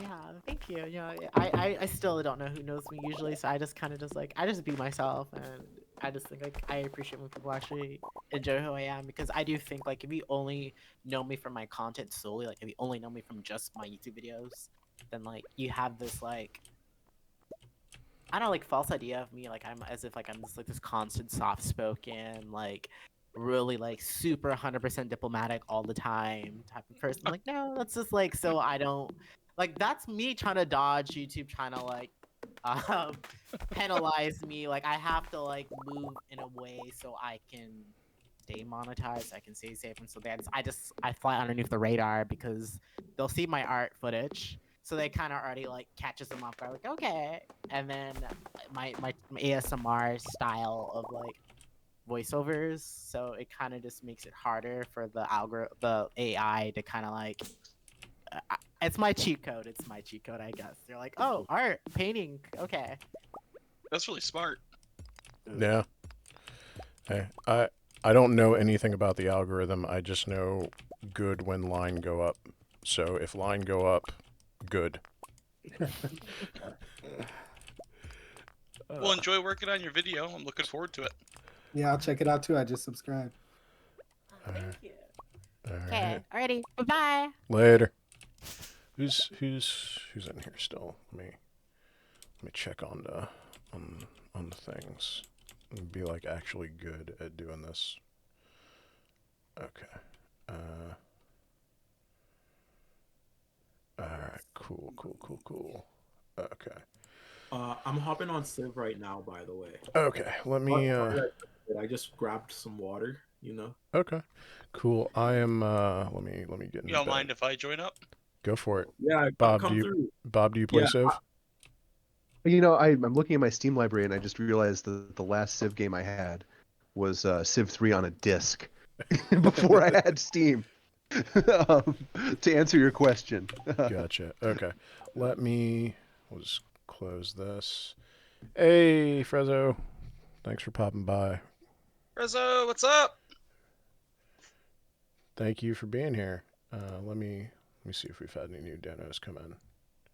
Hey, we had an anonymous dono for $50. Thank you so much. Hell yeah. Oh yeah. All right. Moving the needle. Yep. I was just looking. How do you donate? I'll send you the I'll send you the link again. Here, I'll just type exclamation point and donate in the chat. Oh. Got it. All right, and then everybody who's watching, if you want more of this kind of stuff in the future and like to keep tabs with me and like I'm writing a first aid manual for folks for free. Subscribe, follow me on my other account on Twitch and on Twitter, because this is going away at the end of the month. The UV pod, the ultraviolet pod. And share the link to this stream and donate to Trans Lifeline. And if you do both, you get infinity +1 love forever from me. +2. Hello. Hello. I don't know why I went mute there for a sec. I'm back now. All right. Can I have like your? I think I'm gonna need your Steam so I could add you. Yeah, it's Medkits 101. Give me a sec. Just I'm gonna go back to this. So am I not seeing it in here? I know I have it. I'm gonna mute this so the audience doesn't hear it. I can't at the start of the screen. Oh, Sid Meier's Civilization 5. Oh, I gotta install it. Oh, I have 6. I don't have 5. Oh, do y'all have 6? Yeah, I thought we were going with 6. I don't think I have 6. I just have 5. We could do 5 though. Like I still have 5. Okay. How much is 6? $60 right now, but it always Ugh. goes on sale. Yeah, I can't drop 60. So, No. Turb, you said you had Civ 5? Yeah, I have 5 and I have 6. Okay, we'll do 5 And if you're cool with that. Yeah. There's a little site that I could link you to that gives you keys to games for like $10, and that's how I got. I'm already there. Yeah, I was gonna tell you if you're gonna buy it, like, just ask for that, and About yeah, $4. yeah. Let me. I'm hopping on Civ 5 though right now. Okay. If that's the move. Yeah, I think that's what I'm doing. Wonder if my VTuber thing will work while I paid $4 for this, so we're gonna make it work. Just as it has always been, when our memories of the ancient world fade.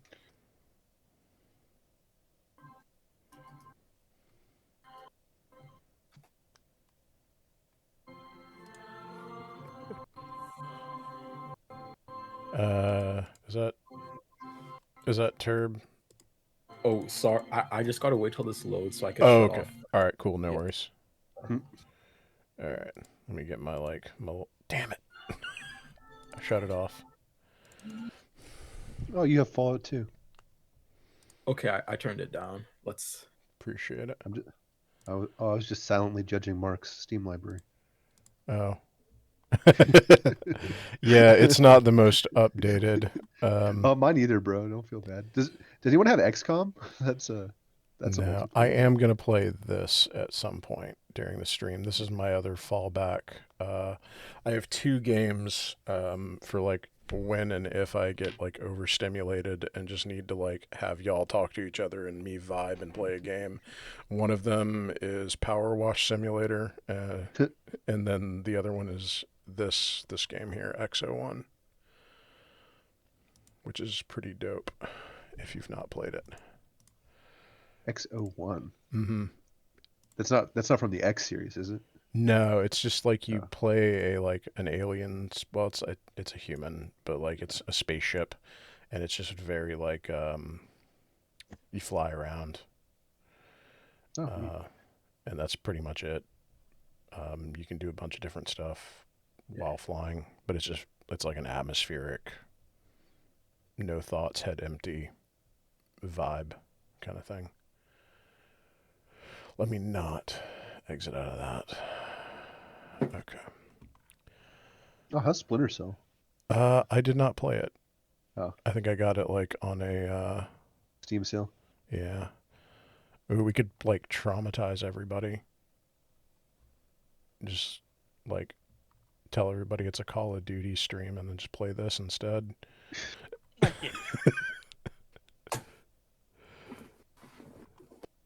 Could I get your friend code, Mark? Yes. One second. Uh,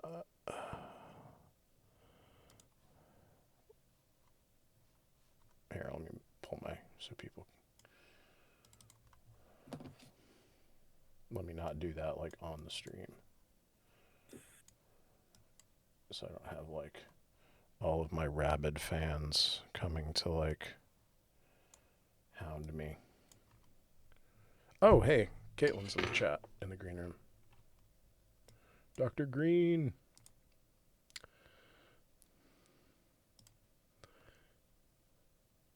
Hey, Dr. Green.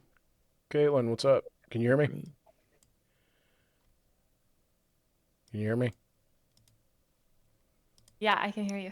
Cool. If you will just tell folks who you are and where you're from, and I gotta like adjust your volume while you talk. So. Okay. Let me get into position then. Okay. You don't have to Hi. if you're not like in a spot where you can do it right now. Don't worry about it. We'll come back. Okay, hang on a sec. Yeah, sure. No worries. Sorry, I'm like just pulling people in without even like asking. All right. How do I don't even know how to get my friend code.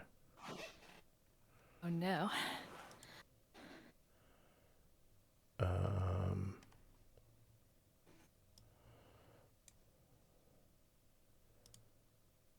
Hey Turb, how do I get my friend code? Wait, add friend. I found you it. gotta go. I got it. Okay. There you go. I will just DM you that. Bet. Wow.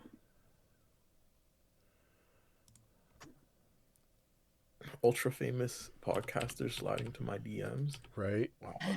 You got the ultra famous podcaster and the ultra famous rich YouTuber in your back pocket now, man. What are you gonna do? Wow. I feel like Miles. I feel like I am the anomaly. Caitlin, You feel like the anomaly. I don't know how any of this stuff works. okay, good. You're good to go. Let me just your volume tweaked a teeny bit. You're good. You're on the stream, so you can talk whenever. Just tell folks who you are and where you be from and all that good stuff. Nice. Okay. Yeah, this is Caitlin Green, broadcasting from an undisclosed West Coast location in my bunker. I'm a linguist. I work on discourse and culture war discourse, moral panics, that kind of thing. Nice. How do you feel about cherry soda, the pop? How do you feel about it? Oh, that's a way out of left field. Let's see.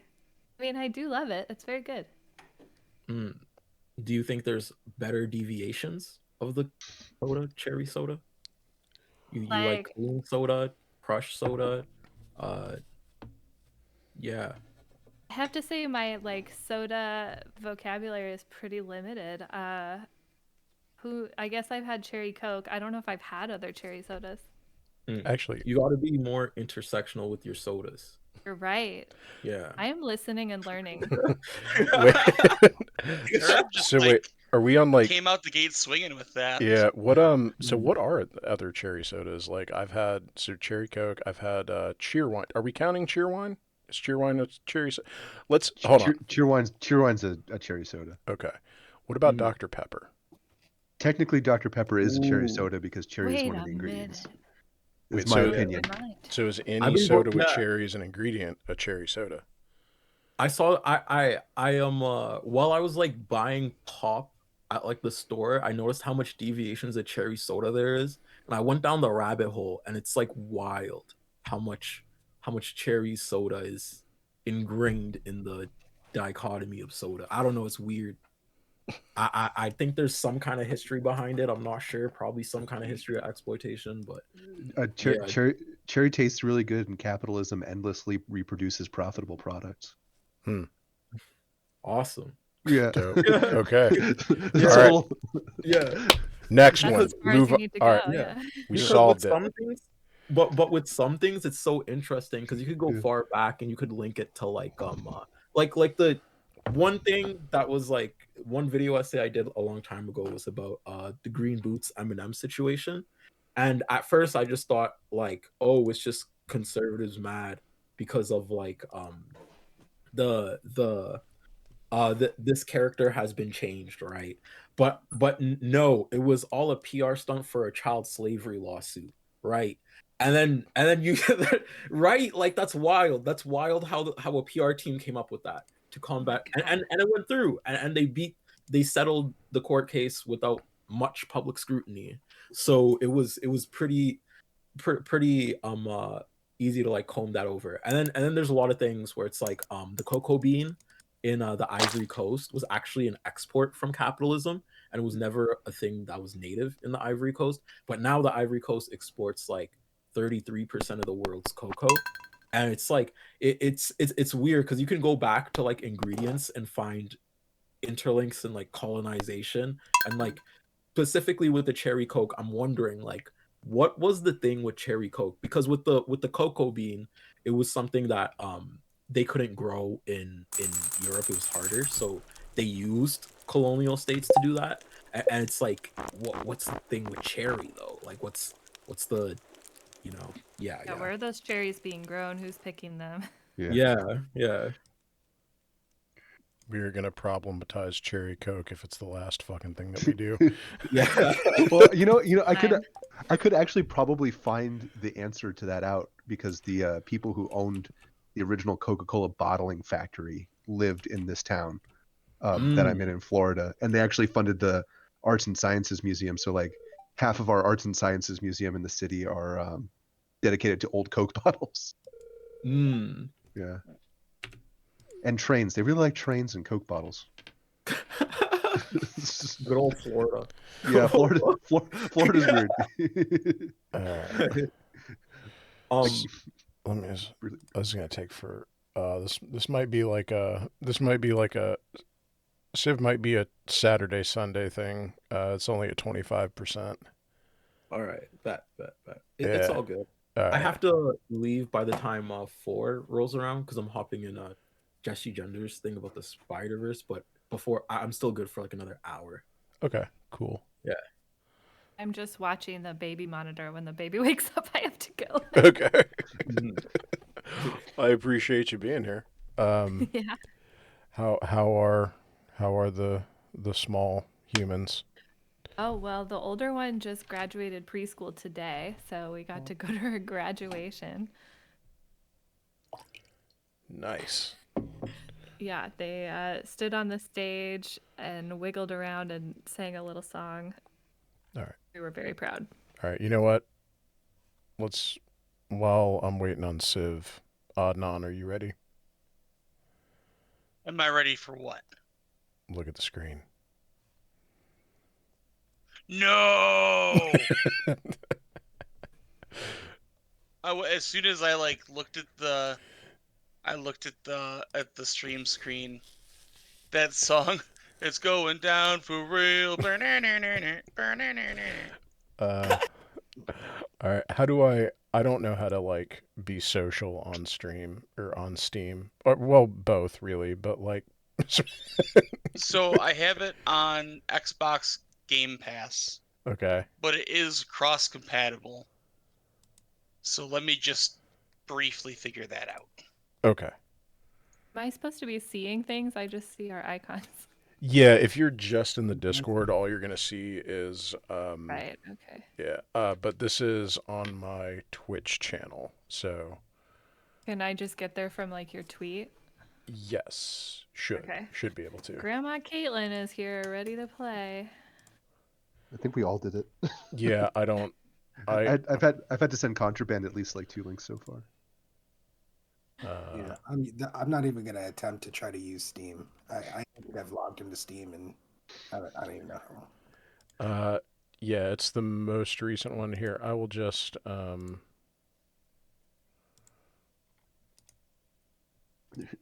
yeah, look in the that can't possibly be the right link. That looks way different than what I Okay. copied. So it seems like it's pretty simple, which means that it's going to be incredibly complicated and fucked up. Yeah, no, almost certainly. All right. Caitlin, if you'll look in the general like Discord channel, it'll have a link to my Twitch, which is what's on the screen. Yeah. I'm looking at it now. Cool. Okay. You will currently just see my like desktop, which is very pretty. Yeah. It's beautiful. Thank you. I I like, downloaded that picture myself. You did it really artistically. I appreciate that. Yeah. Okay. So,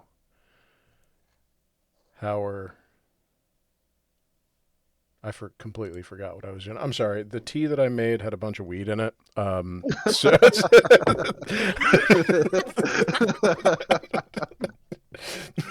Dude, oh my god. So I'm sitting on my porch with my headset and I'm smoking a cigar and I just choked on really potent tobacco smoke.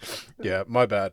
I Sorry. So what I did is I've been like I found out that they make like water soluble THC now.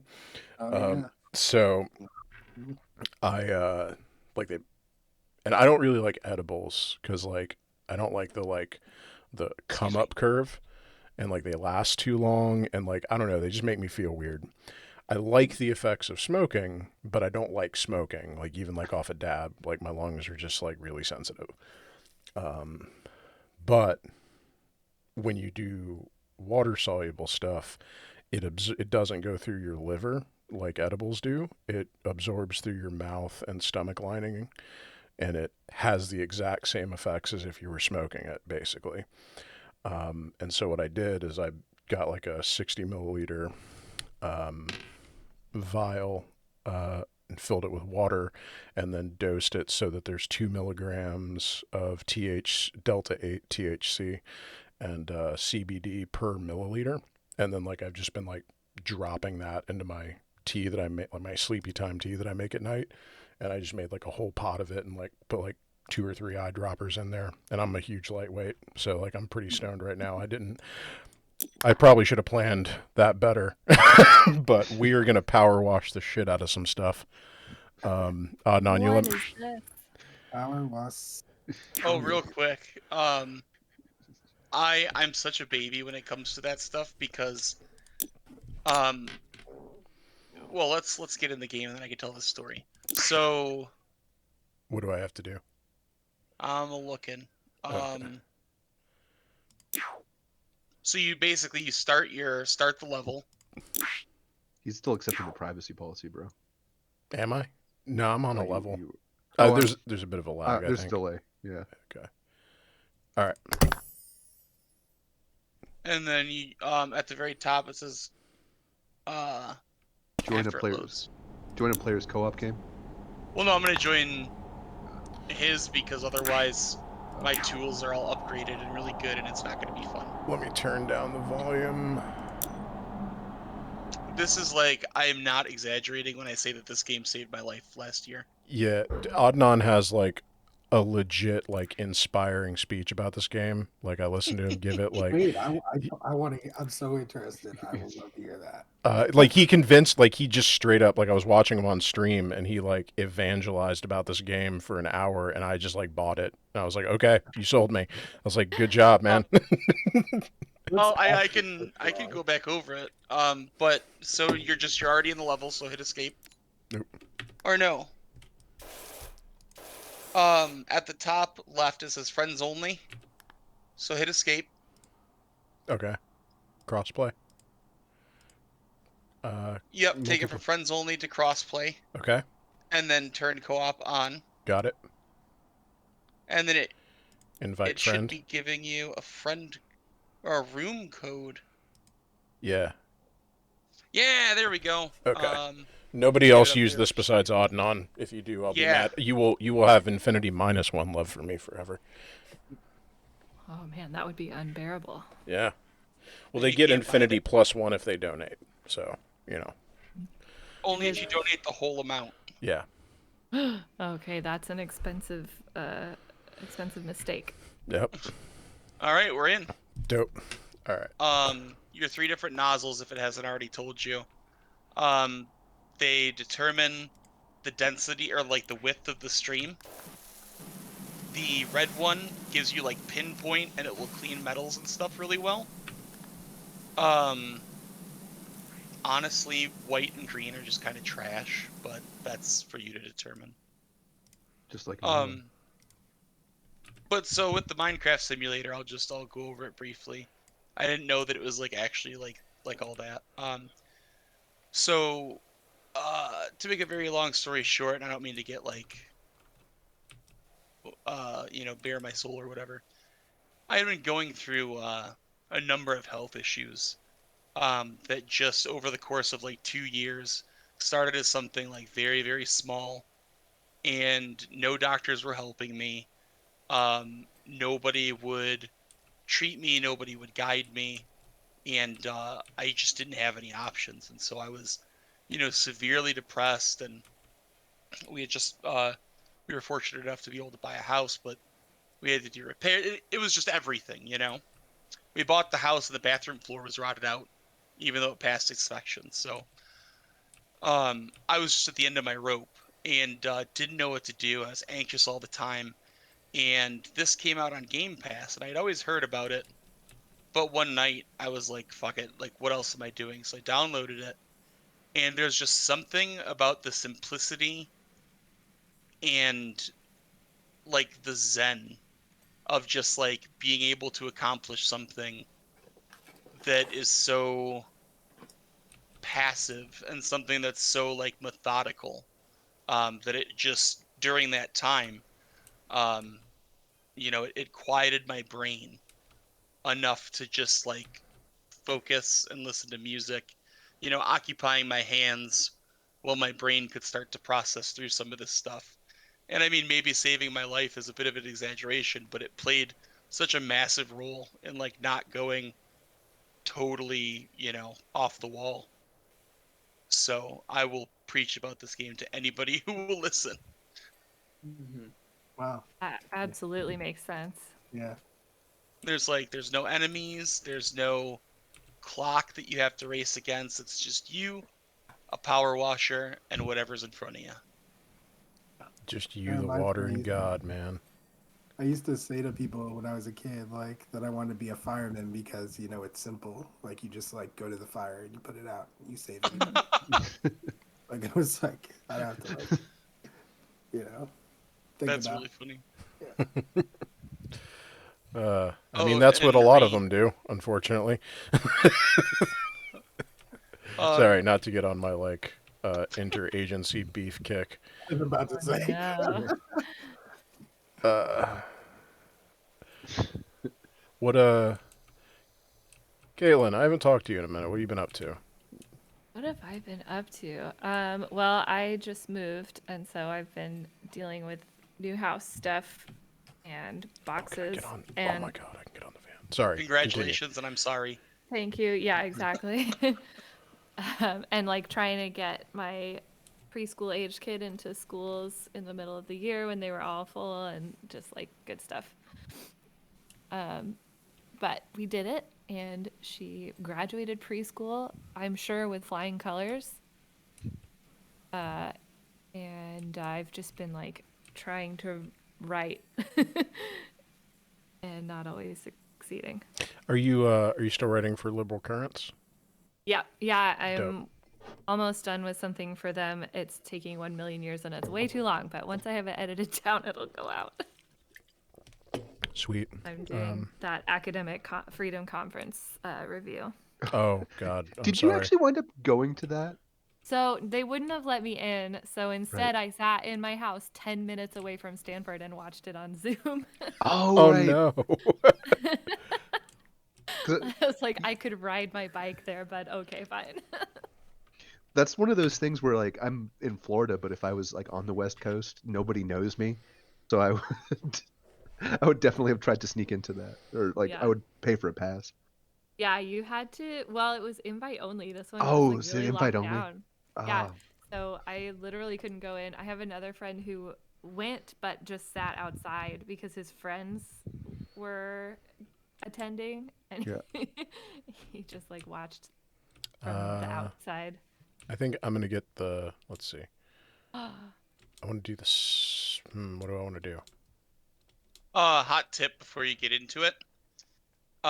When something goes ting, like as you're cleaning it, it means it's done. But if you can't find before it brings up the list on the left-hand side to tell you the last bits, if you press escape, it gives you an itemized list of every item that needs to be cleaned. It tells you the percentage of it that's cleaned, and if you click on it, it'll flash. So you might have to look for it, but What are these people doing in their back garden? there is a whole lore, let me tell you. Is it really?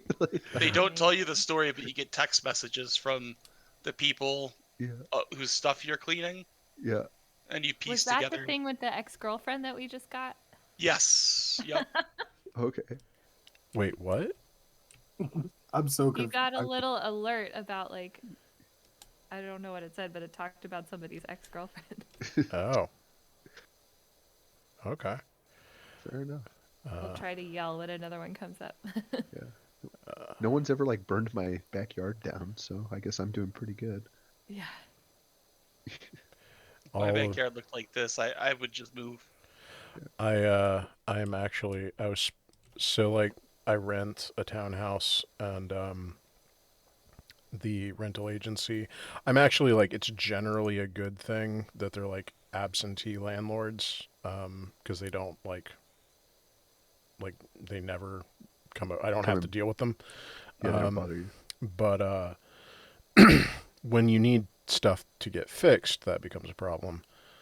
And like the deck and the stairs, like to the deck, were like rotted, like to the point that it was like they were, some of the stairs were broken, like in a way that like, yeah, that's how I have to take out the trash, is to go down those steps. So like I was like literally like walking on the joists underneath the stairs to take out the trash. That's not good. And then they like sent this dude over to fix it, and he like fixed the stairs, and then he only pulled up half of the boards on the deck that were rotted and replaced them, and then just left and never told it, like never communicated with us about what the plan was. And I just assumed that they were like, we're done, we're just not going to replace these half rotted boards, we're only going to replace the fully rotted ones, because that feels very landlordy. And so like I like got all of my like I basically have like a home gym that was set up in my buddy's garage.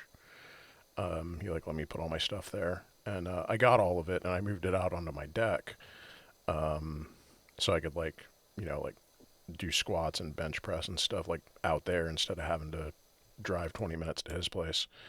And like 2 days after I got that set up, I get a phone call at like 7:30 in the morning that I'd ignore, and then I get a text. It's like, hey, just so you know, we're coming back. This is like a month and a half later. He's like, just so you know, we're coming out to replace the rest of the boards. I was like, fuck. Because, you know, I was like, well, I got shit out there. So I jumped out of bed and like pulled literally like 1,000 pounds of shit off of the deck and into a like 12 by 16 foot living room that's already filled with stuff. And then like he texts me like, and like 2 hours later, and was like, yeah, so I was like, hey man, like where are you at? And he was like, yeah, we're coming out like first of next week. I was like, what?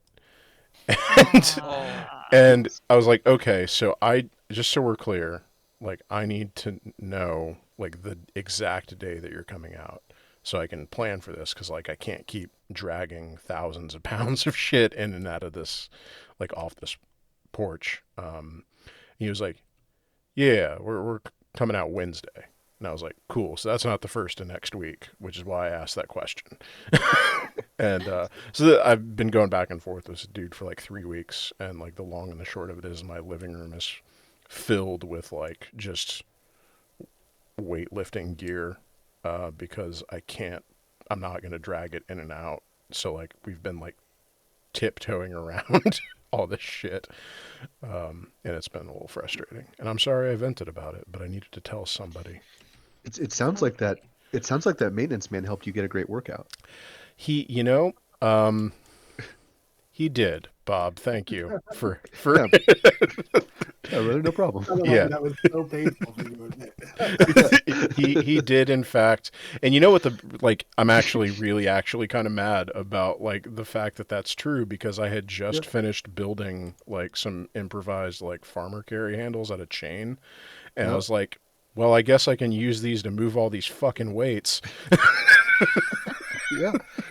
Sounds like he's getting you them gains, bro. You should give him like a Christmas card and a tip. Yeah. And I mean, like, I know he's just doing his job, but like that is easily the worst like, I'm going to call you at 7:30 and tell you I'm coming out. And then like, oh yeah, by the way, I meant next week. Oh yeah, by the way, I meant like the middle of next week. Like, anyway, it rained the day he was supposed to come out, so we had to put it off for another. There's your texts. Oh, okay, cool. Floriana and I. Yeah. It's all about Floriana. Yeah. Sorry, I think that's the X. I guess they were tumbling around in the dirt a lot. Oh God. Anyway, I'm sorry. I just needed to get that off my heart. Thank you for No, listening. I'm sorry for interrupting. I just Yeah. had promised I would yell. It's when I it's saw it. good. I appreciate the everybody donate to Trans Lifeline if you want me to stop talking about my like problems with maintenance. And just Um, do it anyway. Do that. Mark, you would be so proud of me. I've started lifting with my Nice. dad. Oh, Yeah. nice.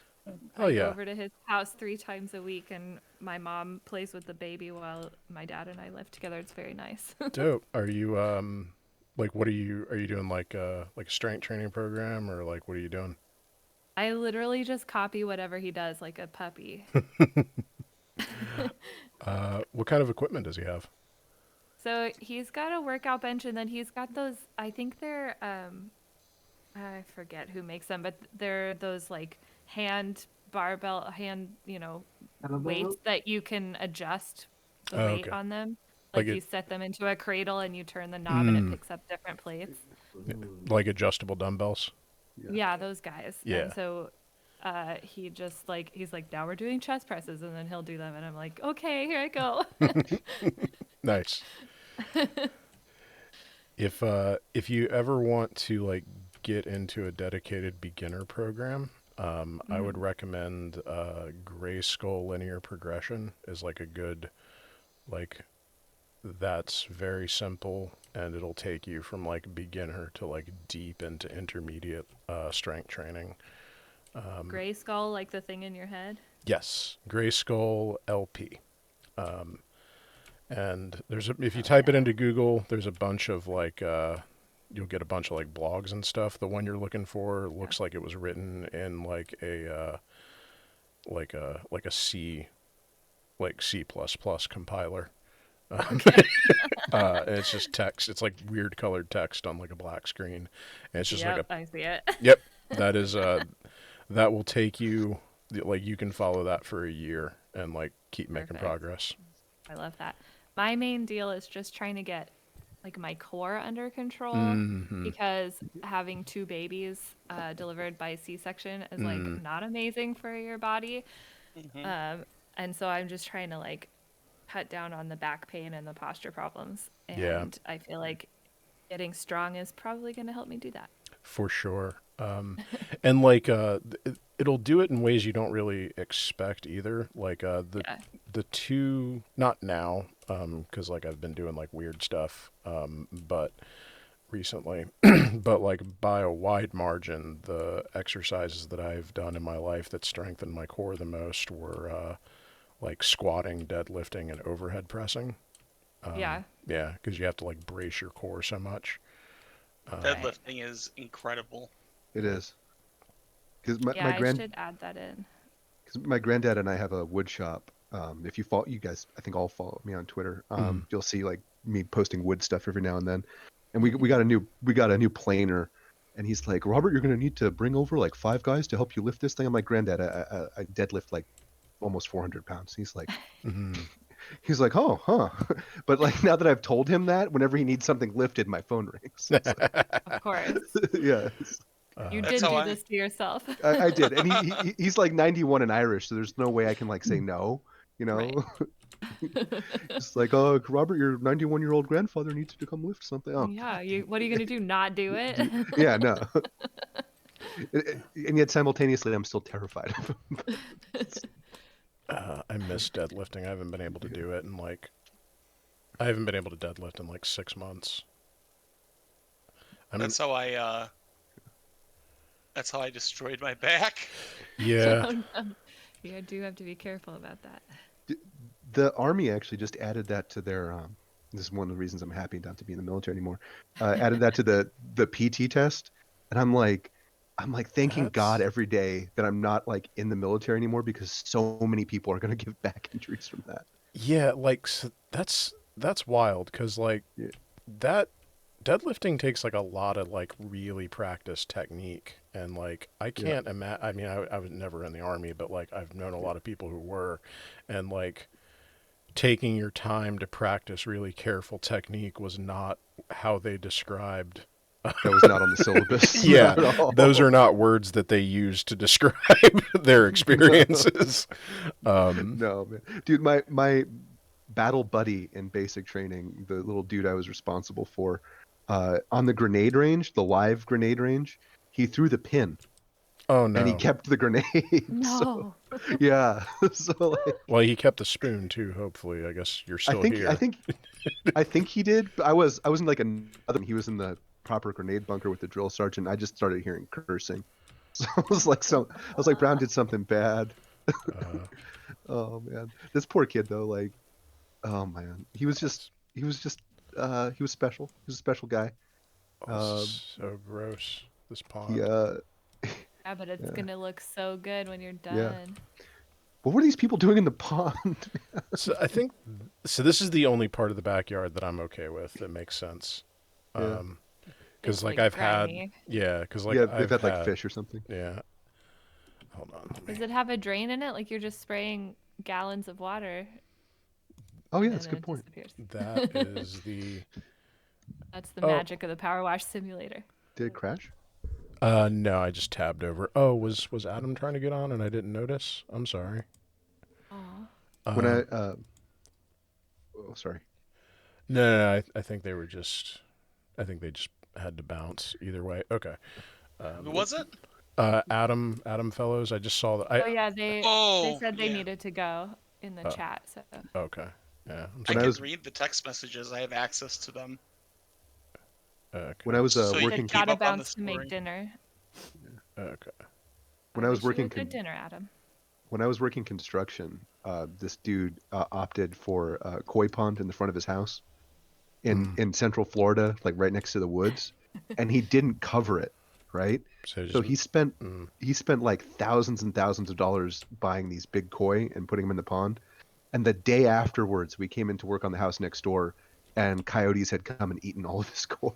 Oh, that is not where I thought that was going to go. No. I thought it was just like you put in thousands of dollars to build a mosquito like estuary. I mean Oh, that too. I'm sure it became that eventually because that was like right before the 2008 crash. Yeah.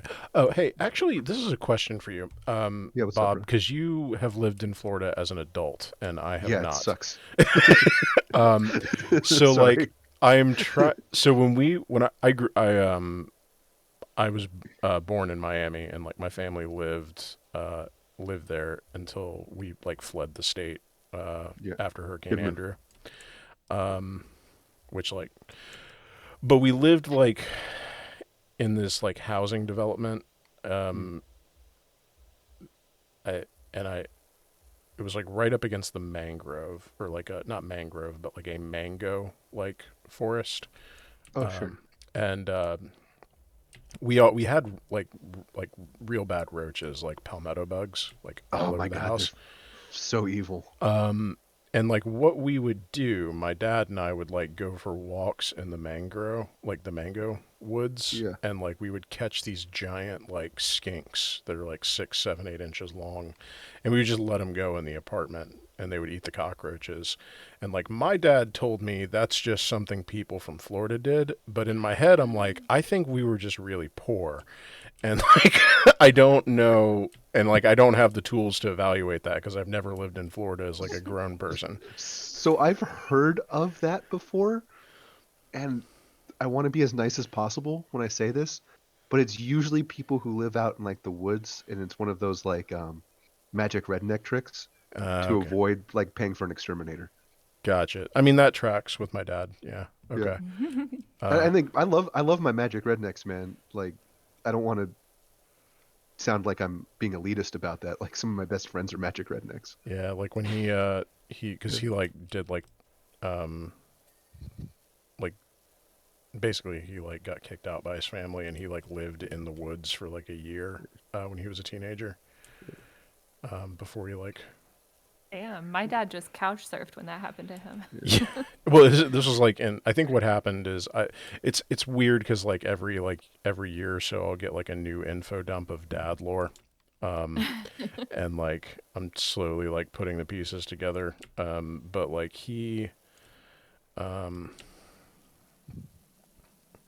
so he like got kicked out, and then he like lived in the woods. It was Alaska, so like he could only do it in the summer, and then like I don't know what happened in the winter. And then like he did something, and like it's really hard to figure out what he did, but he like went to prison for 10 years, and then he met my mom. You got Harper Shaw. There's an alleged dirt problem at the Preyant. But he like went like he did 10, and so like he hitchhiked. That's what happened. Okay, so like he was living in the woods, and then him and winter was coming like in Alaska, and like he could not survive in the woods in Alaska in the winter. So him and his friend hitchhiked from Alaska to Florida.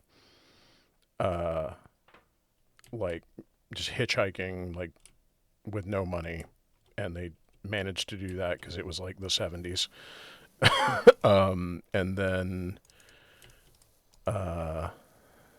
And then he did something in Florida that he wound up going to jail for like 10 years.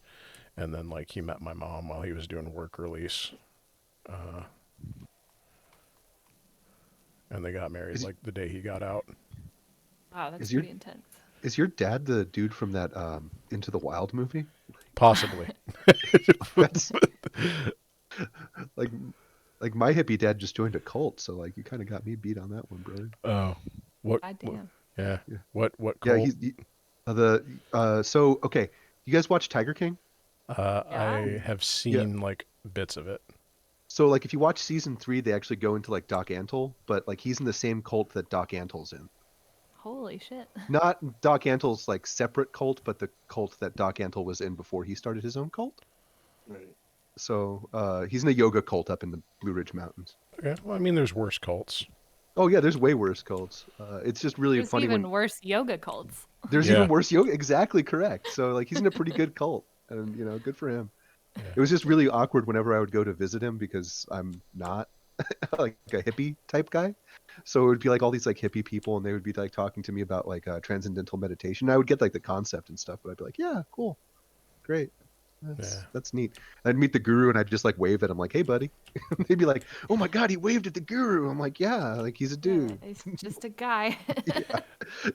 But after I joined the military though, it got really awkward, especially when I got stationed near him, because I would go to the commissary and I would buy the most moto loser tap out flaming skull with like an airborne wings thing on it t-shirt that I could find before I would go to visit him, just on general principle. Jesus.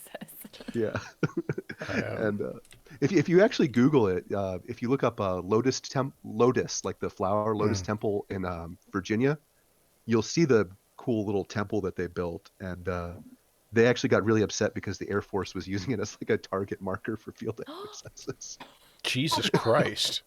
Yeah, I was like, I understand why you're upset, but that's still kind of crazy. Oh, is it this pink and blue thing? Yeah, it's beautiful, isn't it? Whoa, it's so cool. Yeah. Yeah. I don't know. I kind of like every now and again I kind of get like joining a yoga cult. Like I feel like I don't know. Sometimes I think like Heaven's Gate could have got me, you know? Like I think there's things that they did to themselves that you probably would have tapped out on. Not all of them. Like it was like half of them. Right. Well, that's the thing is cults like that are just like hemorrhaging members before they do anything too scary. Yeah. Yeah. Yeah, well like with Heaven's Gate in particular, like they intentionally like would send you home. Like it was like the opposite of like of like how cults normally operate. They like were like, here's bus fare, you can leave. Yeah, get out. We don't like your type around here. Yeah. In the cult. Like what? You're not culty enough for our cult. I'm sorry, sir. You're just too much of a follower for us. Derb, what are you doing? Me? I'm just sitting here listening to the conversation. I was typing a bit about script for the Spider-Verse movie. Okay. We hit page 20. Nice. So, yeah, it's gonna definitely be an hour 20 minutes ish at this time. But I still have more I want to say. There's still like a good like 3 to 5 pages in me, so I'm gonna finish it by the end of the night, hopefully. That's all I've been doing. Oh, the payouts on this power washing job are really low, dude. The what? Oh, payouts on your little power washing job are really low. how I don't know how much professional power washing costs. Depends on how much you can get out of the homeowner. Yeah. Oh, it's like that. It is like that, at least down here. I've never done it in any other state. I think Like my house is in like a relatively nice area, and I got extremely lucky buying this place. But the tree people don't know who I am, and they always try to like quote me something that's like 3 or 4 times what the actual price should be. So it's Shoot. what you actually can kind of stick out of a homeowner. Should I be talking to you before I accept any quotes from tree guys? Yeah, it depends on how many trees you have and what they are. But yeah, sure, if you want. I mean, like if I fly out to California, it's gonna be a little more expensive on the West Coast than whatever you get out there. Yeah. And I'm gonna have to explain checking a bunch of chainsaws. That'd be really awkward. Sir, why are you flying with four chainsaws? Trees. Shut up, I'm an arborist. Yeah, shut up, I'm an arborist. Yeah. Actually, the worst that just reminded me of this really weird, kind of messed up story, because we did UN peacekeeping the last couple years I was in the military, and when we send peacekeepers overseas, we would fly them on Air France most of the time. So we would fly them through Dulles, and this one dude wanted to save weight on his carry-on bag, and we're all in civilian clothes, and I dress like I'm in the Gambino family a lot of the time because I have bad taste. And so he looks at me and he's like, "Here, take this." And he opens up his carry-on bag and he throws me a sandwich bag of 9mm bullets in the middle of an airport. And Oh my god. I'm like, "What are you doing?" Can you not have like ammo? Not in the middle of like a crowded airport when I'm in civilian clothes and I look like I sell cocaine. Yes, I can see how that would be a problem. Like not helping. And then like it really didn't help because the ticket agent didn't know that the weapons case was supposed to be checked by security. And she asked me to open up the weapons case in the middle of the airport. And I'm like, "Ma'am, there's an AR-15 and a handgun in this case. If I open it, I think I'm going to get arrested." People do not want to see it. Yeah, please. Can I just go to the security guy? How do I? And then that guy, actually, that same dude, as a peacekeeper, he tried to order like a 3-foot bayonet to attach to his rifle in the Congo. And he had it sent to our office. So I'm gonna pick up the mail, and there's like this 3-foot like sword that this lunatic has ordered. The man, those Congolese and peace officers, like there's a really fucked history behind that. Yeah, there definitely is. Yeah. And I could see why they were trying to order that. Yeah, there's a reason why. My mom's a refugee. Like she's lived in South Sudan her whole entire life. Oh, I was in South Sudan. Yeah. And her one recollection of white people is don't get close to them, they'll kill you. And Jesus. That's like traumatic as fuck. The story she tells me, like it's wild. Yeah. I can't even fathom that level of, I was just there for like a few months as like basically a functionary, so like and it was rough for me to watch it, so I can't even imagine having to live it every day. Yeah. And I say that as like a former blue helmet, so. Mm-hmm. Yeah. What's a blue helmet? I was in the unit that did UN peacekeeping for the U.S. Oh, Army. that's okay. Yeah. So they give us a blue helmet cover with a UN on it and a baseball cap. And I will wear that baseball cap next time I'm in the city. I have to go to the UN headquarters just to see if they notice. Like, yeah, I don't. It scares my neighbor because one of my neighbors is like a lunatic who. Oh, we just got raided by Kira. Dope. Thank you, Kira. Hey. Whoa! Beauty raid. Oh no! Y'all need to help donate because we're rallying money for a very important organizer, and they've been putting their work before their health, and Mark wanted to do this very nice thing for them. So if you want to help, send some money and I'll blow you a kiss through the phone. I don't know. Soldier Boy style. Nice. How? I can crouch. Yeah. If you hit exclamation point. Thank you.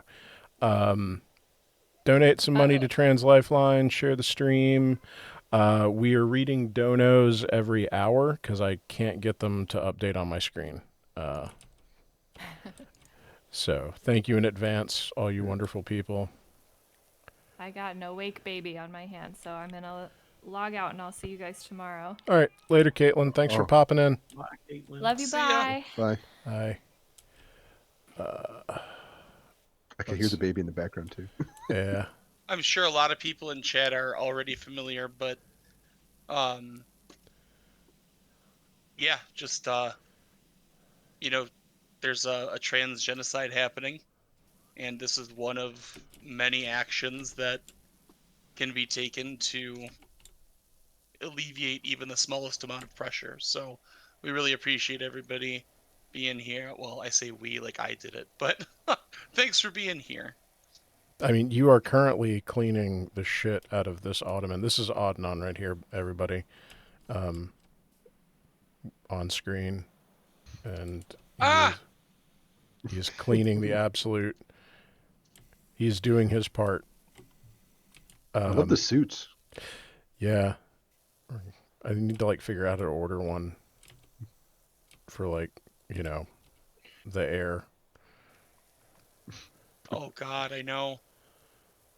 Which, I obviously don't know. I'm not getting anywhere close to what's going on up there, but, we do have an air advisory down here now for, till the end of next week. You guys too? Yeah. Yeah. I guess it's just blowing down the whole East Coast, which... That's brutal. Yeah. In Michigan, it's the first time... I mean, I've been alive forever, but it's the first time I've ever seen... we got alerts, on phones and stuff, where it was do not go outside. If you... And for us, you look outside and, the sky is blue, but the air quality, I don't know how they measure it, but, whatever the measurement is, 50 was considered, okay to breathe. It was, I think it peaked out at 175. And the advisory straight up for 3 hours, it was do not go outside, do not breathe the air, turn on air conditioning, turn on fans, you cannot be outside. Yeah. I live in Canada. I live in Edmonton, Alberta, which is right where all the wind blows, right? Oh, wow. Directly towards Canada from BC, the BC wildfires up there. And Yeah. we get this every year, but this time it was so bad. At the peak, it was equivalent to smoking 7 cigarettes, and you couldn't even see the street in front of you. It was that bad. It's not as bad anymore. Obviously the air quality is still ass, but it wasn't as bad as the sky was tinted yellow, even in the night type shit. It was so wild, and it was scary though. And then Alberta put out a thing and said nobody come outside. Damn. And then I look outside and everyone's outside. At this point, does everyone just not give a fuck because we've been through this so much? But this time it was especially bad. Yeah. Wow. Everybody, so thank you, Caitlin. She dropped 3 before she left. 30 before she left. Thank you, Caitlin. Yeah. And Anonymous came in with 40. Thank you, Anonymous.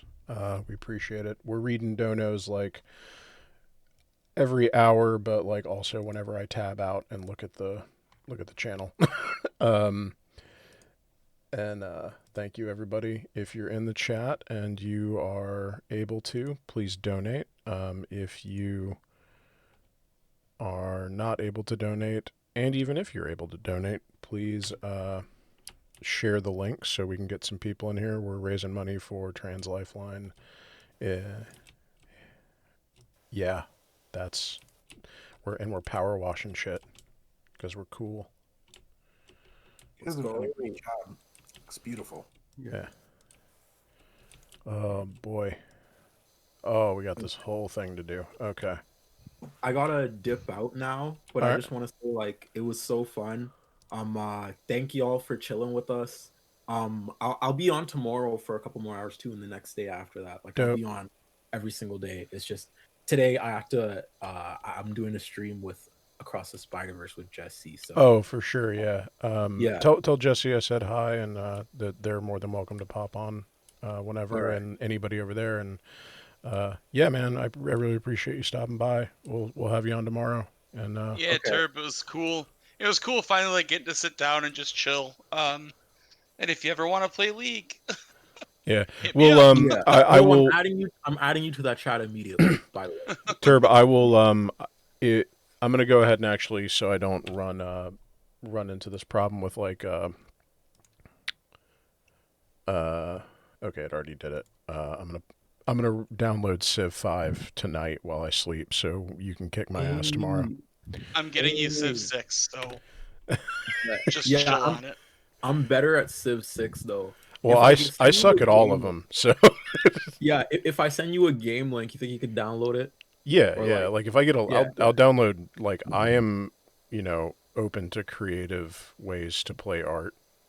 okay, Wink bet. emoji. By the way, I fixed the people getting timed out in chat for sending multiple emojis and caps. I'm sorry about that. I saw a couple of y'all get hit with that. I figured out how to fix it. But yeah, thanks for stopping by, Turb. We'll chill tomorrow. Go. Yeah, no problem. See y'all later, All right. and love y'all. Peace. Heart, because Mark fixed it. Yeah. Bye. Hold on. I didn't fix it that much. Whoever just tried to do the thing. Let's see. Excess emotes options. Let's set it at 10. That seems fine. All right. You can do up to good chatters can use up to 10 emotes. I don't know what the standard is for that. I've never done this before, so y'all have to help me. Help me help you. Doing good. All right. Yeah, I think they always had the ability to limit chat like that, but I remember there were a bunch of hate raids and stuff. And because so many people know to ban certain words, people were finding ways to use emojis to be really gross. Gotcha. Okay. All right. So Kiwi Butt asking about the VODs. I am recording this. I will try to upload it to my YouTube channel overnight. But my plan is to have these available on the YouTube channel, unless something happens that makes that not possible. How are y'all? Who's still in the Discord? Who's talking? Sound off. Where'd Bob go? I'm here. Oh. Okay. No, somebody other than Turb dropped. Was it Mustache Bob? It might have been. Keep going. Was it Bob? Okay. Did Bob bounce? I don't know if he meant to, but yeah, he's no longer in there. Yeah, he bounced. Can you, Contraband, I'm sorry, Mark, I'll let you finish. No, I was always going to say is I think he just dropped. All right, so it's Okay. you, me, and Contraband. So I'll post in the Discord and say we got room. Yeah.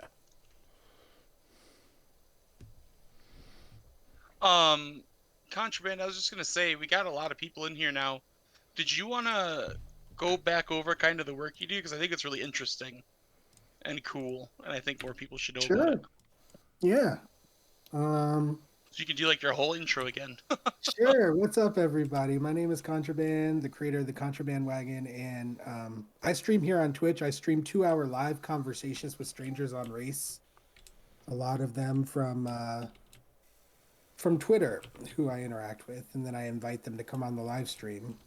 We've had, but some people in real life too, like people I randomly meet. Like I met somebody recently at a poker game, and we ended up talking about race a little bit, and then he told me that he had never had a kind of like an extensive conversation about that subject in his life. He was 25 and college educated, and that's what he said. So I was like, well, you should come on and let's do it. And he decided he wanted to do that. So we did it.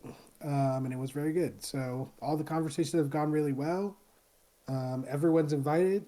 You can go to www.thecontrabandwagon.com and click on the submit application button, and I'll get back with you via email. We'll have a 30-minute pre-conversation Zoom where I give you more background about the show. You can ask any questions, and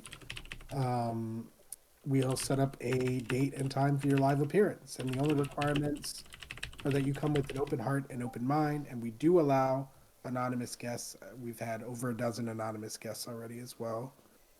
And I also run a book club where we read books on race and then we have discussion about them.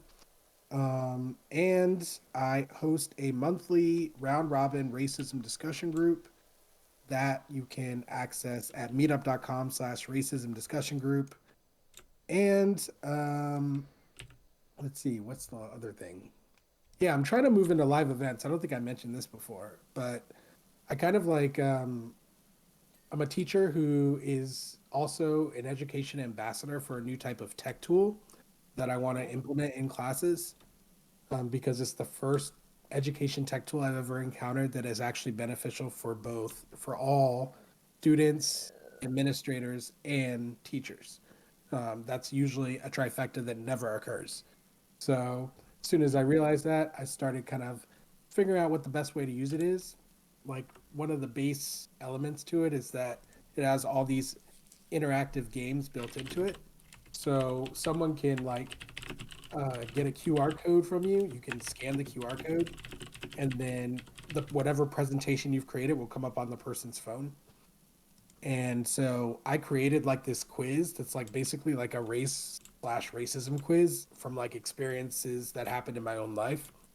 And I created this kind of narrative from that. So it's going to be like race trivia, and the people are going to have like 10 questions to answer about the stories that I tell and stuff. That's really cool. Yeah. Let me switch the stream to Power Wash Simulator. The game. And what? So that's got to take. I mean, you talked a little bit about being, a teacher and how that's helped in what you do. But like, have you, changed hearts, minds? What I mean, what are some? In Go ahead. terms of like changing hearts and minds and whatnot, right? Like, I don't like to frame things that way personally because I don't think that's like a real thing, actually. Okay. I think that mostly people change their own hearts, people change their own minds. The most that you can do is create an environment where someone feels comfortable enough and can get to a position where they feel like they should or want to do that. So I love that. yeah. So, I mean, that's what I try to do is create that environment for people, to give them a chance. Because in the race context, a lot of people I talk to, they just haven't had a lot of conversations, just like the guest I was saying before, like haven't had a lot of opportunity to think about the subject of race or learn about it.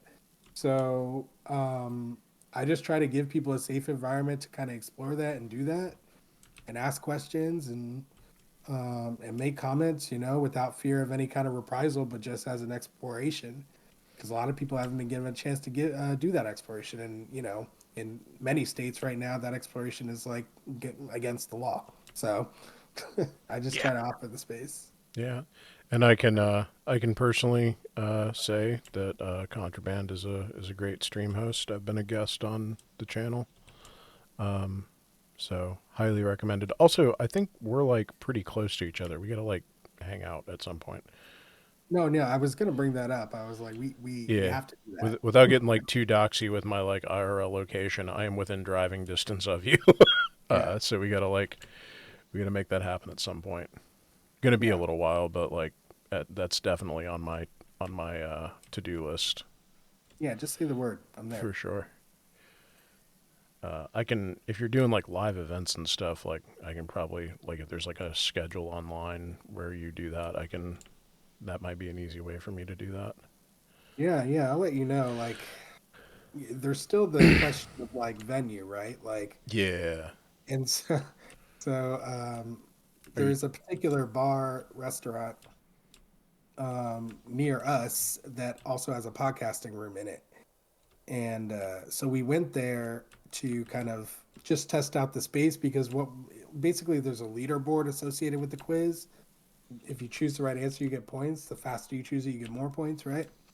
So whoever's the leader at the end of the quiz, we're going to pay for their food and drink and then offer them to sit in the podcast booths with us and chat it up a little bit more. Okay. So that's kind of like what we're going to do about that. But we kind of talked to not the owner, but somebody close to the owner about it. And their eyes kind of went wide when we were like telling him what we wanted to do, you know? So we'll see if they're really open to it. He's like, yeah, just like put it in writing and send it on and we'll think about it, you know? It's kind of like that. If you're, not to like blow up your spot or anything, but like if you're comfortable, do you mind telling me like the name of that place? Yeah, do you want me to? If you're comfortable, yeah. Yeah, that's fine with me. Yeah, it's Queenie's. Queenie's? Yeah, Queeny. Okay, I'm not. I don't know the place. I'm sorry. I thought I might know it, like where you're talking about.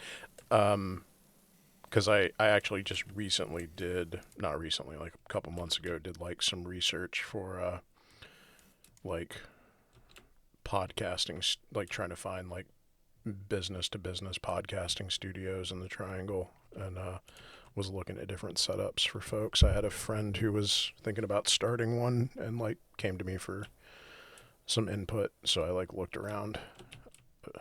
I think is it like in the back of a bar? Yeah. And it's like they've got like a bunch of like it's not even like sound paneling, it's like the eggshell stuff, and like you can hear the bar. And exactly. I think I remember that it's the one that on the website they're like you can hear the bar in the podcast. Some people like it for ambiance. Yeah. Yeah, okay, I remember that. Okay. Yeah, and so like we did a long form, like, you know, normally I'm the one like kind of controlling the interviewing and stuff like on my stream or whatnot. There's a rare occasion where I get to talk more, but mostly like the guest talks. So we like set it up this time for my moderator to interview me. And yeah, you could hear the bar in the background the entire time. But like it does add something a little bit. Like it kind of makes it seem like you're there, you know? So I'm like, okay, fine. I guess it's fine. Stepping. I'm not seeing what we're missing. If you hit escape and scroll down. Mm-hmm. Yeah, I got it. You can yeah. Huh. Stepping stones. Like okay, so those are okay, got it. Okay. Yeah, right there. So we're flower bedding edges. Fence post. I gotta check the Discord real quick. I think Kraken was one to come on. If they're in there.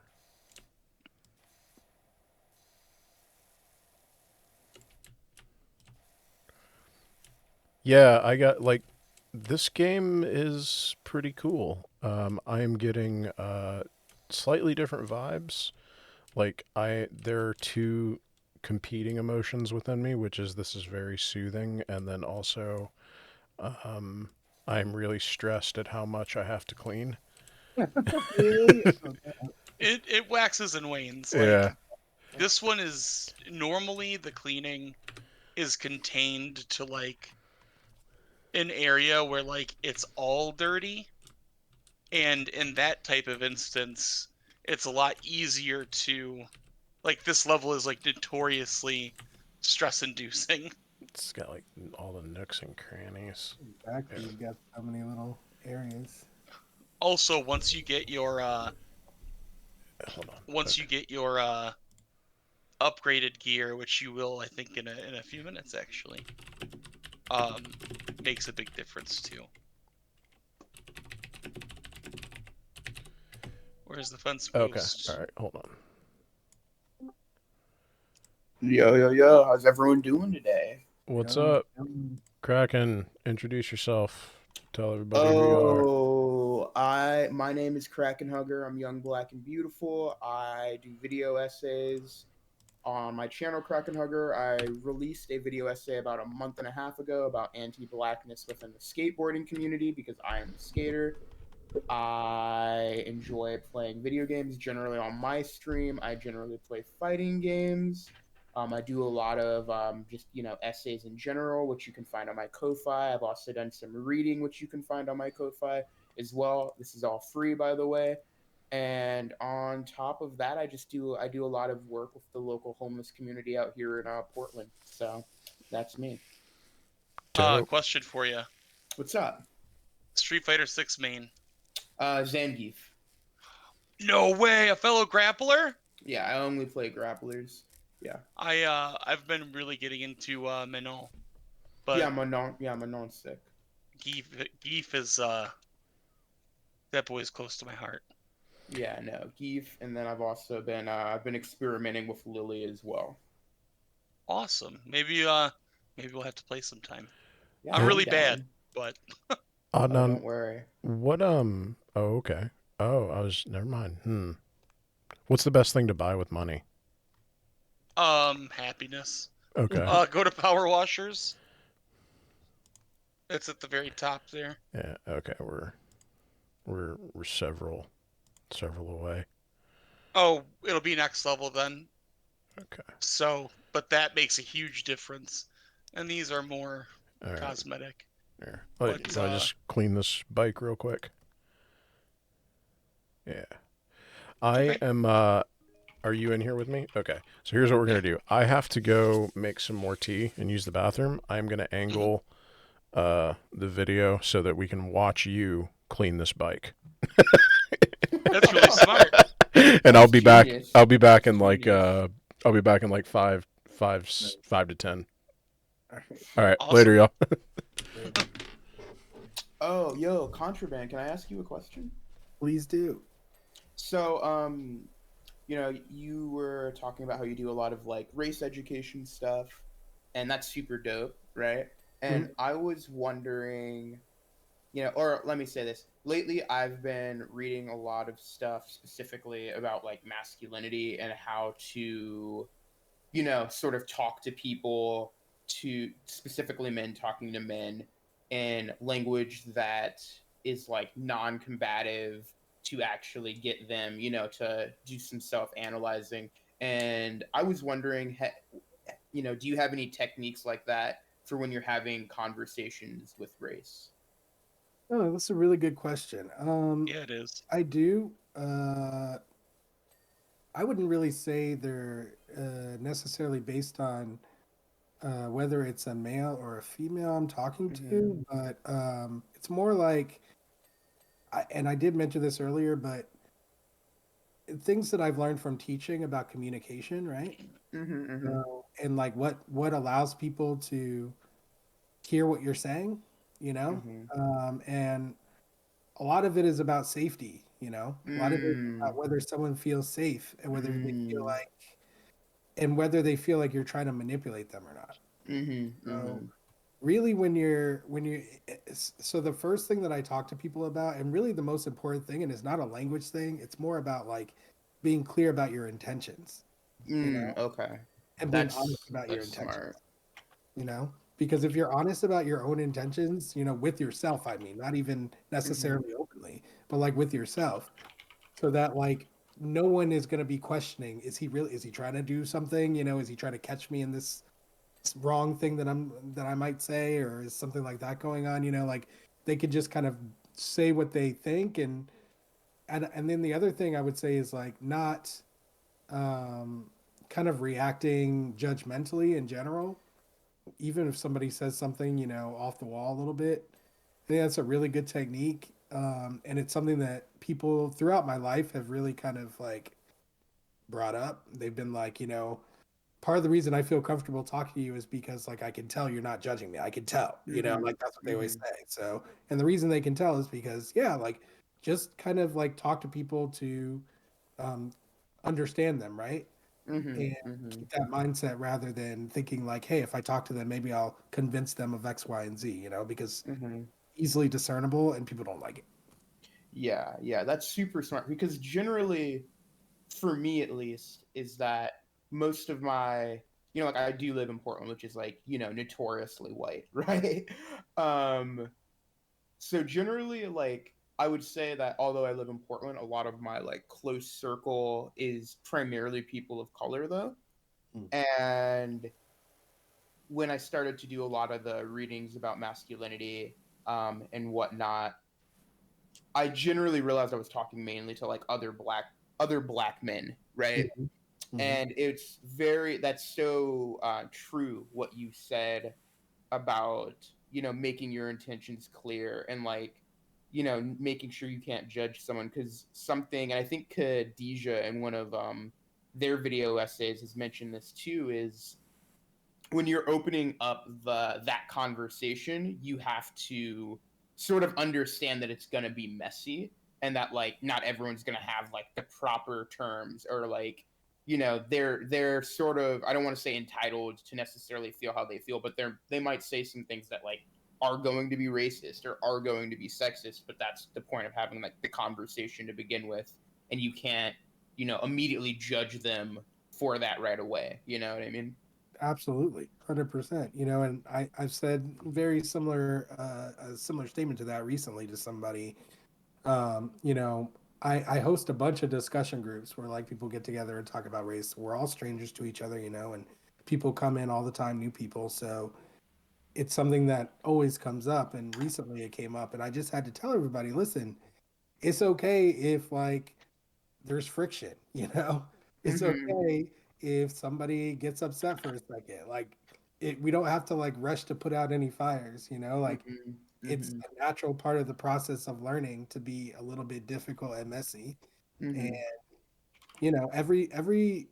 every major athlete who has ever gotten to the top of their game, one of the things that they always talk about is how they embraced being uncomfortable, or like they embrace the grind or something like that. I think it's the Yeah. same mindset you have to have in these conversations. Yeah, for sure, for sure. Like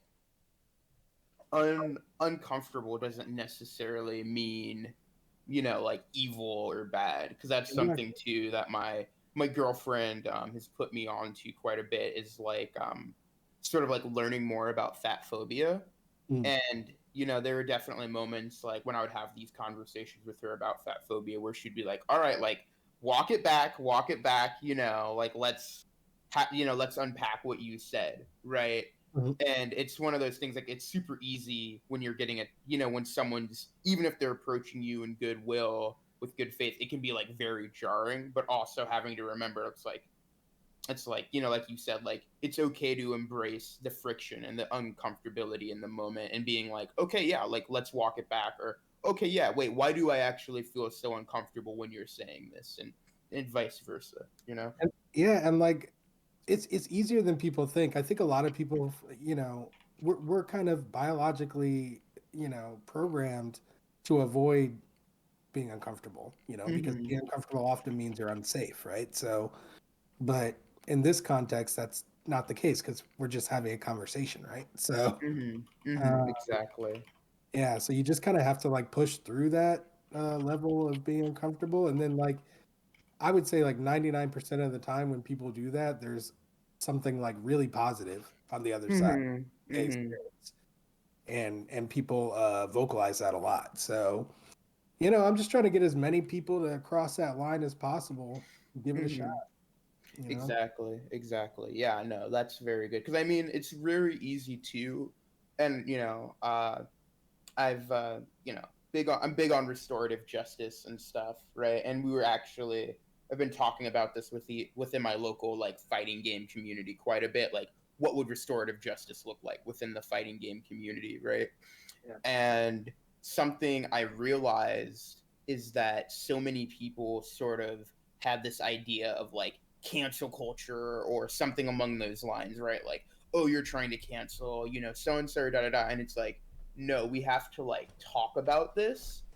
And like just because we're talking about this and we're having a conversation about it doesn't mean someone is immediately going to have to go through like the harshest punishment in the world or something among those lines. And I think that's something that I think it might be a little bit like intense on Twitter and on the internet, where like people will see these uncomfortable conversations at times, and it can result in nothing really getting done because we're focused more on punishment as opposed to helping the actual victim or actually like trying to make someone a better person. Yeah. And I think that's why like a lot of those groups, like the groups you host, and like some of the groups I've been in with like specifically Black men are they're super helpful because it's like, okay, like we're actually having these hard conversations without this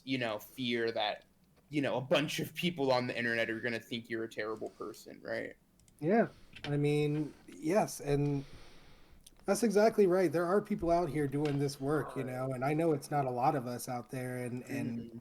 it's not like we're the biggest group out there because I mean, if you think about it, right, what you described as like a lack of rehabilitation mindset, Mhm. and a punishment mindset that reflects American culture. You know what I mean? Yeah, yeah. Yeah. So I mean, that's why it's like that. Is because like a lot of different places imitate that. But wouldn't it be awesome if the fighting game community could be an example of something better? I Yeah. think that would be very interesting. I'm a fighting game person myself. I don't really play anymore. I haven't played for years, but like I grew Mhm. up on Tekken #1. Oh, Uh, hell yeah. and yeah, like I look in that space right now. Like I look at the Chris G situation and like Oh, yeah. Yeah, the Chris G situation that yeah, just I'm just yeah. like I just wonder what people want, like Mhm. it just feels like sometimes people just are interested in needless suffering Mhm. as Mhm. just like a way of being, and it's very frustrating to observe that over and over. But Yeah, and I think what's interesting too, and I was actually having this with like conversation with like a Black woman friend of mine who's involved with the FGC, right? Mhm. And something she brought up a very valid point that I think I missed as like a man, is she said on one end the reason it's frustrating with Chris G is because I think, or the way she worded it was like, it never felt like his apology was for Black women in particular, I guess. And I think that was like a very valid point because like I read his apology, and it was very, it was a very sort of like, I guess I offended people, whatever, sort of among those lines, Mhm. which I don't think is like a healthy apology at all, No. right? You know, Oh yeah, but I don't think anyone would think that apology was healthy. yeah, yeah. And I also think that like in the same breath though with the Chris G situation, and this is where like I think I might be a little bit mixed. And let me actually just give context to people. So essentially Chris G, he's a fighting game player. I think in 2017 he had some Facebook post where he said some pretty foul things specifically about Black women in the FGC, and he sort of, on one end you could argue he sort of just got like a smack on the wrist, but also it wasn't really until like 2020 he started to see like actual consequences for it. um and like that being said, it sort of came up again recently because there was a Street Fighter 6 tournament, and he was going to be invited, but then Twitch was like, yo, we don't want, they sort of ended like uninvited him. And I think a big aspect of it where I have mixed feelings is that on one end I don't think like punishment, like where is the level of punishment, like where is the level of consequences, because I feel like on one end I've heard from a Black woman streamer say something among the lines of like like, even though he may have apologized, like that doesn't necessarily mean like freedom of consequences per se. Because I do think where she was saying is that like being able to compete and make money off of fighting games like is a privilege. But also in the same breath, she was saying like it can be a bit hard to see how, violent some people are getting about it. Well, I mean that's that. Yeah, that's the whole thing, right? Is that like I I don't think anyone can suggest that there haven't been consequences. There've been pretty Mm-hmm. severe consequences for him already. Mm-hmm. So the Mm-hmm. question then becomes, it's no longer a question of should there be or shouldn't there be, like there are. Mhm. So like now the question is like, for how long do these consequences, is it permanent? And if that's the way that we're doing things, then it doesn't really, it doesn't seem, what's the word that I can't think of right now? Proportional. Proportional, yeah. Yeah. Regardless of whether like his apology was sincere, regardless of whether it was good or bad, or or this or that, like I don't think that's material in terms of, so if someone apologizes good, then we're gonna let them come back. But if they don't apologize good enough, then we're gonna keep them out. That's a Like, valid point. Yeah. yeah, it's just like really what needs to happen. I really feel like this is what the FGC is lacking. Like I think a little bit of like leadership on these issues, and that's the real issue. Is like they need someone to like kind of step up and kind of be the voice on some of these issues, and like and be the example for it. Like I would love to have Chris G on my stream and then show like a way of rehabilitating someone like in real time. I feel like I could do that, Yeah, that would be that would be interesting. Yeah. Yeah, I think a big thing for me at least, and I think this is just like with rehabilitation culture as a whole, and restorative justice, is I think what makes the Chris G situation very interesting, and I obviously, like, because I'm not like a black woman, so I never want to like overstep, is that I do feel that like a lot of, if like there were to be, like a rehabilitation step, I do think there would have to be like black women involved as well. I think that would really help, because they were part of the demographic that got hurt, and like you were saying with like leadership, I do think it would be very interesting to have some of the more bigger black women in the FGC like be a part of the conversation. Oh yeah, I agree. I haven't really had a lot of success with, real so I'm quick not like fully a before part of the FGC right anymore. 'Cause it's been like a while, but yeah, hey, real quick, I just want to like shout. I don't want to like super step on y'all because you're having a dope conversation, but just if you're in the chat, donate or share the stream. We're going to be here all weekend raising money for Trans Lifeline. And thank you. The last time I looked at the donos was Leanne for donating. We super appreciate it. And yeah, just donate to the cause or spread the word or do both. And y'all continue. Let's get those donations running in ASAP. Mark, you're way too nice. You're way too nice. You're always calm and collected about getting the donations. But chat, I'm gonna need you motherfuckers to start stepping up. All right, I'm gonna need you motherfuckers to start stepping up. All right, I'm sick of it.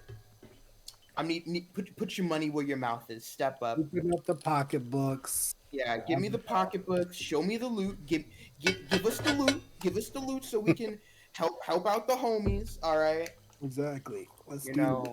Got Mark over here like, hey guys, we gotta make sure to do this. Nah, fuck that. Yeah, nah, pay up. Miss me with that shit. Love you, Mark, but miss me with that shit. Yeah. Mark, I'm a big put your money where your mouth is person. So. What's that? I'm about to post this in music artist Discord. Sweet. And tonight's stream is going to go until 8, and then we're going to be back at it again from noon to 8 Eastern tomorrow and Sunday. So get strapped in. Yes, strapped in, strapped on. Let's go. Strap in. Bring the strap of cash Yes. that you can donate to Trans Lifeline. Yes, that. Do that. And I will love you forever. Infinity +1 if you do that. And Kraken will not be mean or violent, which is always like you get it from both sides. That's questionable. Like Okay. that part of that's questionable. I very much, sometimes when I hear a good riff in a song, I can't help what I do next, So like, I hear a solid beatdown riff. If you're not black and have dreads, I don't know what's happening. I don't know what's happening. All right. It's just gonna happen. When I hear that riff, it might be over for you. I don't know.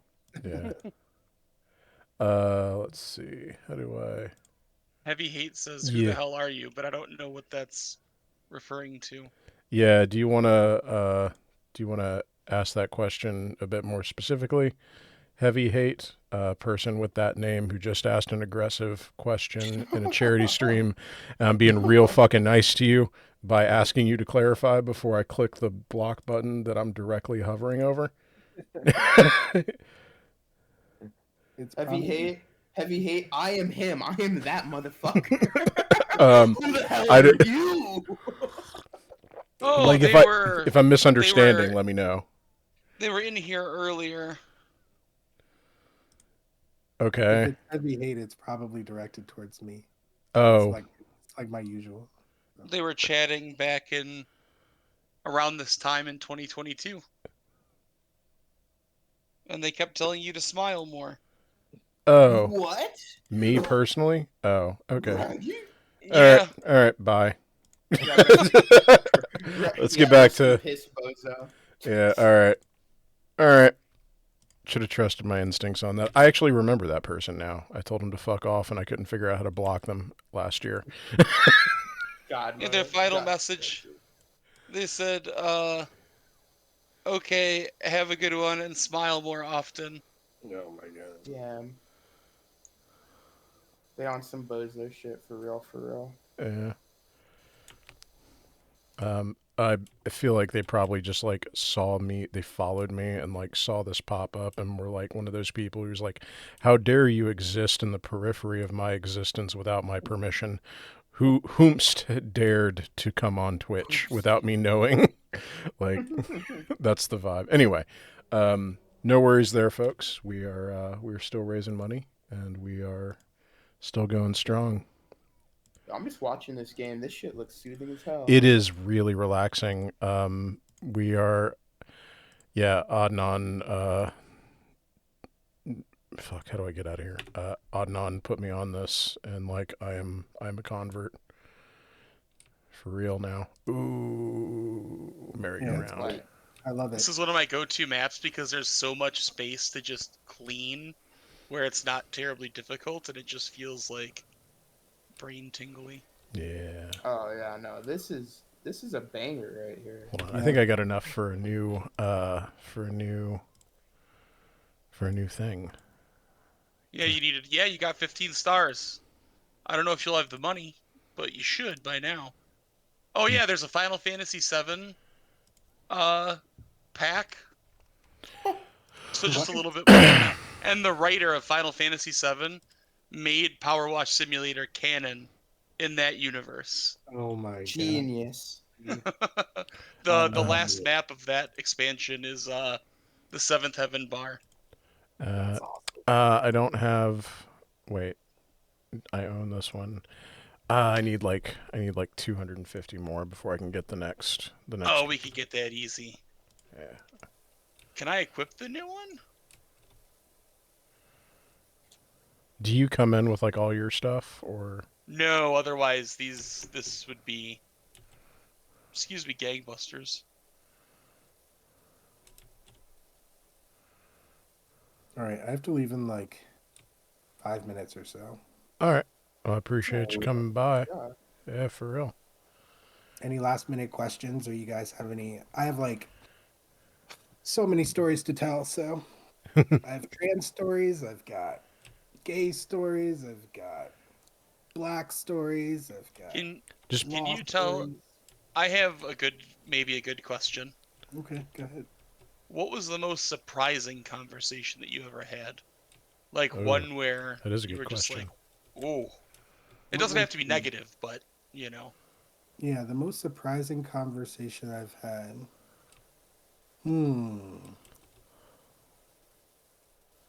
Well, I guess. I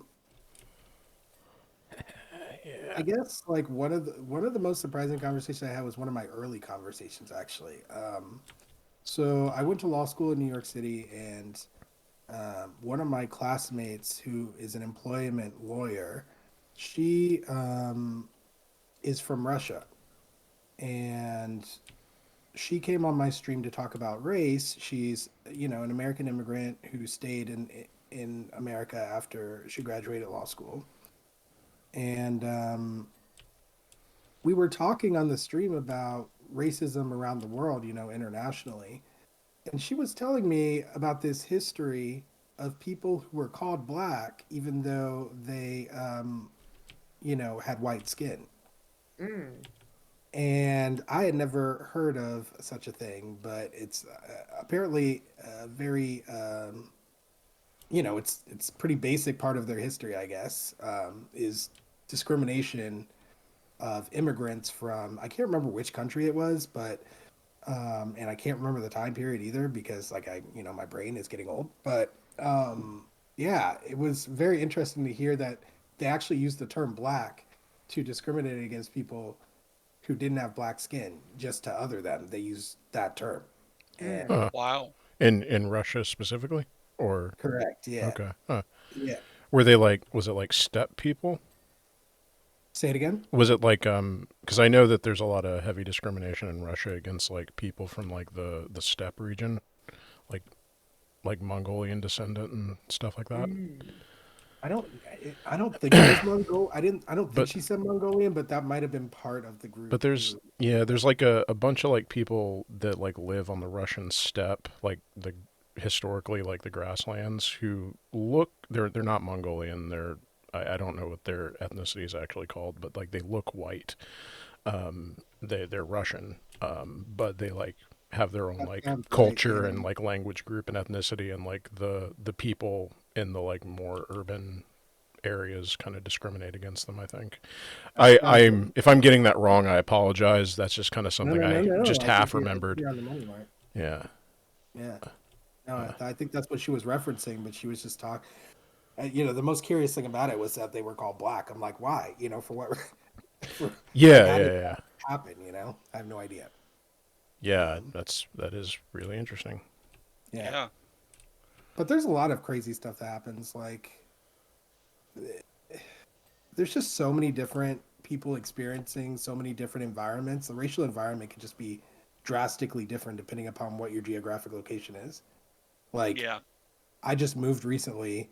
And when I told someone where I was moving, the first thing they did was like really, like I live in a county called Clayton, and I was like, oh yeah, I'm moving to Clayton. The guy immediately goes, oh, good luck in KK Clayton.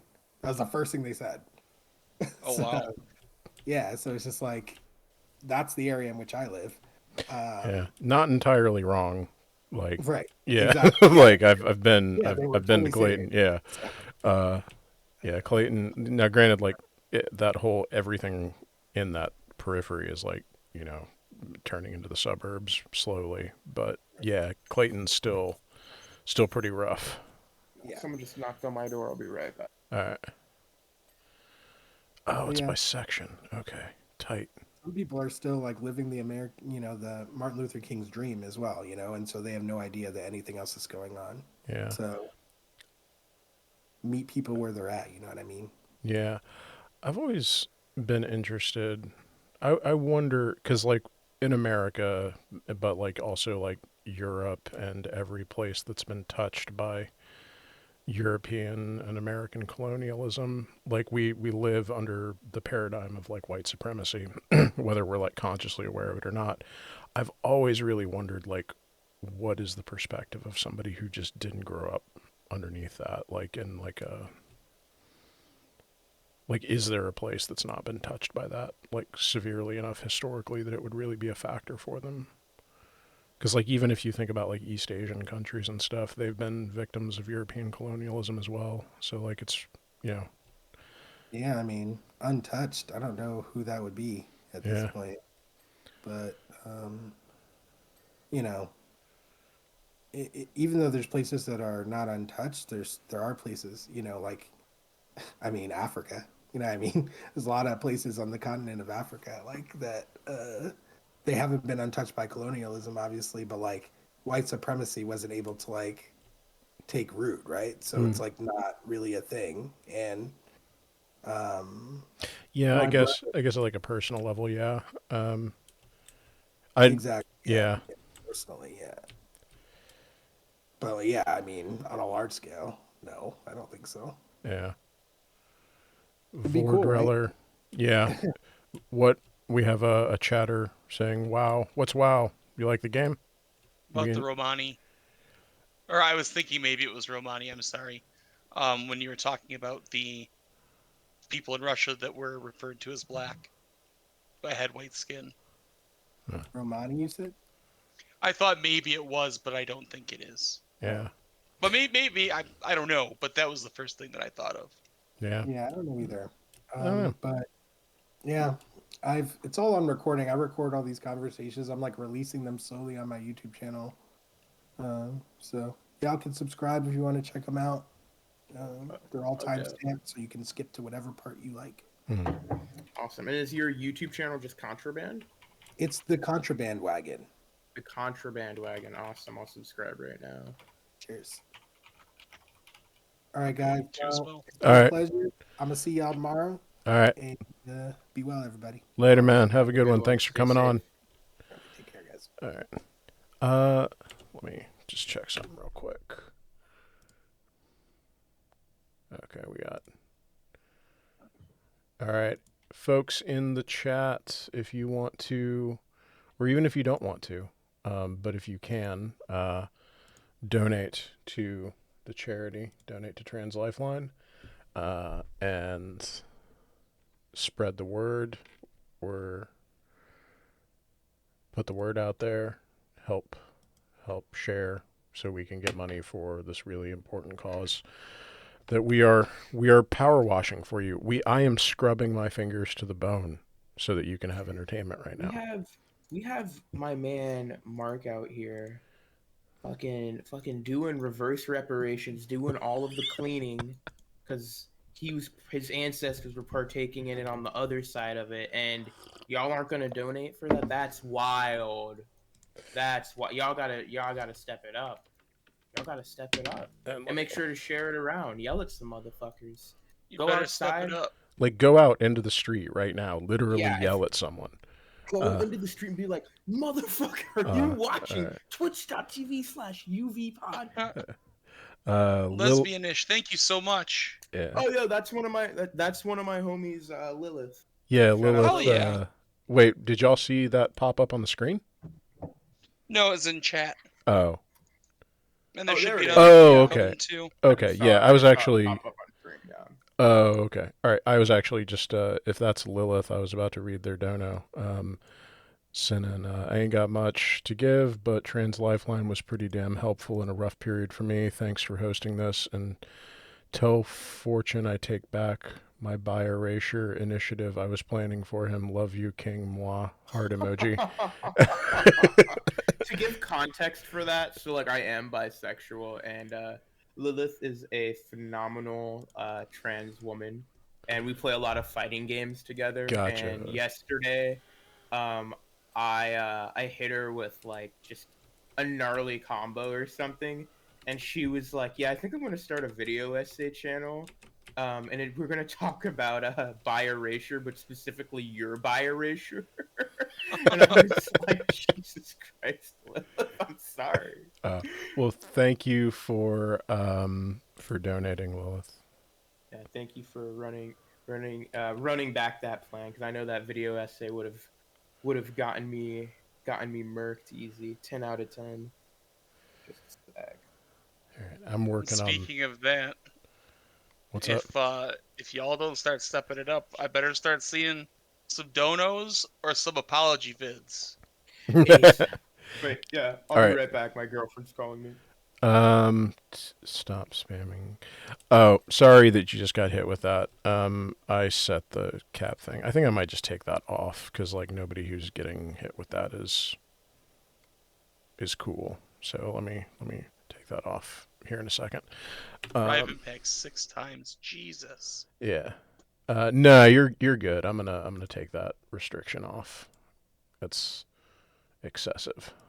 Let me just disable that, because a lot of people are getting hit with that. If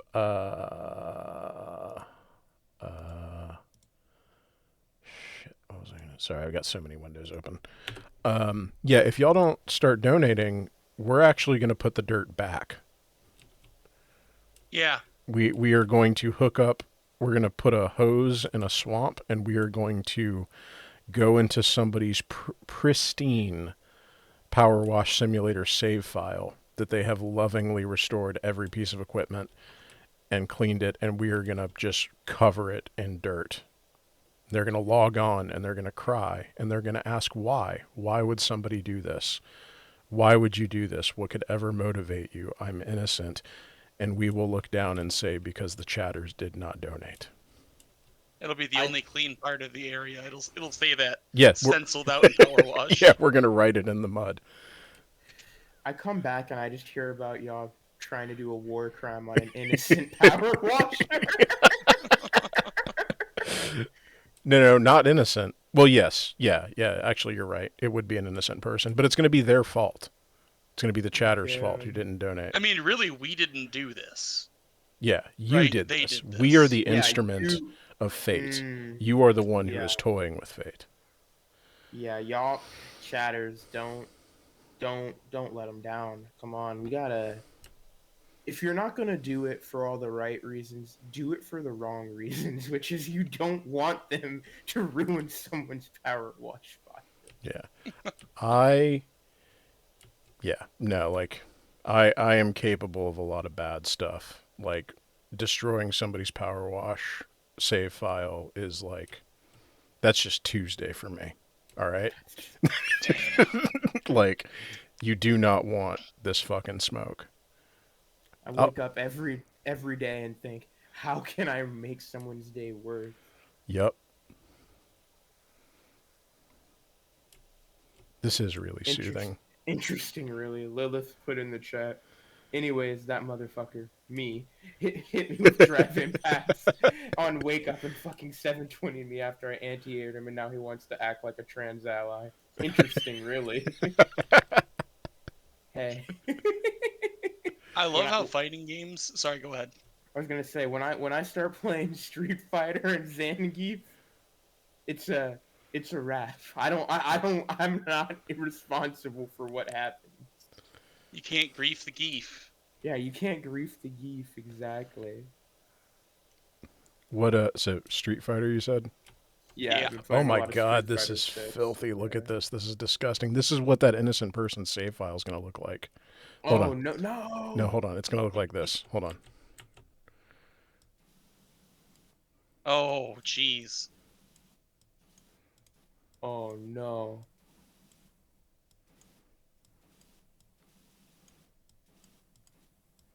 Oh, my man's just spilling it out. I was literally doing the same thing on the dinosaur. This is what you did. This is what that person's save file is going to look like because you didn't donate. Sad face. Just understand what you're bringing into the world by not giving to this good cause. Oh no, not like this. Not like this. It's so brutal. Wait, I'm sorry. Hold on. I just now, I'm sorry. I'm so fucking stoned. I just realized that you could, like, draw stuff. It just occurred to me. Hold on. I got it on the dinosaur here, too. Okay. That's kind of like a penis. It'll be Hell yeah, you're about to get TOS. No. Maybe that's the next Trans Lifeline stream, is just me playing Street Fighter. Hey, why not? Make it happen. Trans Lifeline Street Fighter tournament? That would be hard, actually. Yeah, no, do it. Absolutely. I want a set of monkey bars. That would actually be really fun. Like, I've got a set of, again, with the fucking deck thing. I had no idea this red section was so long when I set out to do it. I've been doing this the entire time. I have a set of Olympic rings that, like, I used to be able to do dips on them, but, like, I, like, put on a bunch of weight during the pandemic and, like, we're done. And I can't really do dips off of them anymore, but I can do, like, push-ups and stuff. That's kind of like my my fitness goal is to get back to where I can do dips off of rings instead of a dip stand, which, you know, I will accomplish by becoming strong. I just want to read this out because it's really sweet. Lesbianish says, also, I really wish I could thank the woman who helped me at Trans Lifeline. She was a sweetheart, and I still remember her name. Oh. So there you go. I mean, that, and I'm not being funny or anything, that really kind of illustrates, like, why this is important. Yeah. Yeah, absolutely. And, like, from what I understand, like, because ideally when we do a fundraiser like this, we would be putting money directly into the hands of people who who need it, right? We would bypass middle people, like, but of the middle people who are available, it's just really difficult to do a fundraiser where you're just putting money out like that. And of the people who we could pick to do this, Trans Lifeline is probably one of the best as far as I'm aware. They don't just do like mental health stuff. They do like actually like helping people like with their like material stuff as far as I'm aware. So they kind of hit it from all ends. They're entirely like all the money that we give them is going to go directly to helping trans people. It's run by trans people. So you could not pick a better cause to donate to. Yeah, for sure. I think one thing, you know, building off of what the homie Mark just said, is that Trans Lifeline, I feel like out of a lot of the charities that I've seen, I feel like I've seen like people actually like talk about like how Trans Lifeline has helped them. Benny, stop it. Sorry, that's my dog. But Benny's you know, just agreeing. Yeah, Benny's like, go off, King. Come on, Benny. Yeah, but it feels like I've actually seen people like talk about how Trans Lifelines help them, as opposed to some of these bigger orgs where it's just like you hear of them and you see the fundraisers for them, but then it just seems like they're just this big corp, you know, more than something that's actually helping the people. Yeah. And I will. That's another another reason I picked them is I've been present for or involved in a number of streams where the recipient was Trans Lifeline, and every single time you get like people in chat like lesbianish dropping statements like that about like, hey, this group helped me, right? Like, yeah, I've never been in one of these streams for them where there weren't people in chat like talking about the direct benefit that they received from this org. So if you're gonna donate money to a good cause, this is as good a one as you're gonna find.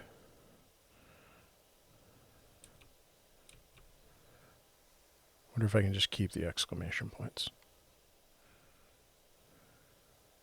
Did I lose everybody? No. Oh, okay. No, I'm still here. I was like petting my dog because I was like, dude, you need to chill out. Gotcha. I've lost the ability to like properly like gauge the length of pauses in conversation. So like that felt like 10 minutes to me. I don't know how long it actually was. See, I'm such a baby with that stuff because I have to take one, like I'll get like 10 minutes legal here, but I'll get like, I don't partake often, but I'll do, you know, gummies, and I'll get the 10 milligram sativa ones, and I have to cut it into fourths. Yeah. I mean, I'm the same way.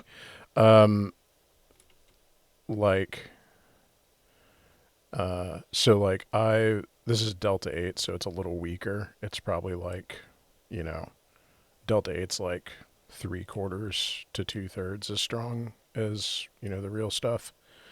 And I take like my perfect like if I want to be stoned is like 5 milligrams.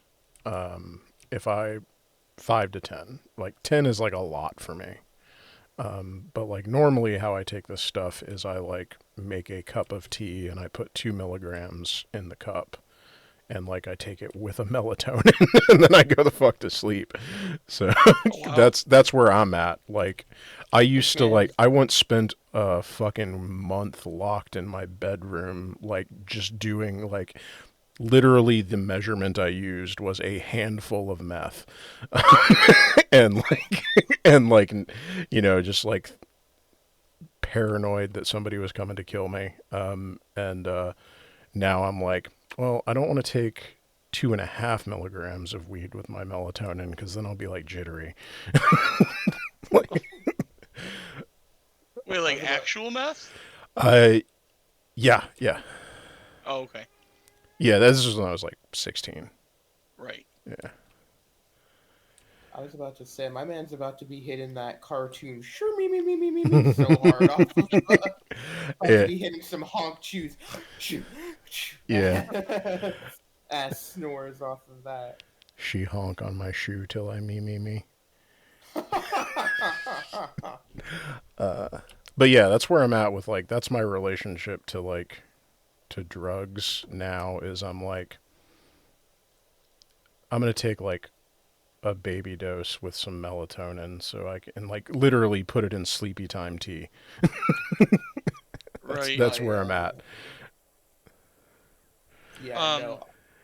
Go ahead. Sorry. No, I was gonna say like you're talking about that like because I don't partake in any substances, but I put just like some CBD in sleepy time tea, and it felt like when I woke up, my girlfriend was like, "Oh, like how are you feeling?" And I'm like, "I feel like I just came out of a 3-6 Mafia music video."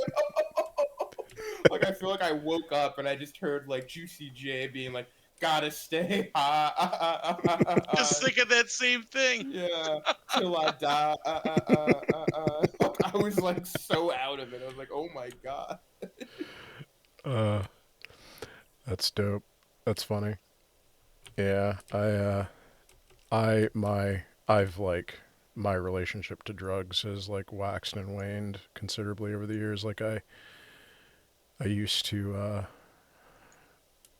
like I basically like for most of my life would do like anything you put in front of me, but I was like a hardcore alcoholic and like a narcotic. Like I was addicted to opiates for about a year. And then like I sobered up like 5 or 6 years ago, and like now I just like take my legal weed adjacent product, and like if I'm ever in a place where I can do them legally, I will still take like psychedelics. Oh yeah. But that's and that's like maybe like once every year or two I will like go somewhere they're legal and like do that. But like I mean they really helped me getting sober actually. So like I have a fondness for them, but it's not like an everyday thing. Like I just I'm at the like I'm like 38. Like I can't just be like tripping balls every day. You know, like never mind. Yeah. Oh, go ahead. Never mind that it's like not even legal where I'm at, so like I'd have to travel, you know. So like I definitely can't do it regularly. But even if I could, I wouldn't because it's just like I am a weed and sleepy time tea with melatonin boy now. Oh yeah.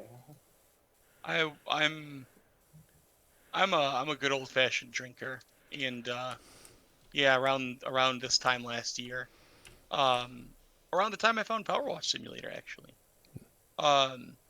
yeah, I was going hard. Thankfully, I started to back out of it, but it's not only for like all the obvious health reasons, but like it messes you up. Yeah. You know, you stay depressed and you don't I don't know. I don't want to get too deep about it. It just the numbness is really scary. If you ever I don't think I was ever because I saw a psychiatrist and a bunch of stuff because of my diagnosis and everything. And I explained that, and they were like, "Yeah, you don't really fit the criteria, but like, you're headed there." And I was like, "All right, well, I got to figure it out." But that's the only thing I could say about it is like, there does come a point. I don't know if you ever experienced this, Mark. You don't have to talk about it if you don't want to, but there is like this point that you hit where just like nothing really feels like anything. And the only way that you have to kind of gauge your own emotions is having the knowledge of how you know you should feel. Mm. And it's scary. Yeah, I kind of like went. I kind of know what you're talking about. Like, I kind of like blew past that to where I just was getting like obliterated every night. Like, I was drinking like a fifth of liquor a night for like 10 years. So like I was at the point where I was like literally just like drinking myself into unconscious. Like, I didn't even consider what my feelings were. Wow. I was just like, well, it's like, I used to joke that like it was really handy that I had a drinking problem because like I always had an excuse because drinking was what I was doing that day. It's like, can you help us move? I'm like, nope. I have my schedule filled. I was gonna say I had you beat on the amount, but I'm a lot larger. Oh, word, yeah. You know, Yeah. and it's in times like this where, you know, we really have to keep in mind that Power Wash Simulator is a game that really helps with addiction, soothing process, everything. You know, we had homie Odd on, was having a hard time there. Boom, found Power Wash Simulator. Look at Odd on now, doing great things. Almost as a great thing, almost as great as if you could donate to Trans Lifeline right now. Yes. I do. I'm sorry, just real quick. I pinned it, but I do want to read it. Just real quick.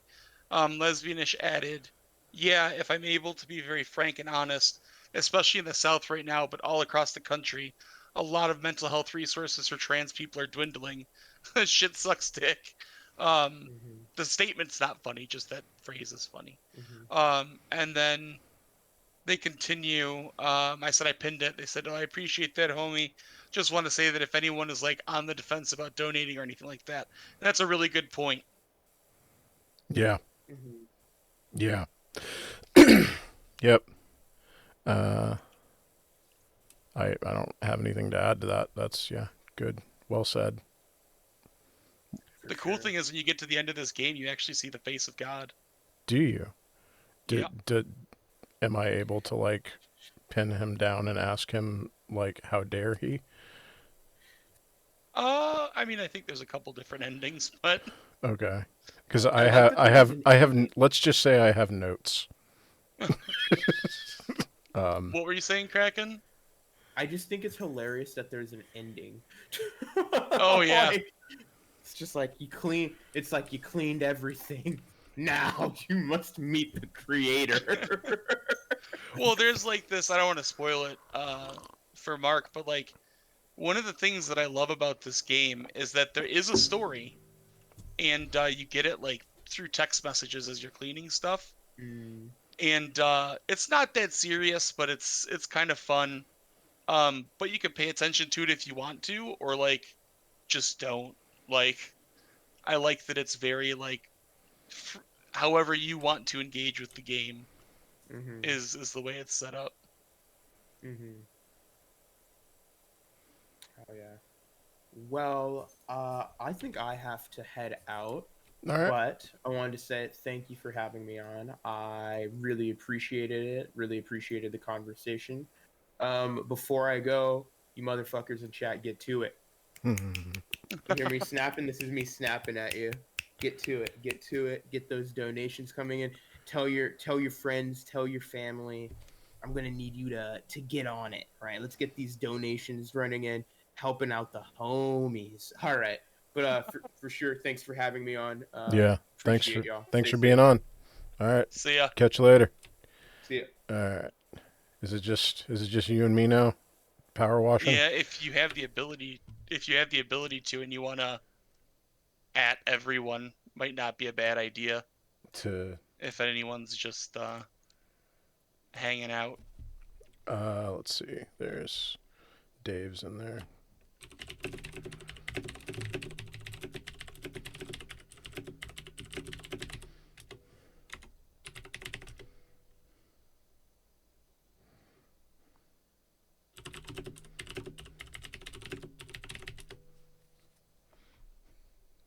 Whoa, where's all them noises coming from? It was me. That's my keyboard. Oh no, it was the chat thing. Oh. That's what it was. Yeah, I think Dave was. I don't want to add everybody because we're gonna bounce in like an hour. So like, I'm okay with we can save that for like. I figured today was gonna be a little on the slow side because it's Friday. I figure Saturday and Sunday will really like pick up stuff. So I'm gonna save being super annoying for those 2 days. But like, rest assured, I have no problem burning all of my accumulated lefty YouTuber patience and goodwill to get money to a good cause. I'm kidding. I'm not going to burn any bridges or make anybody uncomfortable. Or will I? I guess you'll have to tune in tomorrow to find out. I was just about to say that. Everybody who donates $10 or more gets to find out if I'm going to make, like, turn this into like a drama stream or not. You should. Let's do it. Let me tell you something about you that you don't know. Have you... Okay. So I've been saying that for decades. Did you hear me say it and you're repeating it back to me, or what do you know it from? It is from a stand-up comic show. I don't remember the context, but it was, I want to say, a female comedian talking about how she gets when she is drinking red wine. Or no, it was man, I'm completely off. It's Ron White. Yeah, Ron White. Yeah. That's right. Yeah, it's actually a pretty misogynistic bit now that I'm remembering it in its entirety. I should probably stop saying it. Sorry, I didn't remember the context, just the phrase. No, I actually like that particular phrase because I just use it. Yeah. Like in that context of just like, wow. Yeah, that's yeah, we might bring Dave on here when he hops in the green room in just a second. Have you met Dave from Echoplex? I have not. Okay. Lesbianish says, all right, you know what? I fuck with the sell of them. I fuck with the sell of the loss of dignity. So there you go. Nice. Yeah, I mean, that's basically how I envisioned this in my head, is I was like, I've built up like 4 years of like lefty YouTuber goodwill. I'm going to spend it on like, I'm going to bother everyone I know, and like maybe 10% of them will come on, and then like we can get some money to a good cause. Because I am going like, there's a good chance I might, like, after I drop the first aid manual, I might not do like my own content anymore. I might just show up on other people's stuff if they have me. We'll see how it goes. Lesbianish, you'll probably want to follow Medkits 101. Yeah. This channel is gonna go away in a little bit. Like a month. This is like the blowout, like we're cashing in all the chips to do a fundraiser before I shut down the channel kind of a thing, is what we're doing. Man, I'm just like power washing this dino's taint. Yeah. There's a couple bits of that, like, in later levels where you're like, I don't know if they did this on purpose, or did they explicitly do this on purpose? Oh no, that was like his neck. This is the we already cleaned that. I get it mixed up all the time. Yeah.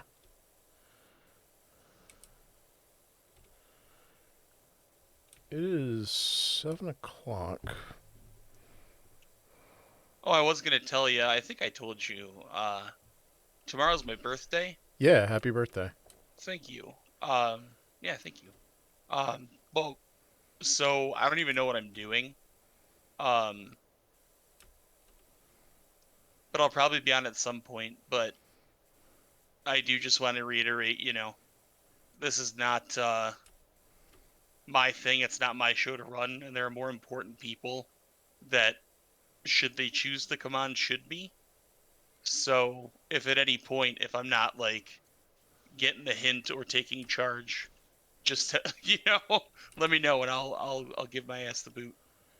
Okay. I mean, like, I wouldn't ask you in particular, but I appreciate that. I would just, if we do run into that, I'll just be like, hey, who has, I'm going to sort it by like who has the most limited availability versus who has the most open. Yeah. Whoever's got the most open, if you wouldn't mind hopping out. Of course, yeah, because there's just a lot more, there's a lot of voices that I can't speak for that need to be heard. Yeah. And I think that that's way more important than, Are you by chance, you're monitoring the Twitch chat, right? I am. Thank you for the birthday wish. Yeah. Okay. So I'm watching the Discord. I got it both up. Oh, okay. All right. You're way cooler than me. I got 2 monitors. Oh, so do I. How are you doing that? Oh, you know what? I bet it's because it's because I'm cooler than you. That's why I can't do it. I just realized. Oh. It's because I have my right monitor vertical, like all the cool kids. So it makes it it's really good for like having a single chat thing open, but it's really bad for having more than one. Oh, that makes sense. Yeah, this one's an ultra wide monitor as well. So it's nice. You get like the extra real estate. Yeah. That's okay. Not very good for games, as it turns out. No.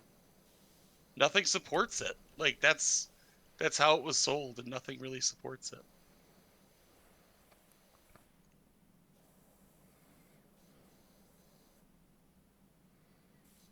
All right, what do I want to clean next?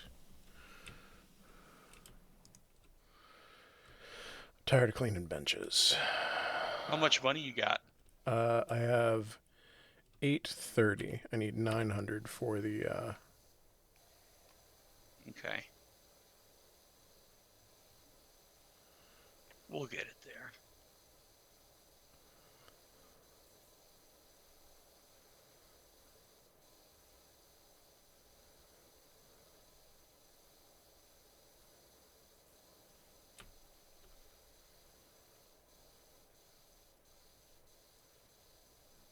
It's funny because I have like 20 grand in the game, but it won't let me buy like the better ones, because I already own them, and so I'm suspecting that once you can get it, it'll unlock for me, which is kind of a smart way to do it, so somebody doesn't just, totally take over. Like Smurf the game. Yeah.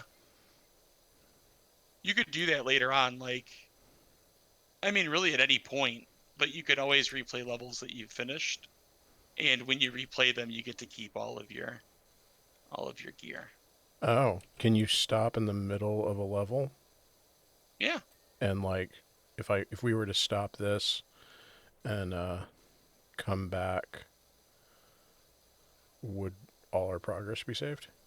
Or would we? Yeah, because basically I'm just like in your game, and so the game auto saves. So if we leave, it should just save. Okay. Let's go get this golf cart, because that'll get me what I need to get the new job. Oh, if you start a different level, it doesn't. Fuck. Well, we'll clean that park again. That's all right. It'll be a lot faster with the new equipment anyway.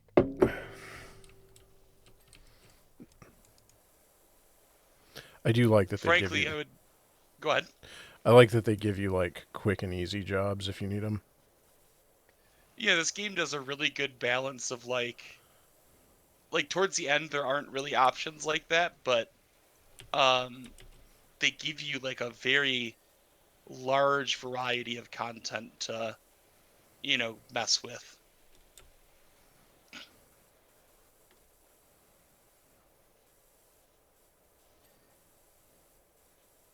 Where's your money at now? 845. Oh, so we didn't even finish it. You got to keep it. Maybe it will save your progress then.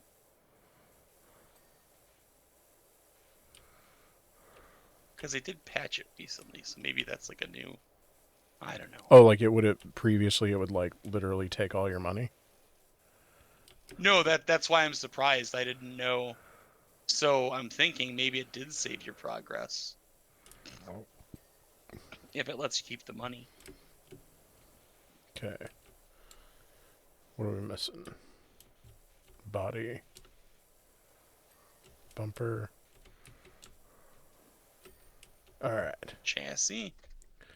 Oh yeah. Let me... And then I would do the house. The house. I didn't donate enough to Power Washer Suffers.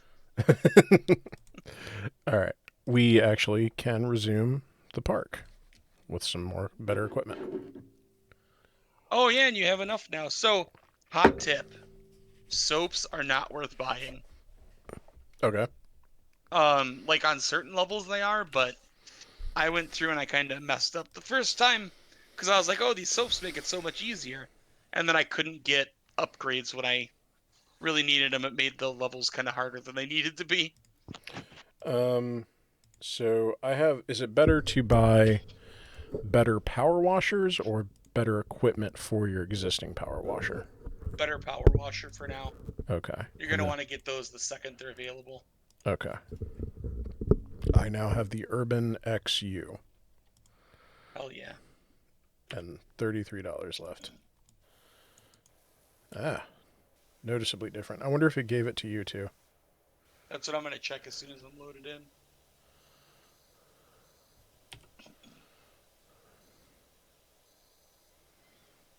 This is noticeably different. Yeah, it really cuts through a lot more.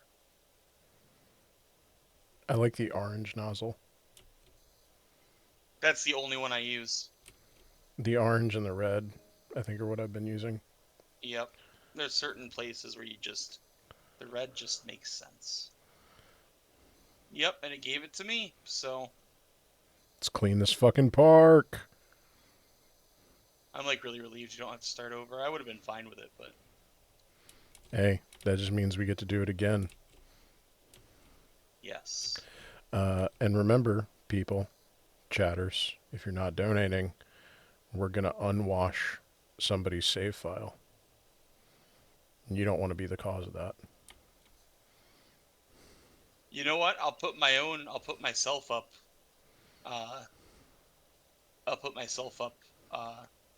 As stakes. Oh, no, maybe I don't want to do that. Let me check. Let me see if we've had some good chatters here. Okay, we've got... Oh, okay, we've got several donations. Oh, yeah. Oh, yeah. Let me... let's see. Reverend Chaos, thank you for the 50. Void Dreller, thank you for the 15. Kiwi Butt, thank you for the 20. Let's see. Pride events are happening where I live this weekend, and Weirdo Fundamentalists are... let me get you in camera, so... Where are you, Adnan? Oh, me? Yeah. There you go. I was on the roof. All right, I'm just going to get you in camera while I read this stuff. So Kiwi Butt says, Pride events are happening where I live this weekend, and Weirdo Fundamentalists counter-protesters are going to be there.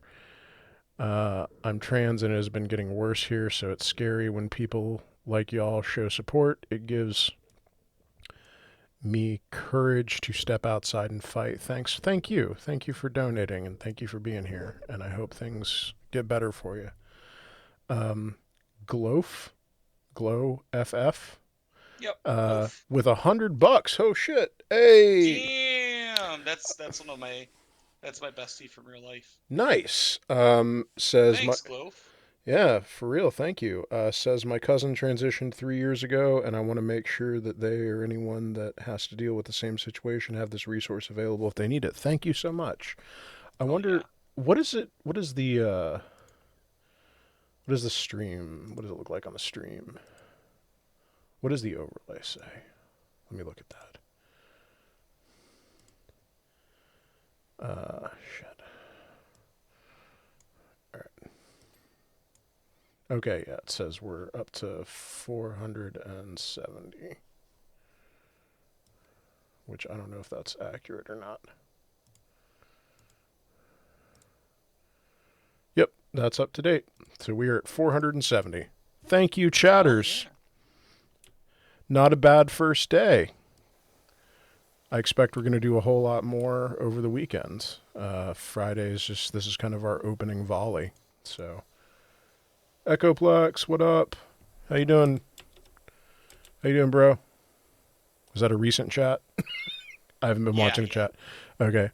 If you want to, Dave, we're going to be on for like another hour. If you want to hop on, you are more than welcome. Just get in the green room and we'll bring you on. Or if you just want to vibe, that's cool too. It's all you, man.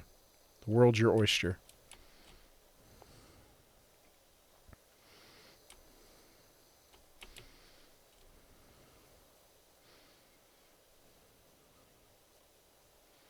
I wonder if I can do...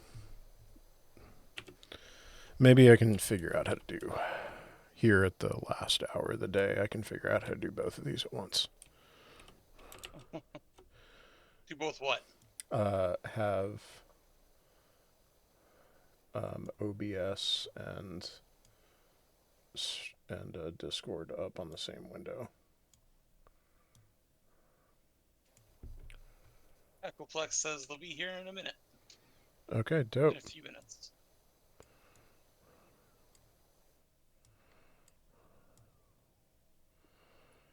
No, I can't figure it out. I mean, it's a pain. I'm not gonna mess with it this late in the game. So I will watch the Discord if you watch chat, Adnan. Yeah, you got it. All right, cool. Preach. Thank you for helping out, man. I really appreciate it. This would have been a lot more difficult without you. Sincerely. All I did was show up. I mean, just literally having somebody watch the chat for me is like huge. Oh yeah. Not a problem. And once again, to folks who donate, I'm gonna read donos one last time, like right before we quit. If you donated, go ahead and let us know in the chat, and then we'll be able to shout you out then, because I'm not getting notifications for him for some reason. All right. Hey, Dave. Hey. What up, hey, man? How are you guys? What's up, Mark? How are you?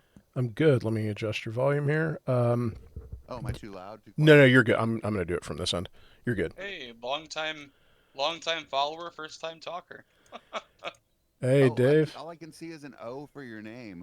Who else am I talking to here? Adnan. Oh, it just says that's because it just says O for your name. Cool. Yeah. I'm not. We probably know each other on Twitter. Yeah. Yep. Yeah. Hell site. Yeah. I know. How you? Why don't you introduce yourself? Tell chat whomst you are, and what you do, and yeah, give us the rundown. Maybe I'll let one of my fans do that actually. Oh no. Gay Dave is a fucking freak. He's a Kaku whore, and I despise him. No, I'm Dave. I'm with Echoplex Media, where like on the Dystopia beat, we cover cults and high control groups on the internet, and and we do like local news stuff too. Yeah, you're out of like the valley, or not the valley, but the Bay Area, right? Yeah, yeah. The valley that spawned the entity known as Twitter, unfortunately. The Silicon one. Yeah, the other one. Now I'm starting to feel bad about having made fun of Valley Girls all those years because I'm from Silicon Valley, and I mean, while they may have been a little bit annoying, we like ruined the world. Yeah. So. Yeah, on balance, which is worse? And like Valley Girls, like, hey, we got Clueless out of Valley Girls, right? Like, which is an amazing film. And you never really heard about any Valley Girls like wilding out and doing anything like mean or violent, right? Yeah. Yeah, like that was just like you're just. I think what happened, aside from just like the naked misogyny, which is very evident when. Are you sure about that? Yeah. You don't say. Yeah. Aside from from that, I think a lot of it was. Fuck! I lost my point. Yeah, it's fuck it. We'll just. It's the misogyny mostly covers it. Yeah. And some of it was classism too, because yeah, they're talking about like the Central Valley, where the socioeconomic, basically where houses are less expensive. Like that's what a Valley Girl would be. It would be somebody who wasn't from like Los Angeles. Yeah, yeah. You know what? I think a lot of it. That was my point. Was that was like back in the anti-Valley Girl thing was like back in the 90s when like. We were in like the heyday of like the grim dark anti-hero thing. So like, God forbid you just like be visibly enjoying yourself and like having a good time. And God, like how dare you have a good time, but how dare you have a good time visibly, like as a woman, like it's just unforgivable yeah. I personally would like to apologize to all Valley Girls on behalf of American culture. Yeah. I'm sorry we did you real dirty.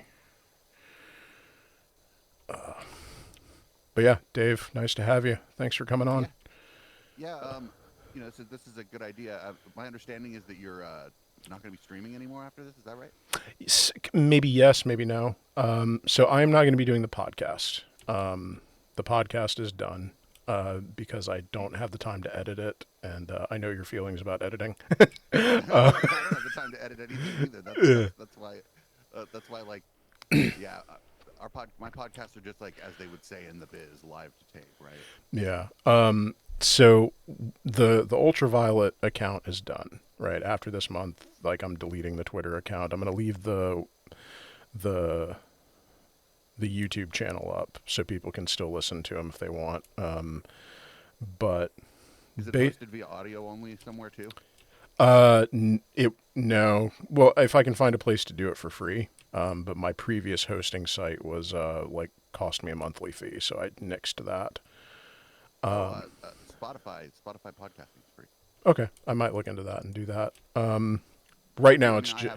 I have a website that's never going anywhere too. We put it up there too if you want. Just let me know. Sure. I'll. Yeah. Let me get back to you on that. Appreciate the offer. But what my plan is I just like I'm kind of burnt out on the whole like YouTube creator space in general. Like there's a lot of like I've met some really dope people, like all the people that have been on this stream, and but like just in general, I'm kind of like, I don't know if I want to like be doing a podcast where I'm just constantly neck deep in like YouTuber stuff. Like it's just a kind of a toxic space, especially if you're not actively creating, like if you're not an artist making stuff, which all the people who've been on the show have the fortune of being, because that's like something you can dedicate yourself to and like sink your time in. But it's just not been good for my mental health. What you do for a day job too, your day job is not lacking in stress. You know? Yeah. Well, actually, I haven't worked on an ambulance in like a year. I've been out of the ER for like 6 months to a year. So right now I'm trying to get a tech job. Like I got my Salesforce admin cert, and I'm working on the platform app developer cert, and I'm like actively looking for work from home stuff. But what I'm planning is I'm currently working on writing a first aid manual, like an online, like, you know, how to build like a trauma kit, how to use it, like how to do, you know, all your basic like ABC first aid stuff for like protesters and just general the public. And I'm building that as a website. It's probably going to take me to the end of the year. That's what that MedKits 101 account is. Everybody go follow that. Everybody follow that. I've even posted a few tips on there.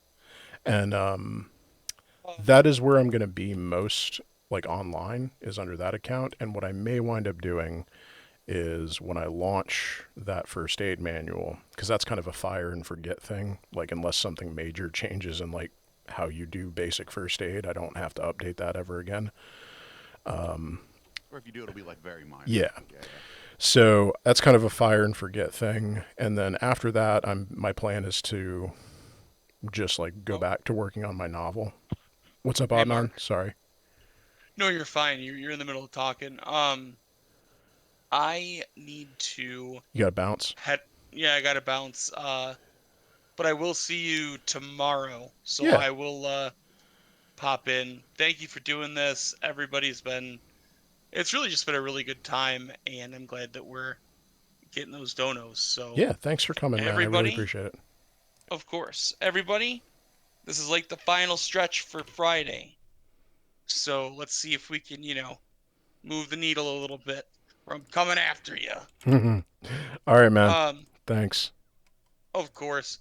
Dave, it was good to finally talk to you for a minute. Are you going to be on any more this weekend? Yeah, tomorrow I have availability, and depending on how my show prep goes for Sunday, I might be able to pop in for a little bit Sunday. But Sunday is my big news show, so. Okay. That's the only one I actually have to do any prep for. So.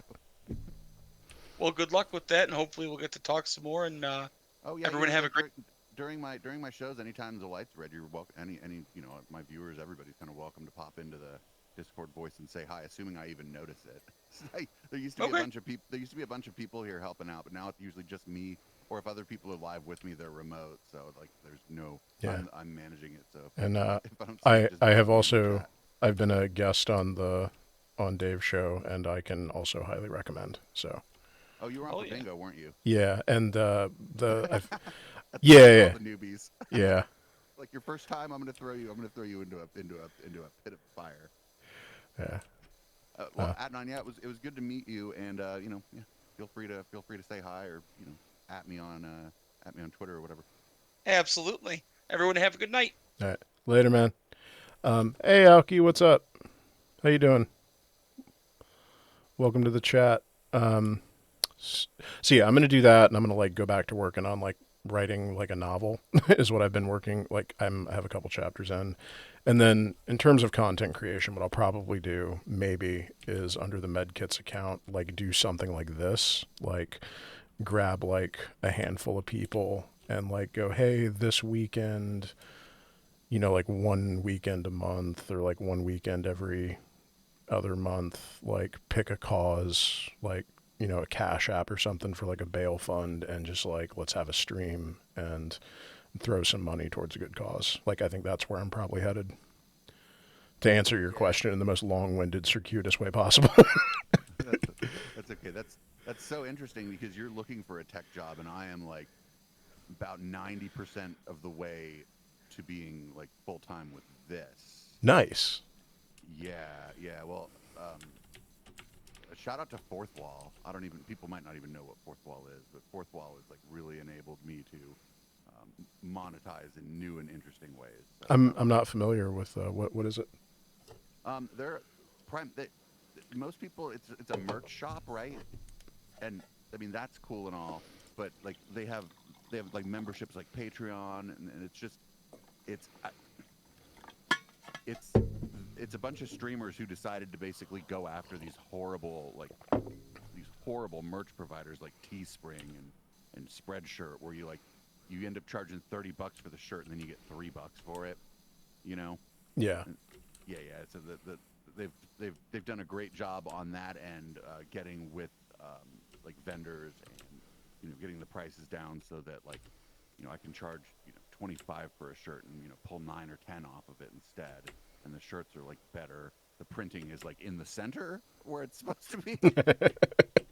So like, shout out to them. They're if any other streamers are out there and have tried merch before and didn't like their experience, hit me up because I'm like I don't remember if I'm a partner or whatever. I was one of the first 20 people on, and I can get you a link and get you some perks. They're great. They're great.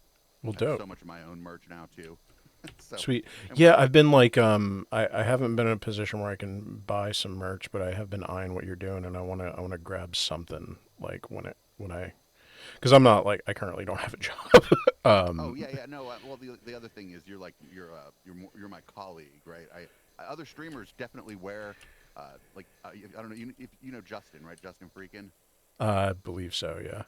Yeah, he wears he a lot of times on stream. He's wearing my Nazis Hate Disco shirt. Yeah. So, but yeah, mostly I'm not like other streamers aren't really. That's if we're all just giving each other money, that's not really gonna work. So. Yeah, I do want a piece of like Echoplex merch though at some point. But well, if you ever hanging out during the show, sometimes Fourth Wall lets people gift out merch. Like last night, like 11 shirts for our charity thing got given out during the stream. Like sweet. You know how people gift subs? Well, it's sort of like gifting a community sub. They can gift items to the community. Okay. Yeah, it sucks we're on like that 3-hour time difference really like fucks me when it comes. If you're not a night owl, you're not catching my show. So. Yeah, because you're like on at night. Like I start midnight East Coast many nights. Yeah, like yeah, I mean I get it. Like I would be doing that too if like it weren't for life.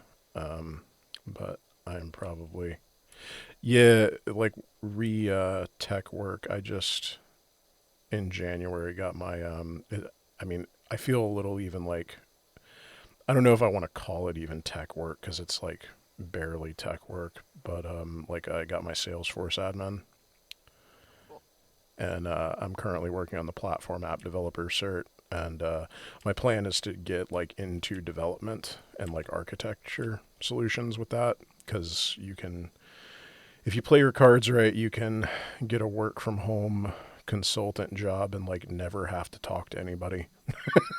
Is like where I'm trying to go. Well, the never talking to anybody part might be a myth, because I was doing systems administration for a bit from home, and actually your clients will want you on a Zoom call quite often. It's not going to be too terribly different. Bummer. Talk to you, but the flip, like if you find them completely annoying, one of the good things about doing consulting or contract work or whatever, you can fire them. Yeah. Right now, I'm just trying to get my foot in the door somewhere, because it's a rough time to try and get like with all the layoffs and stuff. Yeah, I just got real burned out on like I was doing systems administration and some like network installs for small and medium sized businesses for 15 years, and I don't want to talk too bad about it, because it is like I understand that there's a degree of privilege that comes with that, but it burned me out. Nah, dude, like doing network installs is like that's pretty rough. Like I had a friend of mine who did that. Like it's like it doesn't seem like it from the outside, but there's like a lot of work that goes into that. It's especially if you get like a bad client. Yeah, well, I mean, I wasn't running cable or whatever, right? Like it would have been, like my rate was too high for them to have me running cable, but I was doing the design and the making. Oh, like the architecture and stuff. The architecture, like basically buy this lists, drawing. It was almost in some ways I took a couple quick classes in like architecture, just so I could like draw some schematics and stuff, so that that everybody involved kind of knew what was going on and what was going where, and so it was a lot of work, and it's at least a lot of people don't have like they have one plan, right? So at least I have a fallback, like if this content thing doesn't work out, I can fall back. Yeah. I do some of that same work still, like the Linux systems administration stuff. I do some of that still for the project here. Like we run our own servers and whatnot. So. Yeah, that is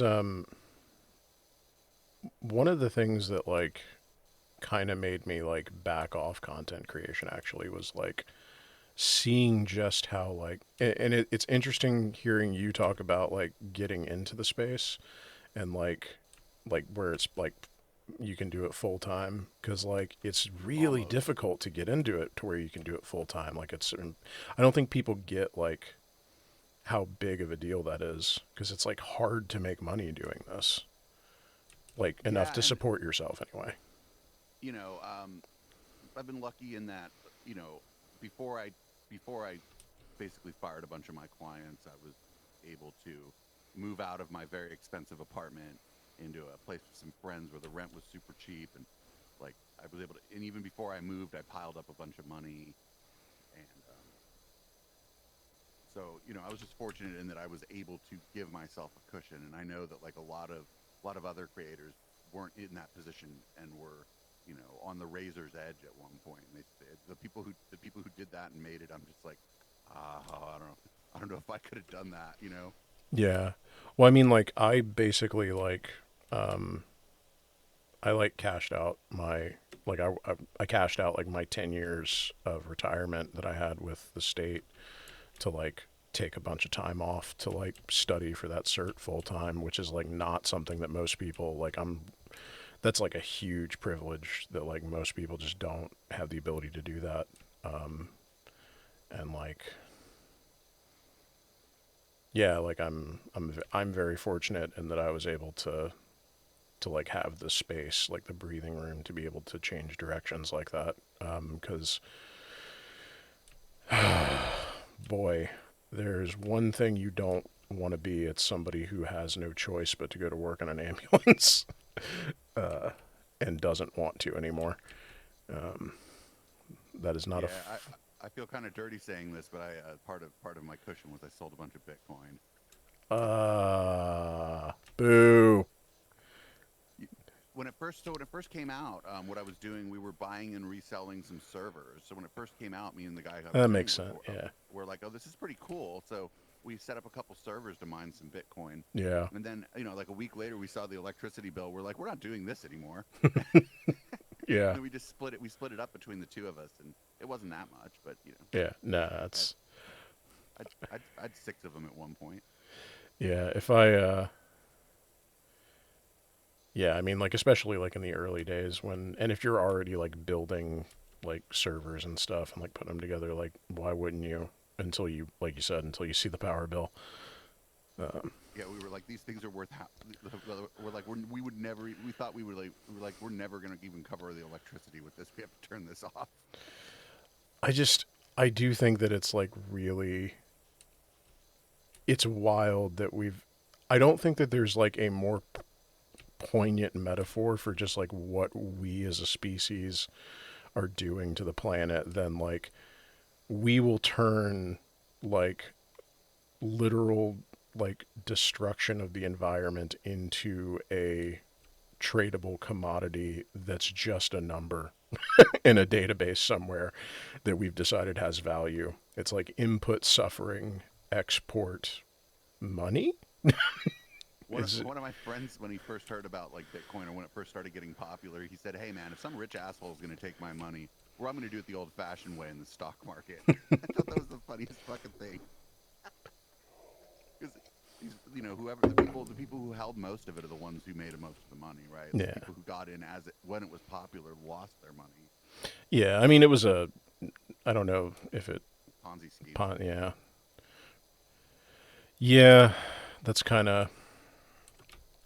I always remember, and I think this is like an apocryphal story. I don't think this ever actually happened. But there's a story from like just before the Great Depression where there was a dude. He was like a stockbroker and or like a business magnate, and so like one of the only people supposedly who didn't like lose everything in the crash. And he was getting his shoes shined, and the shoe shine boy gave him some stock tips on some penny stocks, and he like went into his office and pulled all his money out of the market and was like, if we're at the point where the shoe shine boy is giving me tips on the market, then the market is not doing well. And then like the crash happened supposedly a couple weeks later. I don't think that really happened. That sounds like a bullshit story. That sounds like a really like very nice just so anecdote that somebody would put in a. That sounds like some shit Steven Pinker would put in a book, but Or somebody would say on the Joe Rogan podcast. yeah. Right? But I do think that there is an element of truth there, which is like, if everybody you know is giving you a hot tip, they're probably just in like that's a pyramid scheme. Like when my coworkers like when firefighters are telling me about Bitcoin is about to crash, right? Like, right, because all the smart money's about to get out. Yeah, like basically you Or just like got that. left holding the bag. Let's be more specific. All the evil money is about to get out. Yeah, like. So, can you tell me a little bit about this charity that we're raising money for? Yeah. Can you tell maybe, or for any, I'm all going into show host mode now. For anybody who maybe doesn't know that much about the charity that in the audience even. Yeah. So good host. Thank you, Dave. So Trans Lifeline is a charity that is run by trans people. They're primarily known for their like mental health line, as I understand it. And there are folks in the chat who might know. We've got a couple people who've been like beneficiaries of their support who can maybe speak more in detail to this. But they offer like a support line is like how it started, like a call-in support line. And then as they have expanded, they've gotten more into like offering direct material support where they can to trans folks who are in really bad situations.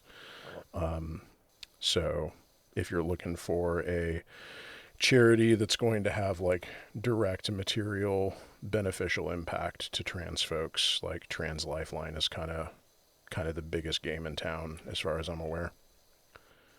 Like I've been like party to several streams that have like driven money towards them, and in every single one that I've been involved in, we've had several people in the chat who are like, yeah, like Trans Lifeline like saved my life. So they are legit. And cool. Yeah, the one we're raising money for this month is Lambda Legal. I don't know if you're aware of them. I'm not. What's up with them? They've been around since the 70s, like doing legal work on behalf of queer people. Dope. That is a good one. Like what kind of legal work? That I'm not super. I don't have examples of cases they were involved in or anything. I just know that like the entire time I've been like an adult and aware that I'm gay or whatever, I've known about them. I've just heard about them in passing over and over again. And I was like, well, we're gonna do some shirts and stuff and give the proceeds to something. And I was like, the Trevor Project, and I'm like, you know what? There's probably a lot of people doing something for the Trevor Project this month. Yeah. Go ahead and grab a slightly lesser known charity and do what I can for them. Yeah, dope. That's awesome, man. Are you streaming tonight or? Yeah, the only nights I don't stream are Monday and Tuesday, and that's not even always the case. But Tuesday, if I stream Tuesday, I usually just like fire up a couple of cameras in my decks, and I just DJ for a few hours. So the chat can kind of come hang out, because we don't like it in chat when people are having like completely off-topic, sort of highly personal conversations. But the people in there do know each other, and so like if I'm spinning or whatever, that rule goes out the window, and so I can give people that opportunity. Yeah. Which, by the way, for those listening and watching, Dave is a very good DJ. That is actually more or less the only time I catch your show is like, I'll put that on when you're like DJing and like, cause like that, you do that like fairly early if you do it usually. So that's what I catch. Saturday night. Yeah. I do it before the show on Saturday. Yeah. So like I'll catch that and just like put it on in the background. So, if you're ever interested in a free live, DJ show, Dave is where it's at. And I'm part of a whole community of of what we affectionately call big titty goths, who are all also DJs. Even though like I play like disco house music or whatever, but like they they do charity events too, and I'll jump on there. They'll do like a raid train charity event for either somebody in their community or maybe somebody in their community specifically who fell on hard times, or some organization or whatever. And I've had a lot of fun with them, and it's a bit of a change of pace. So I'm as well as being like, to the extent that you can be on Twitch, because people are kind of clout chasey and snipey. A leftist Twitch community, but I'm also part of like that music community, and it's interesting because it's not the same kind of music that I play, but they're all leftists, and we've got enough cross pollination going on. Like our stream on Thursdays about cults and the Satanic Panic, just tons of goth DJs hang out in the chat during that. So it's relevant to their interests. So. Yeah. Oh man, What's your novel about? I don't think you've ever told me about your novel. So I have several ideas. I have a novel that like I want to write, but I'm not good enough of a writer to write it.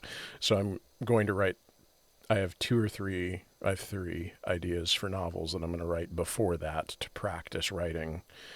The one I'm working on now is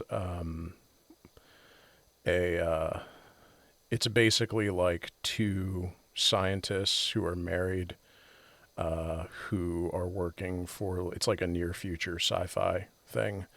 And they basically work for like some shitty company like Neuralink.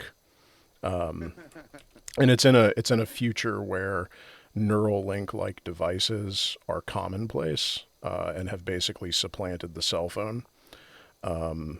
And what they are trying to do is to actually transmit like qualia, like an actual like mind meld type experience from person to person. And nobody is interested in it because it's not profitable. And the plan for the novel is that they will eventually discover how to do that, make it work, discover that it has some pretty significant negative side effects in the incarnation that they have that leads to like one of them having like basically a cerebral hemorrhage and like becoming like locked in, and then the other one like like completely losing it and trying to develop the tech on his own before things come to a head. And the plot happens. I don't want to like give the whole thing away. So that's kind of what I'm working on right now, or was working on before I started the first aid guide. I want to get that done before I do anything else. But the main novel that I want to write is, did you ever see Bringing Out the Dead? Nope. I'm not much of a movie guy. Okay. Basically it is like did you watch True Detective? I caught a little of it. I think I watched the first season. I think it lost me, or maybe I just can't stick, like, unless a television show is really bad, kind of, I can't stay with it. I don't know if that makes sense. No, I'm the same way. Like the only time I watch something is when my girlfriend forces me to. Basically it's from the POV of a paramedic who has like intense like PTSD from the job, and he, like, it is like a day in the life, and it's me basically working through my own like serious trauma from the job, and like doing like, this is what this job is like kind of a thing. But the overarching plot is like a low-key cosmic horror story where he starts like hallucinating and like seeing like Lovecraftian type monsters and stuff, and he's not sure if it's real or not. And then the gist of it is that it's like a cosmic horror story where the Lovecraftian monster is the U.S. healthcare system and human nihilism in the face of like caring for other people. cool. Yeah, I'm working on an outline for something. I'm not sure if it's going to be a book or like a documentary style film. I'm gonna. It's like about the rise and the fall of what I'm going to call the first wave of the chemtrails community. Oh, nice. It's going to go from this guy, Michael Murphy, made this movie called What in the World Are They Spraying in 2010. And then that lady, Madison Star Moon, who I played the soundboard clip of, in 2019 through a chemtrails conference there were only 4 people at. And so it's going to basically be like, it's not going to be about, like, it's not going to be like a scientific debunk of chemtrails. It's going to literally be about, like, what happened with the personalities and who got into big fights with each other and who, you know, it's going to be like, it's going to be like documenting all the drama that we saw these people engage in over the years. Because I'm part of a community that's been following this, and when I told them what I was doing and put up a Google Doc folder, there's, I don't know, 5,000 screenshots, all with like approximate dates in there of like, you know, the people that were involved. There's links to videos. People put entire videos that they had downloaded in there that have, you know, long since been maybe removed because the people threw a fit and took down their own YouTube channel or whatever. And so I'm just kind of in pre-contemplation on it, like sort of trying to outline things, put things in a timeline. But I think it's gonna be kind of interesting because it's, you know, it's gonna be like a different way of like examining conspiracism from what other people have been doing, I think. Because a lot of times it'll be like, you know, little, if it gets into like the human aspect of it, a lot of times it'll be like individual testimonials and what happened, but it like not a lot, and a lot of that, you know, there's a lot of it about QAnon right now, and I think with the chemtrails community, like the stakes are kind of a lot lower, and so it's easier to like for it to be more fun. Yeah. Because like there's not a whole lot of fun about your favorite auntie falling for QAnon, right? There's just nothing there that's fun. Yeah. That's just fucking tragic. Yeah. So I'm hoping to be able to like I'm moving again in August, and once I'm settled in there, I might actually be able to get to work on that thing. So. Well, no, that sounds really cool. I would like to see that, whatever it turns into. I was actually talking with Adnan on his stream about the like how conspiracy theories, you know, even though they were like still really deeply fucked up and like always kind of like, you know, you were 2 or 3 steps away from like the protocols or something. But there was a time period where like it was I don't want to use words like innocuous or fun, but like there was a time period where like there wasn't a risk, like you weren't talking about a thing that your like older family member might be like a victim of and like bring up seriously at Thanksgiving. Right? I mean, everybody believes in something that someone else thinks is a conspiracy theory anyway. So. That's true. I believe in a lot of those things, but I'm just right. Yeah. And I think you know, I think one of the main things that changed and is that like the way that, for example, the way that the chemtrails movement sort of marketed itself was kind of interesting and viral, but like there was no satanic panic element to it, right? Yeah. And so, and I think maybe the flat Earth is a better example than the chemtrails movement, because I think the flat Earth movement got real popular and then went away essentially. But you know, you add like or even like you take the virality of something like Coney 2012, and then you add like their you know their trans in your kids or their, you know, or the harvesting adrenochrome from this, that, or the other group of people, and it's like that's where we are now, you know. Yeah. It, you know, and it just, yeah, I guess maybe it used to be lower stakes, right? Like, but that's also like me maybe not having a full appreciation for the effects of some of that stuff. Cause like, I'm 36, I'll be 37 in August. So like, I think you're a little bit older than me, right? Like you're Gen X, right? Yeah. Yeah. So like, you remember the Satanic Panic, like, Um, or was that before maybe. you? It's. I don't think I was quite old enough for. See, like one of the things that's I didn't grow up in a place where there really was a satanic panic, like because I grew up in like the East Bay area, right? And so like people weren't like afraid of goths or rock or heavy metal music or whatever. Do you know what I'm saying? Yeah. It was, and there's like it's not like LA where right next to us is an Orange County or whatever. We don't really have that here. And so I mean, I may have seen stuff about it on TV, but it wasn't like really big like culturally where I was. And if you know in the 80s there was no internet, so where you know and the news that I saw when I was a kid was mostly the local news. So you know I don't think I was really exposed to it in the way that maybe other people in my generation were. Yeah. But like, so I guess what I was getting at is like, I think there was like this, because the Satanic Panic like destroyed lives. Like it was a huge cultural movement, and you know, very reminiscent of like what QAnon is today. Like arguably, Same thing. yeah, arguably they're just the same thing over again, like with a little bit of rebranding, or evolution would probably be a better term. Like, would you actually don't throw evolution on the bus like that. actually like would you go so far?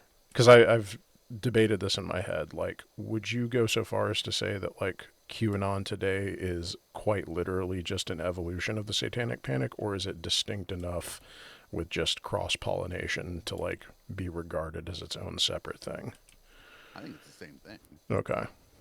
I don't even know. Like, you know, I cracked a joke there, but I'm not even sure. Like, the only way in which we could say that it like evolved is just that the terror from it or whatever spreads faster because of our means of communication. But it's the same concept, right? Like, yeah, it's you know it's blood libel. Yeah. That's all. It's just so that's the oldest one, right? Yeah. It's the same one. It just keeps coming back. Yeah.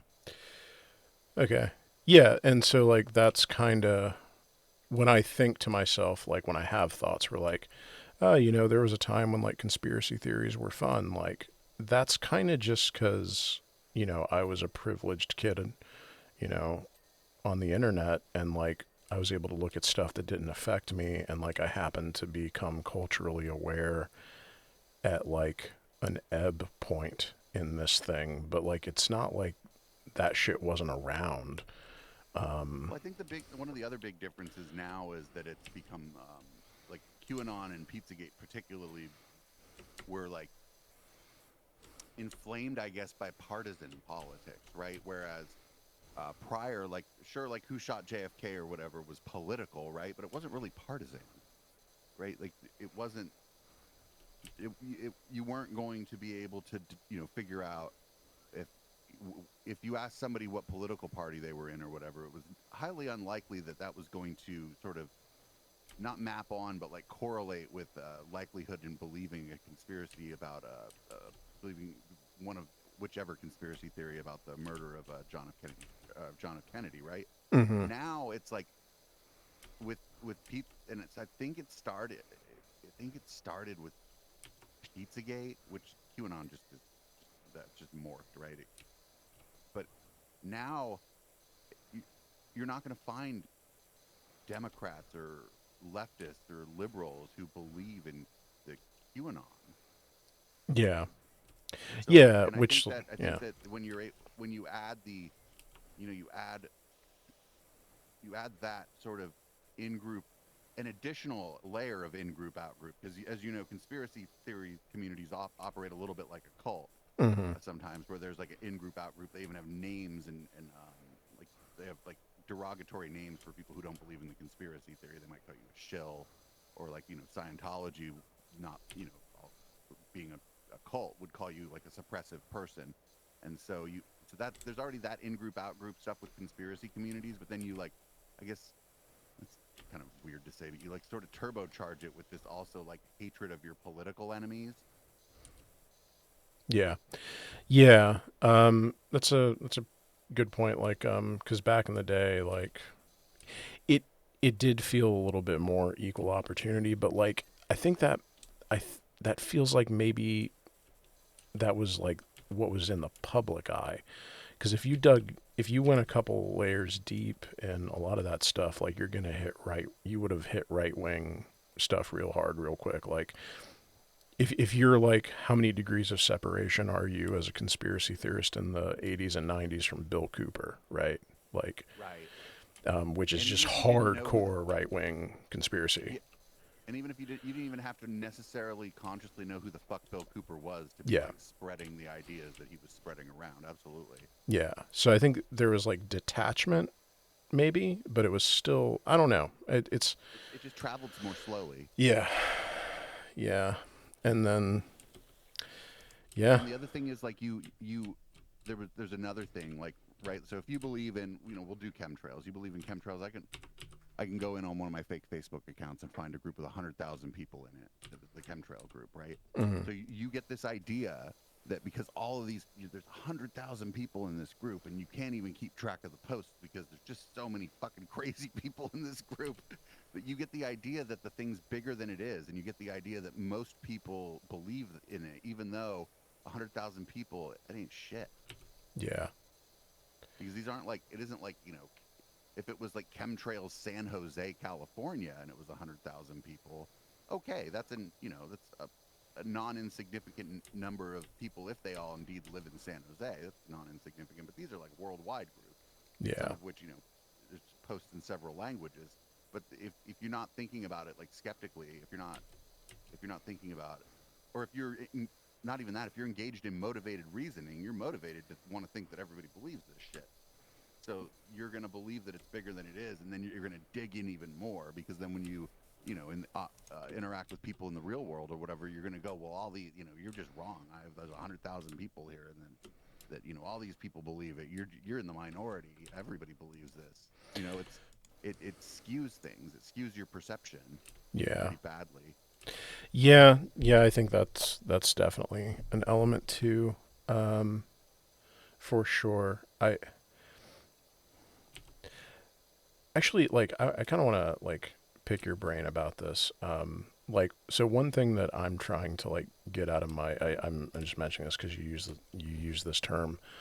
What I'm trying to get like out of my vocabulary is like using the words like crazy to describe people like this. Because like I don't think that number one, like there is a compelling argument that that's like not a great language to use in general. Like I've heard it used to like dismiss people, and I'm trying to get it out of my vocabulary. But do you think that like folks are, I think like, I don't know, man. Like I have a hard time. I don't know. What do you? I've given this some thought too, and I'm just not sure like what word am I supposed to replace it with? Like, you know what I'm saying? Yeah. Detached from reality, like.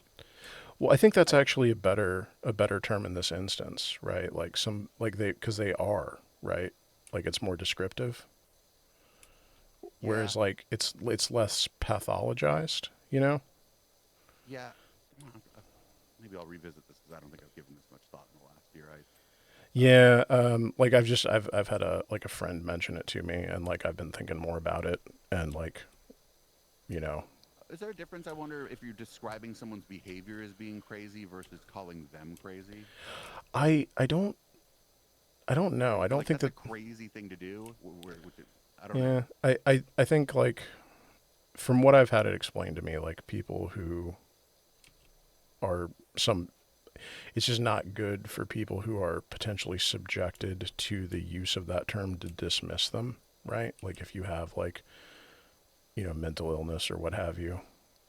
Or in control groups, right? Yeah. A control group can be as small as two people in an abusive relationship. Yeah. And so the abuser might use that word to describe the victim when the victim complains about the abuse. Yeah. Yeah. So I don't know. I'm trying to get away from it, but like I'm struggling to find like specifically for the thing that you're talking about. Like I'm having a hard time finding like replacement vocabulary. Well, I do think that we can. I think that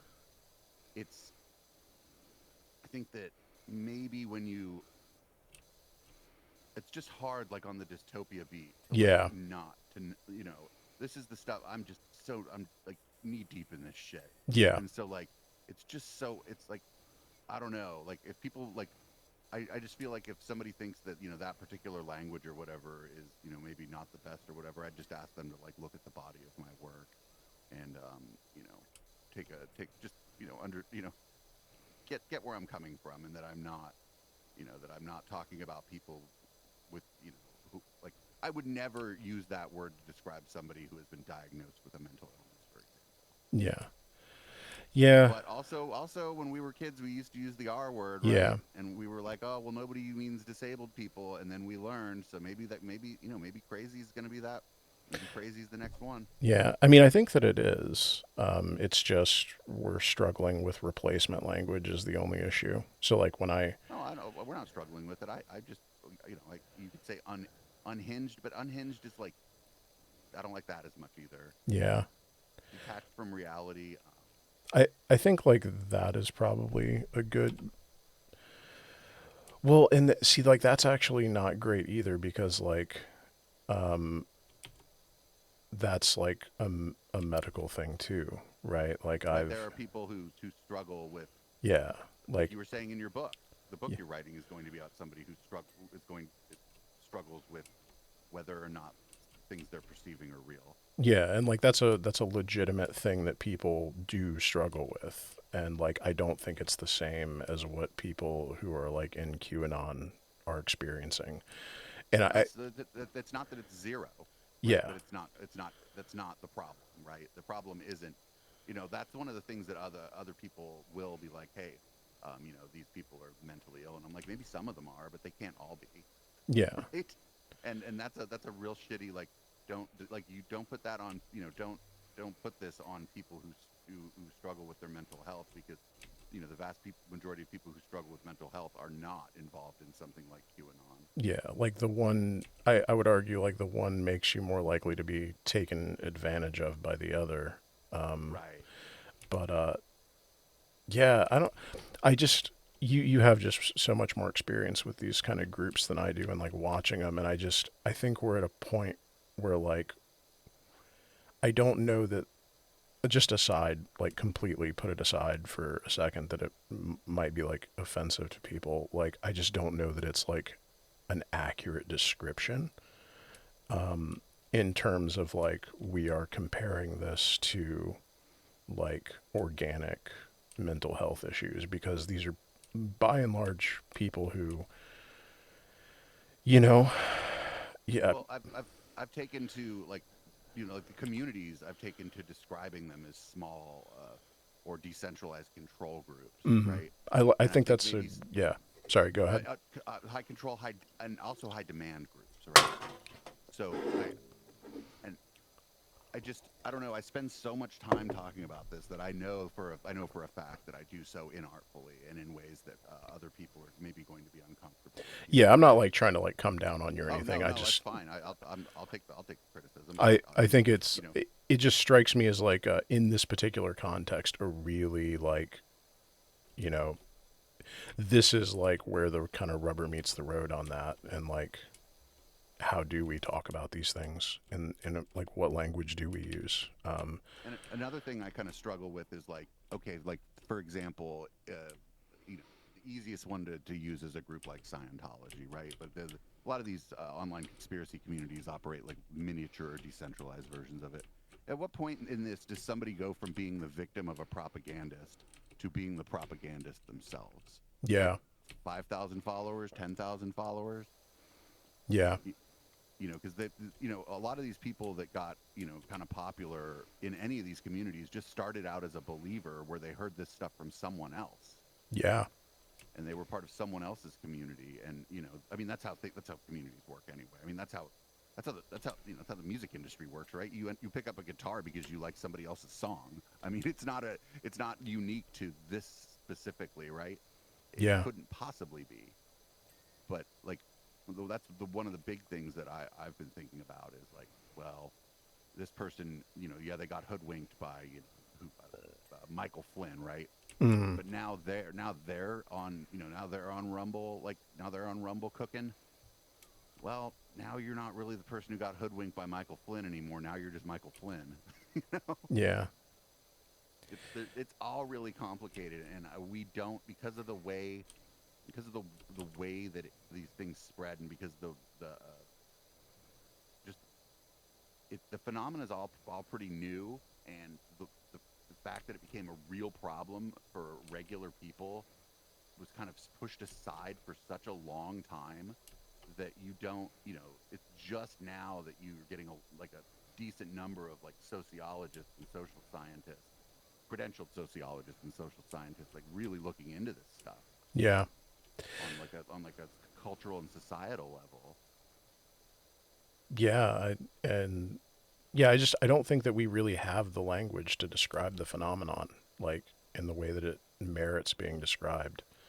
Because it specifically with regard to the like,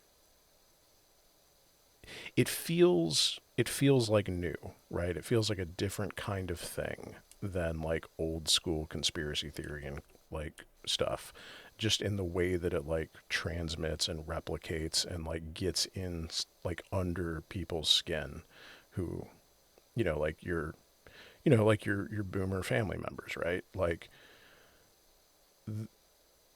was there ever like a period in time? Sticky Monkey Flowers in the chat grew up in Scientology. Okay. Look at that, 72. Whoa. Damn. Yeah, Sticky Monkey Flowers. If I don't know how comfortable you are with this, but if you wanted to come on and talk about it, we do a show on Thursdays that the first hour is always about Scientology. Reach out. If you don't want to talk about it, then don't, I could understand for a number of reasons, both personal and both I don't want to relive this shit, and I don't want to get on their radar. So yeah. Yeah, that's wild. That's wild though. I'm sorry that you grew up in a cult. That sucks. They took your childhood away from you. That's wild to me too, and I don't mean to like yeah, actually, sorry, Sticky's talking to you about like where to find you if you want to plug your stuff again. I'll just put can I just drop my email address? Yeah, if you want, go for it. Yeah, if you can just email me. And we're gonna read donos here in a minute. Everybody, thanks for donating and stuff. If you wanna, we're gonna be doing this all weekend. Donate, share, 12 to 8 Eastern Standard. Gonna have a bunch of people on and raising money for a good cause. But like specifically with like, so like just talking about Scientology, like, and I don't mean to like pivot off of. Oh, it's the same thing though. Like, yeah. It's it should come as no surprise to you that many people in Scientology actually believed in the QAnon stuff when it was real popular. Really? Because like I would have figured that they were like insulated enough that they like they both would not want the competition and also like had the means to prevent it, like from within the ranks. That's interesting. I didn't know that either. We'd got an interview with Tony Ortega. He's been covering Scientology for about 20 years, and I said, hey, I noticed that on your website there's a new section about QAnon, and he said I was like, can you talk a little bit about that? It was like right at the end of the interview, and he said I'm going to blow your mind, and you're going to be so mad that this is like at the end of our time. He's like, but a lot of people in Scientology believe that shit. Huh. And then he was like, but I gotta go. And I was like, oh, fuck you. I was like, I'm going to talk to him for like 3 hours about that. Oh, man. Oh, yeah, hold on. Sticky Monkey Flowers, are you on Discord?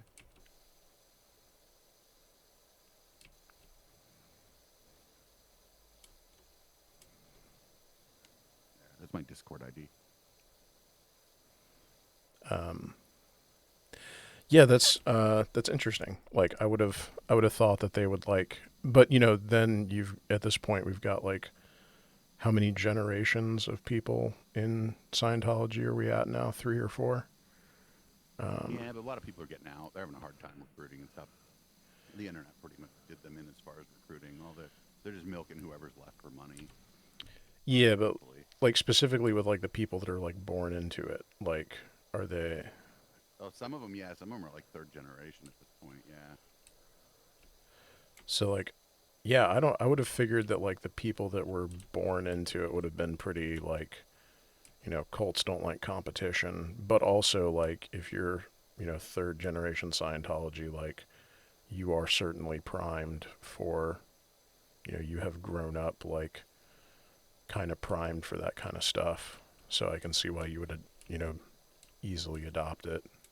Well, what I gathered is during, like, because Scientology has been. Oh shit, we're up to 3, 4th, and 5th gen. Sticky says, okay. Scientology has been fairly anti-vaccine for a long time. They've I think there's this guy Joshua Coleman does a thing called V for Vaccine. Funny story about him, real quick. He keyed someone's car in an elementary school parking lot and then ran from the police, and the police found him hiding in a garbage can. So we call him Trash Can Josh. But I don't like the police, but they should definitely track down the asshole who fucking keyed a car in an elementary school parking lot, right? Like, yeah, they're gonna do anything to track him down. But we think that they're funding him. Who is this again? This guy Joshua Coleman. We think Scientology is behind his organization. And he's a anti-vaxxer. Yeah. He runs V's for Vaccine. He's out of Sacramento. Okay. And, he's absolutely terrified of us. Man, I am not sure I'd want to be. Well, I guess it's is it any better now to be like on like the business end of like Scientology's like sites, like making them an enemy? Because like I know back in the day that was like real not a thing you wanted. I'm not personally I'm not worried about it. I mean, like if they tried to come after me, that would be one of them good problems. Yeah. Like they'd be like basically shining a light on me and what I'm doing, you know. But I also am no friend to the cult-like group that formed with former Scientologists either, if you could imagine. Because if you leave a group like that, right, and you're gonna take the behaviors with you, and so. Yeah, it's like the whole like the professional ex-Scientologist club, like Leah Remini and all them. Yeah, I wrote a very very accurate article about one of them, and I got kicked out of I don't know 10 or 12 Facebook groups about the cult of Scientology. I didn't even post the article in there. They just knew that I wrote it, and they fucking because they're all just one big like it might as well just be one group, right? Yeah. But they have like Scientology exposing Scientology in Los Angeles, exposing Clearwater anti-science. It's all the same fucking 20 people just posting constantly, right? Yeah, so like the vibe I get from those groups when I like do like look into them, which isn't very often, but like when I do like run across them, they're not really, a lot of them anyway, aren't really like anti or ex-Scientologists. They're Scientologists who don't like David Miscavige, right? Like they still have like reverence for like LRH and Some do. Yeah. It runs the gamut. Some do, some, and that's also for some of them. That's just one of the like for the ones who end up coming out of it. Like I'm going to say who end up okay in the end, right? Mm-hmm. I mean, like not okay because they a lot of these people were in that cult for 30 fucking years. Being okay is a very relative term here, right? Yeah. But for the ones who I think come out fairly okay, that's a lot of times just one of the steps, right, on the journey. Fair enough, this yeah. organization is just really bad, but I still believe in some of what they call the tech. And Yeah. then further down the road, they're like, no, this is actually all bullshit. This is a space alien cult that I was in, right? Yeah. But and those, the individuals who are on that journey, I certainly don't disparage them or they're victims. Yeah, that's a really good point, though. Is like, it's I'm essentially like judging what is somebody's like very, very, very long, laborious recovery process that happens to be public, and like I'm just seeing the stage that they're like, as somebody who was like an alcoholic for 10 years and like you know, amongst other substance abuse, like I can't imagine what people would have thought if they saw me, you know, halfway through like coming to terms with recovery and stuff. So like that's a very good point. Yeah, and I mean, you weren't born with a bottle in your. Well, I mean, maybe a baby bottle, right? But these people were born, a lot of them, in this cult, and they left, you know, and you know, it's just part of the journey for some of them. But there are some of them who have been out for a while who are offering like paid for basically Scientology services, and those people are predators. Like paid for in what way? Oh, like they'll have their own soup cans and shit, and they'll like former Scientologists, people who have left, they'll like have them in for like counseling. They'll do everything. They'll call it marriage counseling, but they're like hooking you and your spouse up to the fucking soup cans, charging you $80 or $100. Oh, like the e-meter. Okay. Yeah. Okay. Sorry, I was like. They did that to this. There's this guy. They did that to this young man who was he was a very troubled young man. His name's Stephen Mango. He did a channel called Mangotology, and then he eventually told a story about how one of the more popular people in that community had him in for sessions, and him and his husband ended up paying these people like $7,000 for this bullshit therapy. And it was just the most, you know, we had made fun of this guy for a while because he was very make funable because he was like big clout chasing, right? Mm-hmm. But then we realized what had happened to him, and we were like, oh, we can't really make fun of Stephen Mango anymore. Like, these people fucked him over, right? Like, he got out of this cult, and then the former members of the cult just kept doing the cult thing to him. Oh man, that's rough. Yeah. And so you know, the lines get real blurred, and there's just it's just a mess. Like the inside of that organization is a mess, and when people get outside of that organization, I sure hope they don't find these like you were calling them professional former Scientologists. Yeah. I sure, you know, I don't have any, like Leah Remini specifically. I don't think she does any of that weird shit, but it's there, right? And she has to know it's there, and she don't say nothing about it or try to stop it or anything like that. And she's a rich and powerful person, but I would, you know, she's also lawyered up, so whatever I'm saying about her is my opinion. Yeah. I don't, to be fair, I don't know that much about. I just kind of threw her name out there just because she was like the first person that popped in my head. And that series was fairly accurate, and it was accurate to the extent that you can be accurate about a very secretive organization, right?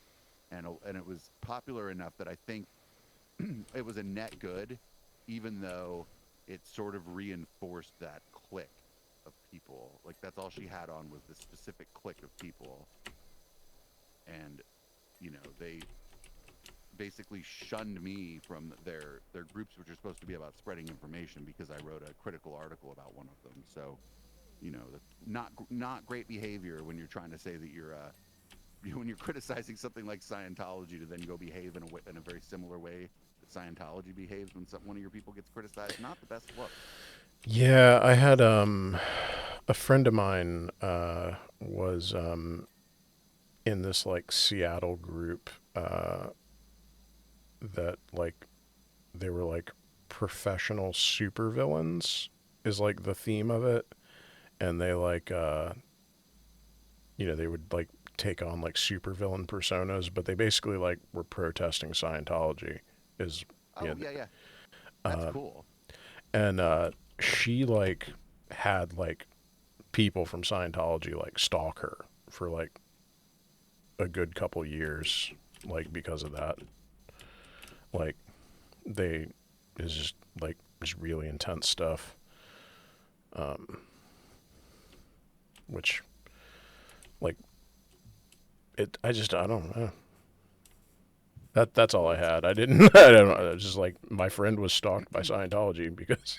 I imagine this wasn't like last year, right? This is No, this 10 is like years ago. Yeah. When they had the ability to do that. I don't think they have the ability to do that to people anymore. Yeah, it was like 10 years ago, I think, give or take. Yeah, I don't think they have like I don't think they don't have enough members to go around and do that, and I think most like private security or private investigators probably don't want their stench on them, right? They Yeah. don't want to stink like Scientology, so it's harder for them to like get people to do that kind of stuff, which is good.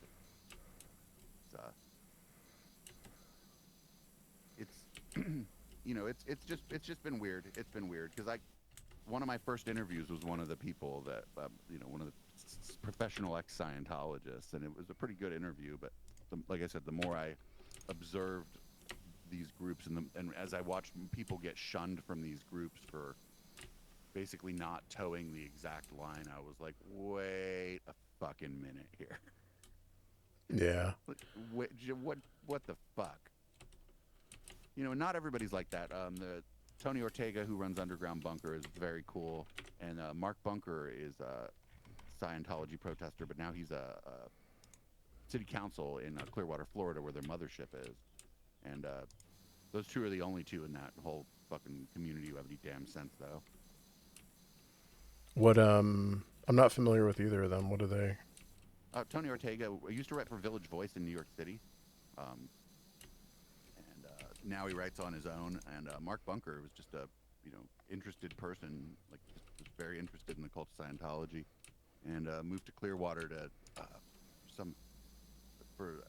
work for a charity that helps people when they get out, and then he decided to run for office, and he won. So now he's a city council person in Clearwater, Florida, and a big pain in Scientology's ass there. Well, good for him.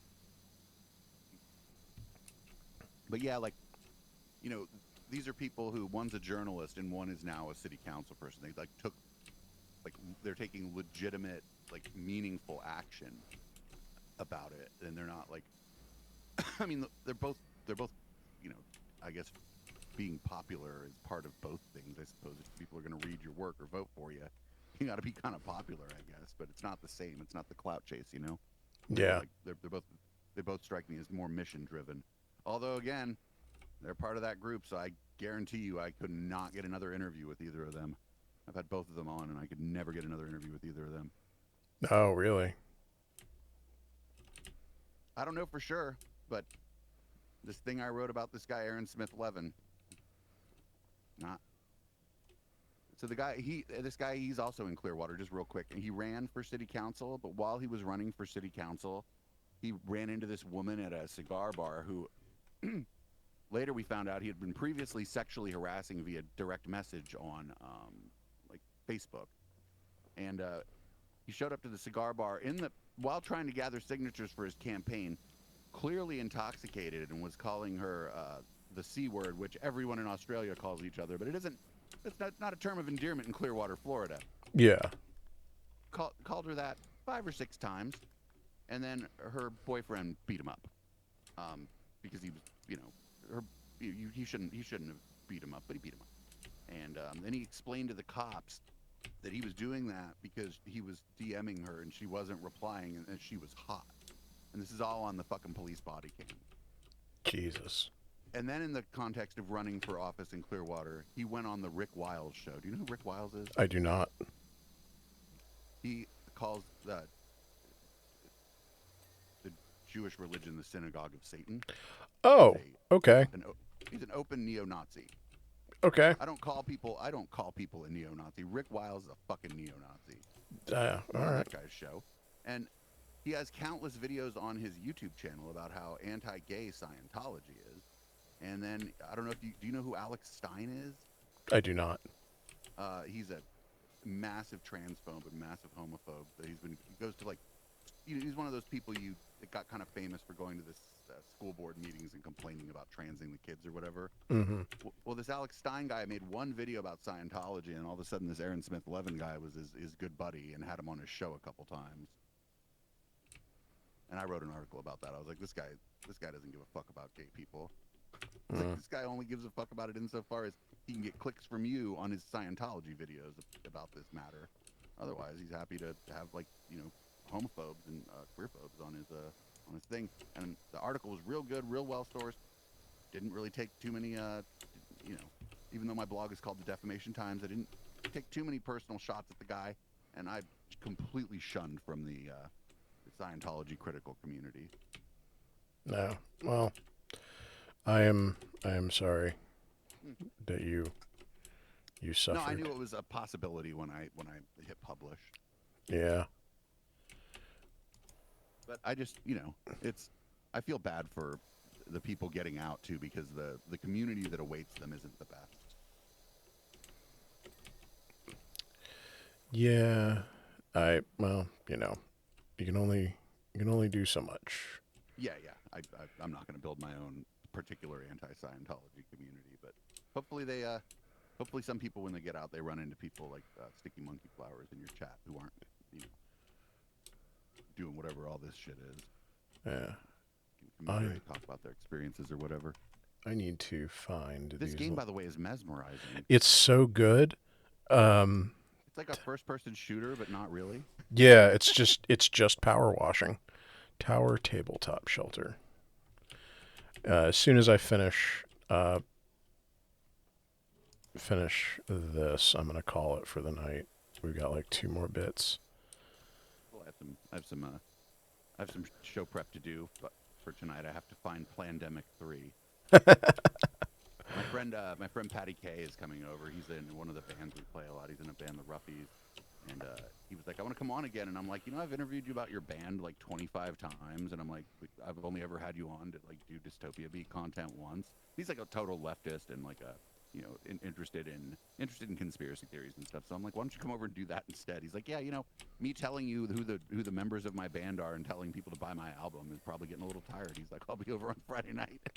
So that's cool. And like his music is part of like the soundtrack of our channel. We have a lot of music we've gotten from the local artists, like almost 2,000 songs now, but there's a couple bands that are like theme songs for some of our nights. And so my chat will be really happy that he's here.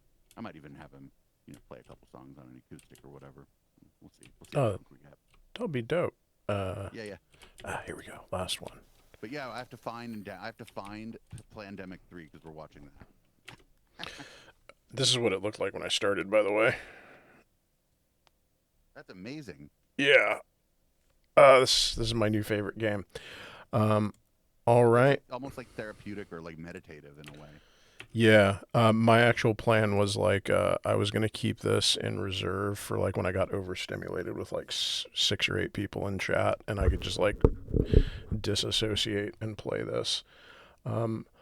All right, folks. Well, we are going to let me restart downloading this again. Just in case. That is going to be it for tonight. Come on tomorrow, and it's 12 to 8 p.m., and we're going to be doing 12 to 8 p.m. Sunday, raising money for Trans Lifeline. Let me see if we got any new donations. We'll read off the last ones. We got one from Anonymous for 20, thank you, and then one from Husker, trans rights are human rights, trans liberation, and trans joy now. Absolutely, thank you, Husker. And we are now at 510, which is a pretty good amount for Friday. I figured it was going to be, Friday's was going to be the slow day, but we got the weekend coming up, so we'll push it over the edge Saturday and Sunday. So, Dave, you want to tell everybody what? Oh, I'm gonna throw that link into my bot for the weekend too.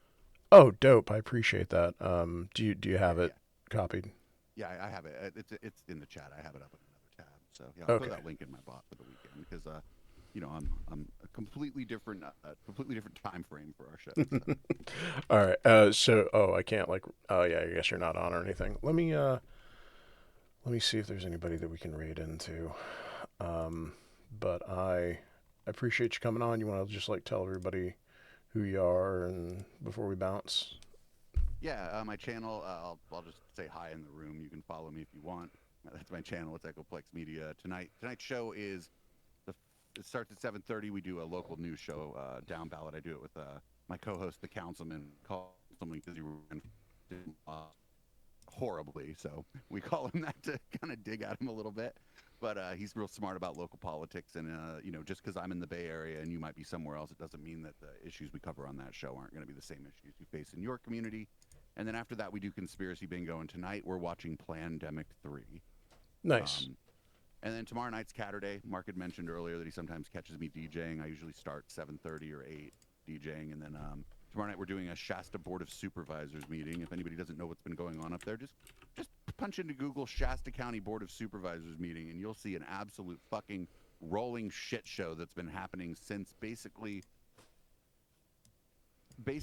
since the start of the pandemic.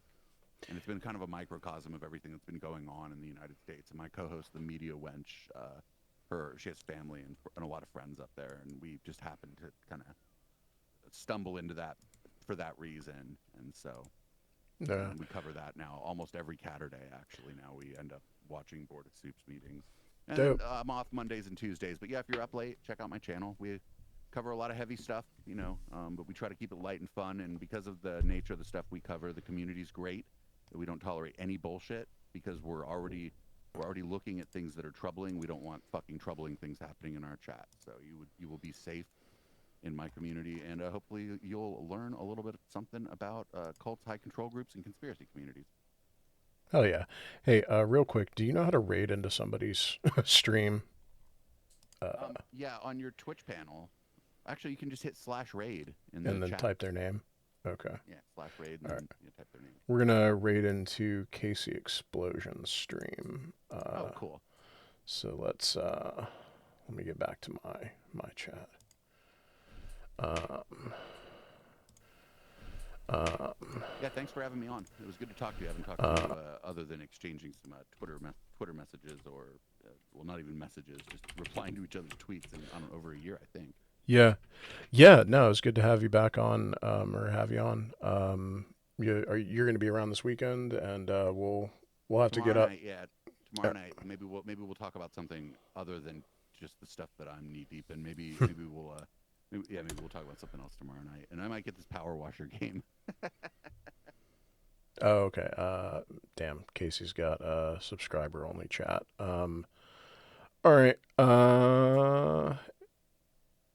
Who's okay? Well, I guess probably some kind of special event then, yeah. Yeah. Well, I think they've got. Let's see.